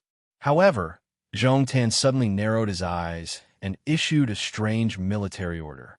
3,000 vanguard cavalrymen, change horses, put on armor. Zhong Tan took the lead and charged forward. If there were no Bailiang cavalrymen waiting outside the pass, then it would just be treated as a military exercise. In the art of war, there had always been a saying of attacking halfway, and it varied according to the time and place. A young and scholarly cavalry general raised his arm, and the 6,000 cavalrymen behind him suddenly stopped. He raised his head and looked towards a Miyun Pass about 3 li away. The 6,000 men behind him were all travel-worn, revealing exhausted expressions. One person riding 2 horses, both men and horses were exhausted. Logically speaking, under such circumstances, without at least half an hour of rest and reorganization, their combat strength definitely wouldn't recover to its peak state. The best divine steed under the heavens could roughly run 300 li in a day. The so-called 600 li, or even 800 li of haste, were all obtained through the exchange of horses at the relay stations and the huge price of not being held accountable for the deaths of people killed by the courier horses. In reality, the key to determining a cavalry's speed was the stamina of the cavalry's most inferior warhorse. Those famous long-distance raids were all built on the premise of harming the horses. To put it simply, they had to continuously run the weak supporting horses to death to ensure the warhorse's stamina and charging power on the battlefield. Otherwise, how could a cavalry that would be exhausted after 2 or 3 charges cause any damage to the enemy? Chapter 1818. For this attack on the western regions, the Bailiang Protectorate and the Liuzhou Provincial Governor's Office both required him and the other cavalry to do their best to intercept Zhong Tan's 10,000 cavalry and force the monk soldiers of Mount Lantois behind him to enter the Qingtsang main battlefield in Liuzhou as late as possible. Thus, in the final analysis, this interception battle did not require great results. It was just about time for the Yulon Dao cavalry to penetrate deep into the enemy territory and the main Longxiang army. It was easy to fight, but it was also not easy to fight. The conservative way of fighting was to ignore the Mount Lantois infantry and monk soldiers. They only needed to endlessly tangle with Zhong Tan's cavalry to open the way. In this way, the mission would be considered complete. But as the 2 cavalry forces traveled side by side, he proposed an extremely risky idea, a radical plan that would make it difficult for the 2 cavalry forces to fight. He originally thought that the young man, nicknamed Chow Shorty and Wintermelon, would resolutely reject the idea and bring up the idea of looking at the big picture. However, this young Bailiang cavalry general, who was fighting side by side with him for the first time, actually agreed without a second word.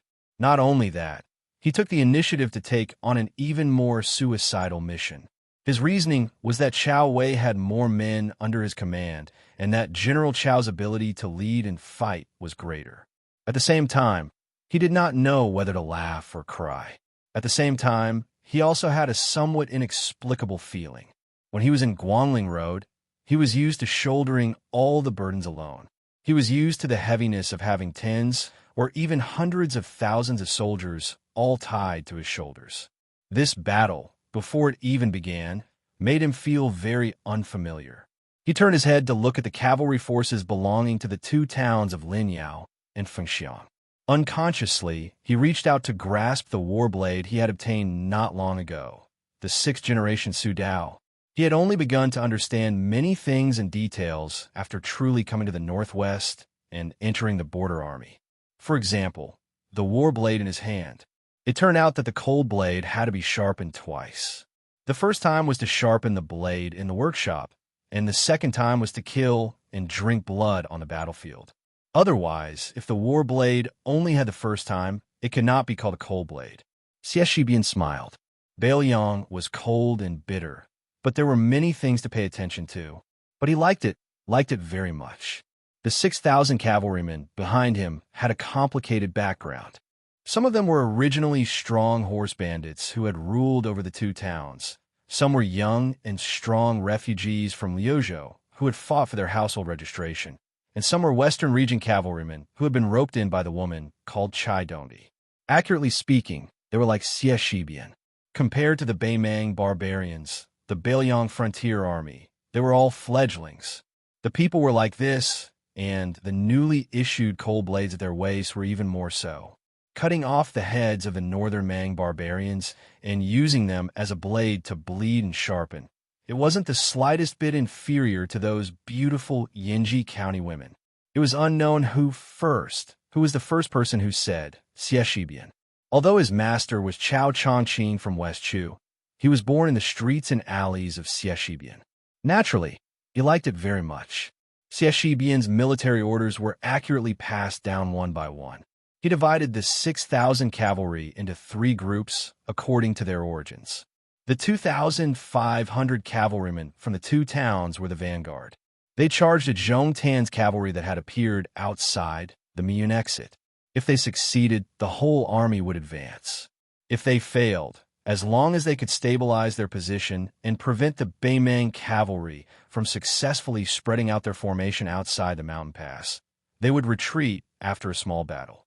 The second group of 1,000 cavalrymen would take their place. Then, it would be Chai Dondi's 2,000 cavalrymen who would retreat and advance. He personally led 500 Longxiang army elites to hold the line. Once the Beimang cavalry appeared, Xie Shibian would retreat. If there were any signs of them breaking out of the formation, Xie Shibian would order the 500 elite cavalrymen to block the exit of Miyun Pass, even if they died in battle. After parting ways with Chao Wei's 10,000 cavalry, the latter had already passed most of the crossbows and cavalry bows to Xie Shibian's cavalry. The best-case scenario would naturally be the elite cavalry of Zhongtan tribe bringing up the rear, while the ordinary cavalry would be the first to charge out of Mount Miyun. However, Xie Shiban believed that the young man, who relied on the mouth of the bottle gourd and the corpses of Crouching Bao and Luan He, 2 cities' northern Liang border army, to become Xia Jubo, would definitely not be this careless. Even if Zhong Tan really did not live up to his name, Xie Shibian was even more confident that he would be able to take back the merit that he had missed out on. Xie Shibian and Zhong Tan in the mountain pass gave the order at almost the same time. Then they said the exact same words: change horses, put on armor. After Chao Wei's 10,000 cavalrymen separated from Xie Shibian, they began a lightning-fast long-distance raid, without caring about the injuries of the war horses. They directly went around Miyun Mountain Pass. He wanted to charge in through an entrance near the west end of Miyun Mountain Pass, and then quickly rush east along the mountain pass. In the end, he would be between Zhong Tan's cavalry and Lantou Mountain's monk soldiers. He wanted to see if Xie Shibian's 6,000 cavalrymen could defend the east gate. He wanted to wait until he could viciously stab Zhong Tan's cavalry in the ass. Therefore, when Chao Wei parted with Xie Shibian, He half-jokingly said, "Surnamed Xie, I, General Chao, will definitely become a man like old Liang Wang Su Shao. In the end, this time, my head is tied to your belt. Please don't let me die young." Xie Shibian did not say any heroic words at that time. He only nodded. When Xie Shibian saw the short general galloping away, he raised his arm and gave him a thumbs up. He did not know what kind of unique meaning Chao Wei had, or what kind of strange rules the Bailiang Frontier Army had. 10,000 cavalrymen rushed forward with great momentum. Chao Wei's lips were cracked, and some blood seeped out. However, his face was full of smiles as he roared. "I want the Battle of Miyun Mountain Pass to be no less heroic than Lu Shengxiang's Battle of Luzhou in the snow and Chu Lushan's 1,000 cavalrymen opening Shu. Chao Wei can die, but I can't die a nameless death." Although Miyun Mountain Pass appeared to be narrowed, like a woman's slender waist, it was still able to allow more than 20 cavalrymen to rush out side by side. Previously, Xie Shibian could see several Beimang cavalrymen rushing back to the mountain pass to pass on military intelligence. The battle was about to start. However, Zhong Tan's cavalry rushed out faster and fiercer than expected. As a result, the 50 cavalry in front of the Phoenix Legion and Lin Yao Legion were scattered in an instant. Even though Northern Liang's light crossbows and cavalry archers already fired in unison, arrows scattering towards the exit like rain, quickly shooting down 20 to 30 Northern Mang barbarians. The Northern Mang cavalry's overall momentum didn't decrease. Xie Shibian immediately changed his strategy, immediately ordering the 500 long Xiang army soldiers to charge forward. There were not enough corpses on both sides, far from enough to form a natural barrier. Xie Shibian stopped his horse half a mile away from the mountain pass. Beside him were dozens of personal guards and 6 messengers. He was not a fierce general who charged into battle. When he personally wiped out Liang Chuanqiu's old general Yin Jinchuan, Xie Shibian also did not go up to kill the enemy. It was not that Xie Shibian did not have the courage to kill people in anger, but he knew that only a general who was alive to give out orders could lead an army to kill the enemy. Not only did Xie Shibian send those 500 elite cavalrymen to their deaths, he even gave a military order. If they fell off their horses and did not die, please do your best to kill the horses. Xie Shibian thought back to those resolute faces. After hearing this order, almost everyone's eyes were filled with pain. In the end, they all silently rode their horses away. After the 500 long Xiang elite cavalrymen rushed to the battlefield, Xie Shibian expressionlessly ordered the cavalry of the 2 towns to spread out in a semicircular formation. Once the 500 cavalry showed signs of retreating, or when there were only 50 cavalry left standing on the battlefield, they had to fire at Miyun Pass without distinguishing between friend and foe. The deputy generals of Lin Yao and Feng Xiang wanted to say something, but stopped. They gritted their teeth and accepted the order. Then, Xie Shibian had Lin Yao and Feng Xiang open up a path for 20 cavalrymen to charge forward side by side at the top of the fan. He had 1,000 young vagabond cavalrymen get ready, gathering all the spears in the army and distributing them to these young vagabond cavalrymen. He also picked out 600 people who were good at archery to form an army in front of the fan between the 2 towns. Xie Shibian sat on his horse and looked at the battlefield that could not be any narrower. It was a weird battlefield where both men and horses died. Although he could not see the situation within Miyun Mountain Pass, he could imagine the dense iron armor squeezing together like a swarm of locusts, like a nest of ants. If the Fu Shui Room's report had a mistake, the monk soldiers of Lantal Mountain did not need to be reorganized. They would have gathered together with Zhong Tan's cavalry. If Chao Wei's cavalry did not advance quickly enough, or if they appeared on the battlefield, they were already at the end of their rope. If Xie Shibian could not defend this pass, as long as one of those was true, then the Battle of Liuzhou would be in a terrible state. At this moment, for some reason, Xie Shibian thought back to that young man who always seemed to smile warmly. That young man who personally suggested to him to walk around and see more things. Xie Shibian took in a deep breath and muttered to himself in a voice that only he could hear, "You left 500 seeds for to chew. How can I not repay you with my life?" From today onwards, there was no more General de Chu-Xieshibian, only the Bailiang Frontier Army Xieshibian. Chapter 1819. Outside Bailiang Pass, there was the sound of horse hooves. It was like the sound of an old chick, endless, and had been ringing for 20 years. Inside the pass, there was the sound of reading. It was like the sound of an old phoenix. The sound of reading came from a new academy. In Liangzhou, there was a new White Horse Academy. Unlike the previous Green Deer Cave Academy, which was located in the mountains and forests, this academy was built in the downtown area of Liangzhou. Yao Baifeng, who had just returned from the capital, was the first head of the academy. Not only did the Qingliang Mountain Palace gift 6,000 scrolls, but the king of Bailiang, Su Fingyan, personally bestowed a plaque. Bailiang's Dao Administrator Li Gongda, the new Liangzhou provincial governor Lu Dongjiang, and the Yuzhou provincial governor Huang Yin all personally gave books to the academy. For a time, the officials and nobles of Bailiang followed suit. This allowed the White Horse Academy to complete an unprecedented feat on the first day of the academy's establishment. There were 10,000 scrolls in the library. Thus, the library was named after 10,000 scrolls. At the same time, Yao Baifeng created a new sage hall in the academy, sculpting the statues of the sage of the Zhang family and the 10 sages and 36 sages. At the same time, Yao Baifeng set up a monument to start the academy. He emphasized that scholars entering the White Horse Academy should preach and seek benevolence. Therefore, he didn't teach the imperial exam's art, which was the foundation of the imperial exam. This was obviously contrary to the study of the imperial exam.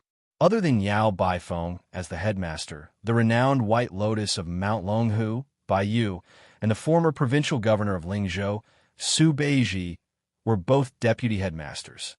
The mountain master of Green Deer Cave Academy, Huang Shang, and other great Confucian scholars of the Central Plains, who had rushed to northern Liang to take root, also promised to come to White Horse Academy to give lectures on time.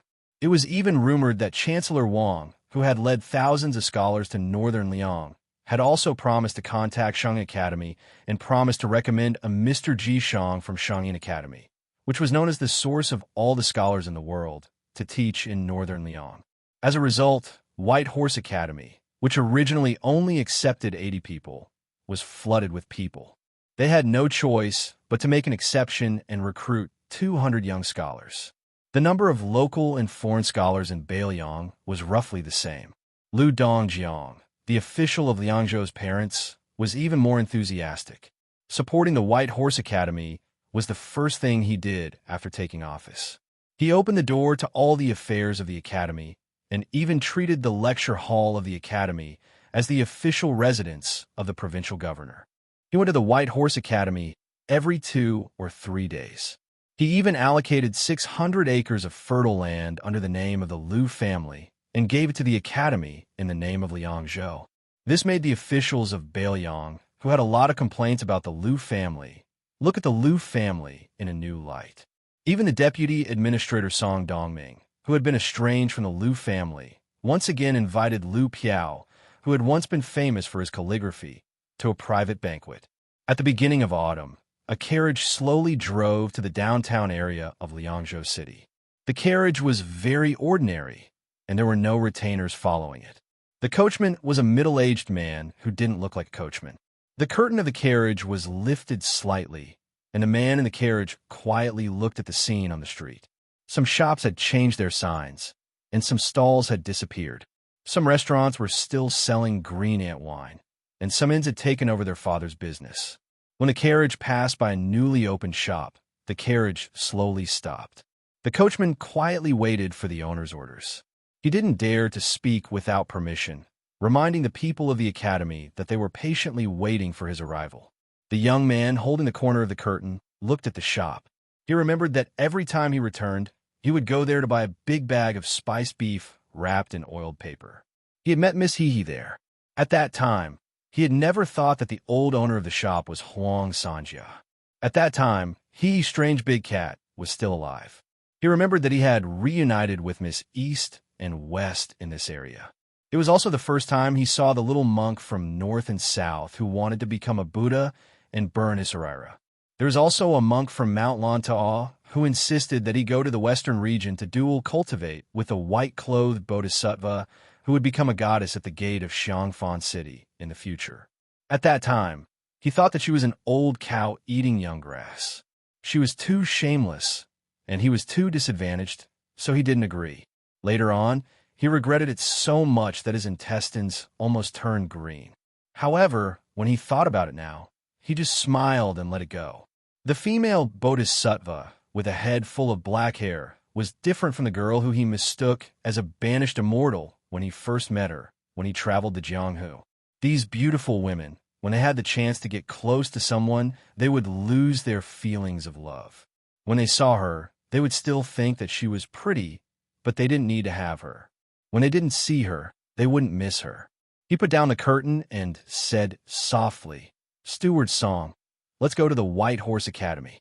Steward Song was the chief steward of the prince's mansion on Mount Qingliang in Beiliang. In Beiliang, he could be said to be the only one. The carriage stopped at the gate of the White Horse Academy. When Su Fengyin got off the carriage, he suddenly asked, "Are there not many assassins who broke into Mount Qingliang in recent years?" Song Yu stood respectfully beside the young lord. He bowed slightly and said calmly, "Your Highness, it's probably because those stupid Jianghu people have finally become enlightened. There hasn't been a single assassination in Mount Qingliang this year. It's very peaceful. Many people in a mansion are not used to it." Su Fengyin smiled and said, "It's indeed less fun to fish. By the way, it seems that there are also fewer wanderers who show up in public." Song Yu laughed softly and said, "It's too difficult for the Jianghu masters to show off their skills in front of your Highness." The White Horse Academy didn't mobilize a large force to welcome them. Su Fengyin stood on the street, looked up at the plaque of the White Horse Academy, and said with emotion, "I never thought that there would be a day when an academy would open in Liangzhou." Song Yu said, "It's all thanks to your Highness. Not everyone in the world is blind or has their heart stuffed with lard. Justice is in everyone's heart." Su Fengyin nodded solemnly. "Song Yu, your flattery skills haven't dropped at all these years. Compared to other people's flattery, it's always better to be honest." Song Yu, who had followed His Highness for as many years as Su Fengyin had been His Highness, smiled brightly. He seemed to remember the absurd times when he was at His Highness's beck and call. Song Yu's flattery skills hadn't decreased, and in recent years, his temperament had improved even more. In addition, he was familiar with the temperament of this young lord, so he wasn't dissatisfied with the White Horse Academy's lack of activity. Naturally, he wouldn't do such a boring thing. Besides, he knew better than anyone that the leader of the Beiliang cavalry next to him had been very kind to the scholars in recent years. Otherwise, this White Horse Academy wouldn't be able to be established. There were not many rich and powerful vassals in the Liang dynasty, but there were quite a few of them, like the audacious Zhao Bing, the Prince of Yinqi, or Zhao Yi, the Prince of Guangling, who used to be at the height of his power, who could make those learned scholars gather together and teach in their territory. Jinggan Circuit had the Green Party in the imperial court, and it was in the hinterland of the Central Plains, which was close to the Shangyin Academy. But they still couldn't establish a decent academy. Song Yu glanced at the scene around the carriage. In fact, in addition to their carriage, there were 4 or 5 other carriages, which also didn't show the style of the rich and powerful. Song Yu knew that in addition to the Lord, there are actually 6 or 7 generals who came to the academy at the same time.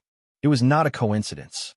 Under the proposal of the deputy headmaster of the White Horse Academy, Su Beiji, every once in a while, they would invite the generals to teach the scholars about the battlefield. Not to mention that this had never happened in other academies, perhaps even in the ancestor of the World Academy, the Shangyin Academy, there had never been such a strange thing. In the eyes of the scholars, they were just boorish men. How could they reason with the scholars? Although these carriages didn't look amazing, the horses were all plump and expensive horses. To be precise, if they were placed in the Beiliang Frontier Army, they were either the best or the second best. Because they were originally from the 2 pastures in Beiliang, Xinli and Tianjing, but they were not supplied to the border army through special channels. For this kind of thing, whether it was the old King Liang, Su Xiao, or the new King Liang, who was next to Song Yu, they all turned a blind eye and never looked into it. Those old generals, who had spent most of their lives on the battlefield, had more than 10 good horses at home after they retired. What was wrong with that? It was said that among the old generals of Bailiang who came to visit the White Horse Academy today, there were 2 senior deputy commanders, Wei Taizhan and Liu Yuanji, who had returned to the border army not long ago, but didn't have any actual power for the time being. The 7 or 8 generals who had all been exposed to the smoke of war were the first batch of old soldiers that Su Beiji invited to the White Horse Academy with great hospitality. It was true that in the current Bailiang officialdom, especially the civil officials, perhaps only the 2 young officials, Su Beiji and Chen Shiliang, could invite these old guys. Even the administrator, Li Gongda, couldn't do it. Even a nominal deputy administrator, Song Dongming, who was in fact the leader of the civil officials in Bailiang, couldn't do it. As for the relative of the emperor, Liu Dongjiang, the provincial governor of Liangzhou, couldn't do it either. Because if one were to say something harsh, in fact, among the civil and military officials in Bailiang, only these 2 young people were the true ministers of the emperor. Iron Buddha, General Ningame, Yuzhou General Huang Fuqiu, and the infantry deputy commander, Great Ancestor Gu, were still inferior to these 2. The backbone of the White Horse Academy was actually not the literary grandmaster of Liang, Yao Baifeng, but Su Beiji, who had successfully retired from the position of the provincial governor of Lingzhou. Song Yu, as the former steward of Wutongyan and now the chief steward of the entire Mount Qingliang, was of course the young lord's trusted aide. The most important thing was that Song Yu was still young, in his early 40s. If there were no accidents, he wouldn't have the opportunity to be a senior official of the Su family for 3 dynasties in the Bailiang. It was easy to imagine how important his position was. This had nothing to do with whether this man was an official or not. Even the gatekeeper of the prime minister was a 3rd-grade official, let alone the chief steward of a king's mansion. Therefore, Song Yu was very satisfied and grateful to the Su family. Song Yu slowed down slightly and followed Su Fengyan to the White Horse Academy. Chapter 1820. A young scholar in a green robe hurriedly walked out of the gate of the White Horse Academy. He looked around and was slightly stunned when he saw Su Fengyan and Song Yu. He was a scholar from Huainan who had recently studied at the academy. He was not one of the people who had followed Chancellor Wang to the grave. His ancestors were classmates with Yao Baifeng. They had studied together under Mr. Jingyuan in Shanghua County.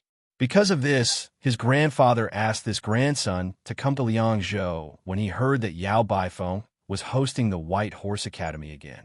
Because of his honest and gentle personality and profound family knowledge, the old Yao Baifeng asked this young man to help him with some trivial matters. Today, when the group of Bailiang military leaders came to visit, it was mostly him who led people into the academy. The White Horse Academy also received the news from Mount Qingliang at the last minute that the Lord was coming. This was naturally a big deal for the young scholar. However, the attitude of Yao Baifeng and Su Beiji made him a little confused. They were indifferent and only told him to lead the way when he saw the Lord. However, the young scholar was inevitably troubled. He didn't know the young lord, but he soon felt relieved. Presumably, when a powerful lord of Liang came out, it would be amazing. To be honest, he was very curious about the legendary young lord and also somewhat admired him. There was a popular saying in the Central Plains, Southern Song Dynasty and Northern Su Dynasty. It was said that West Chu Song Yushu's splendid articles and Bailiang Su Fengyan's charm and bearing were both peerless in the world. It was quite like Southern Xie and Northern Li in the spring and autumn period. The young scholar looked at the man in a white robe with only one retinue. His intuition told him that the man in front of him was most likely Su Fengyan. However, how could such a simple person be the lord of Bailiang cavalry who had successfully stirred up the general trend of the world? Su Fengyan went up the steps and saw a simple wooden frame at the door. A string of exquisite jade hooks was tied to the horizontal railing to hang the swords. Su Fengnian had once promised Mount Master Huangshang, when the Green Deer Cave Academy was first established, that no matter which martial artist of Bailiang wanted to enter the Bailiang Academy, no matter their official rank, they would have to take off their swords. At this time, there were 7 Bailiang swords hanging on the wooden frame. Battle swords with jade hooks hanging on the wooden frame. Su Fengnian walked in front of the wooden frame and looked at the battle swords. Most of them were old, and not a single one was the newest Su 6 swords. One of the battle swords had a severely worn scabbard. It could even be called a unique first-generation Su family sword. Even in Mount Qingliang, there was not a single first-generation Su sword. Even though Su Xiao had sent people to the Central Plains to buy such battle swords at a high price, there were still no results. This was because the first-generation Su swords were not forged in large quantities. There were no more than 7,000 of them. Secondly, the conditions at the time were harsh, and the forging process was very crude. This resulted in the battle swords not being of good quality. Many of them were damaged on the battlefield and could not withstand more than a few battles. At that time, Su Xiao had led his troops on expeditions everywhere and fought many bitter battles. He was even worse than a stray dog. He did not even know whether he could survive or not. He was used to the life of fighting. As for whether the sword was forged by himself or not, it really did not matter. It should be known that during the war, even Su Xiao himself had directly taken off the enemy's armor on the battlefield and put on himself. When Su Xiao was alive, he only liked to brag to Su Fengnian about his great achievements. He said that he had won many battles and defeated many famous generals in the 8 kingdoms of spring and autumn. However, he never told Su Fengnian about how many hardships he had suffered in those years. He did not even mention a word about it. Many of these things were heard by Su Fengnian a long time later when he chatted with people like Chu Lushan and Yuan Zuozong. Sometimes, Su Fengnian would also think that if he had children in the future, he would also have the opportunity to wait for them to grow up slowly. Probably like Su Xiao, he would only tell them that their father had defeated many martial arts masters in his life, but would not tell them how many injuries and how much blood he had lost in those life and death battles. Father and son in the world were generally like this. I have never been a father, so I don't know the hardships of my father. When Su Fengnian slowly took off the sword at his waist, he turned to look at Song Yu and asked with a smile, "Steward Song, will your twins, who had just turned 10 years old, be tired of your nagging?" Hearing such a question out of the blue, Song Yu, who was extremely clever, was still a little unprepared. But soon he smiled and said, "Of course, every time I tell the 2 children how many great figures their father has seen, they always snort at me and want to cover their ears. But when I tell them about the great deeds of the Lord, even if they have heard it too many times, they will still enjoy it." Chapter 1821. Su Fengnian had seen this pair of beautiful siblings a few times in Mount Qingliang. Different from the elder brother who was already an official and the second sister who was married to Ling Zhou, they were lively and naughty. They liked to run up and down the mountain. It was said that they had a good relationship with the young lady that Chen Shiliang brought from Gangnam-do, Hu Yin Dawan's daughter, and the little green robe that Yu Groom left in the prince's mansion. They often played together. Once, Su Fengnian was walking on the long embankment in the middle of the lake alone in the morning. A group of children were squatting by the lake stealthily, fishing for carps with the crude fishing rods they made themselves. There were already 4 or 5 fat carps in the small wooden basin. As a result, he bumped into them. He deliberately coughed from afar. Song Yu's youngest son immediately overturned the wooden basin, told everyone to throw the fishing rods into the lake, and then ran away. Su Fengnian, who didn't know whether to laugh or cry, could only help these troublemakers retrieve the fishing rods and wooden basins from the lake and stay where they were. The carps in Tidehark Lake had an extraordinary origin. They came from a natural pond at the top of a mountain in Liaodong. In the eyes of Qi cultivators, these carps were not ordinary creatures. They were born with golden scales and carried the luck of the mortal world. The carps in Tidehark Lake were said to be worth 10 gold per tael. They had always been the dream of Bailiang civil officials. The generals who followed Su Xiao in the early years were all uncouth and had no interest in these things. Yin Jieshi, who had not betrayed Bailiang and went to Great Peace City at that time, also disdained to ask for them. Only Li Gongda shamelessly asked Su Xiao for a few. Su Xiao waved his hand and said that he would catch as many as he could and bring them home. At that time, Li Gongda, who was already the military governor of Feng Province, really went to catch them himself. In the end, he caught 7 or 8 carps and brought them back to his own pond. It was said that the pond already had 100 carps. Of course, Su Fengyin and Li Hanlin both knew that Li Gongda would smile from ear to ear every time he looked at the pond, not because he liked those carps, but because those carps were all living silver. When a young scholar heard this conversation, he was shocked. He couldn't believe that the young man in front of him was really the king of Bailiang. He was the one who led the Bailiang cavalry to block the million-strong army of Beimei. After Su Fengyin removed the cold saber from his waist, he gently hung it on a jade hook at the edge of the shelf on the left. It was unknown whether it was a coincidence or not, but in this way, all 6 generations of the Su family's war sabers were gathered. The young scholar was a little frightened. He quickly bowed and said, "Dai Yuanjia of Fengtang County greets the king." Su Fengyin said in surprise, "Fengtang County of Ji Province? Who is Mr. Jiaoan to you? Are you the distant grandson of the Dai family?" Dai Yuanjia was even more surprised. He hadn't expected that a grand vassal king would have heard of his grandfather. Their Dai family had once been a wealthy and influential family of the old northern Han. For the past 300 years, the family's descendants had been ranked according to the 8 characters: indifferent and clear aspiration, tranquil and distant. When it came to Dai Yuanjia's generation, it just happened to be the distant character. However, the Dai family was the same as many other wealthy families of the spring and autumn period. Following the conclusion of that unjust battle, the Dai family had fallen into decline. The family's descendants scrupulously followed the rules set by Mr. Jiao in studying but not becoming an official. The Dai family's library, the 800 Iron Sword Library, was one of the 6 great libraries of the spring and autumn period. In particular, it collected over 100 types of rare books, as well as innumerable copies and copies. After the old northern Han was destroyed by Su Zhao's troops, the Dai family's library, which had always been open to outsiders, was no longer open to the public. Even the family's descendants couldn't rashly enter the library to read. This well-learned young scholar raised his head and replied with a stern expression, "It is my ancestor."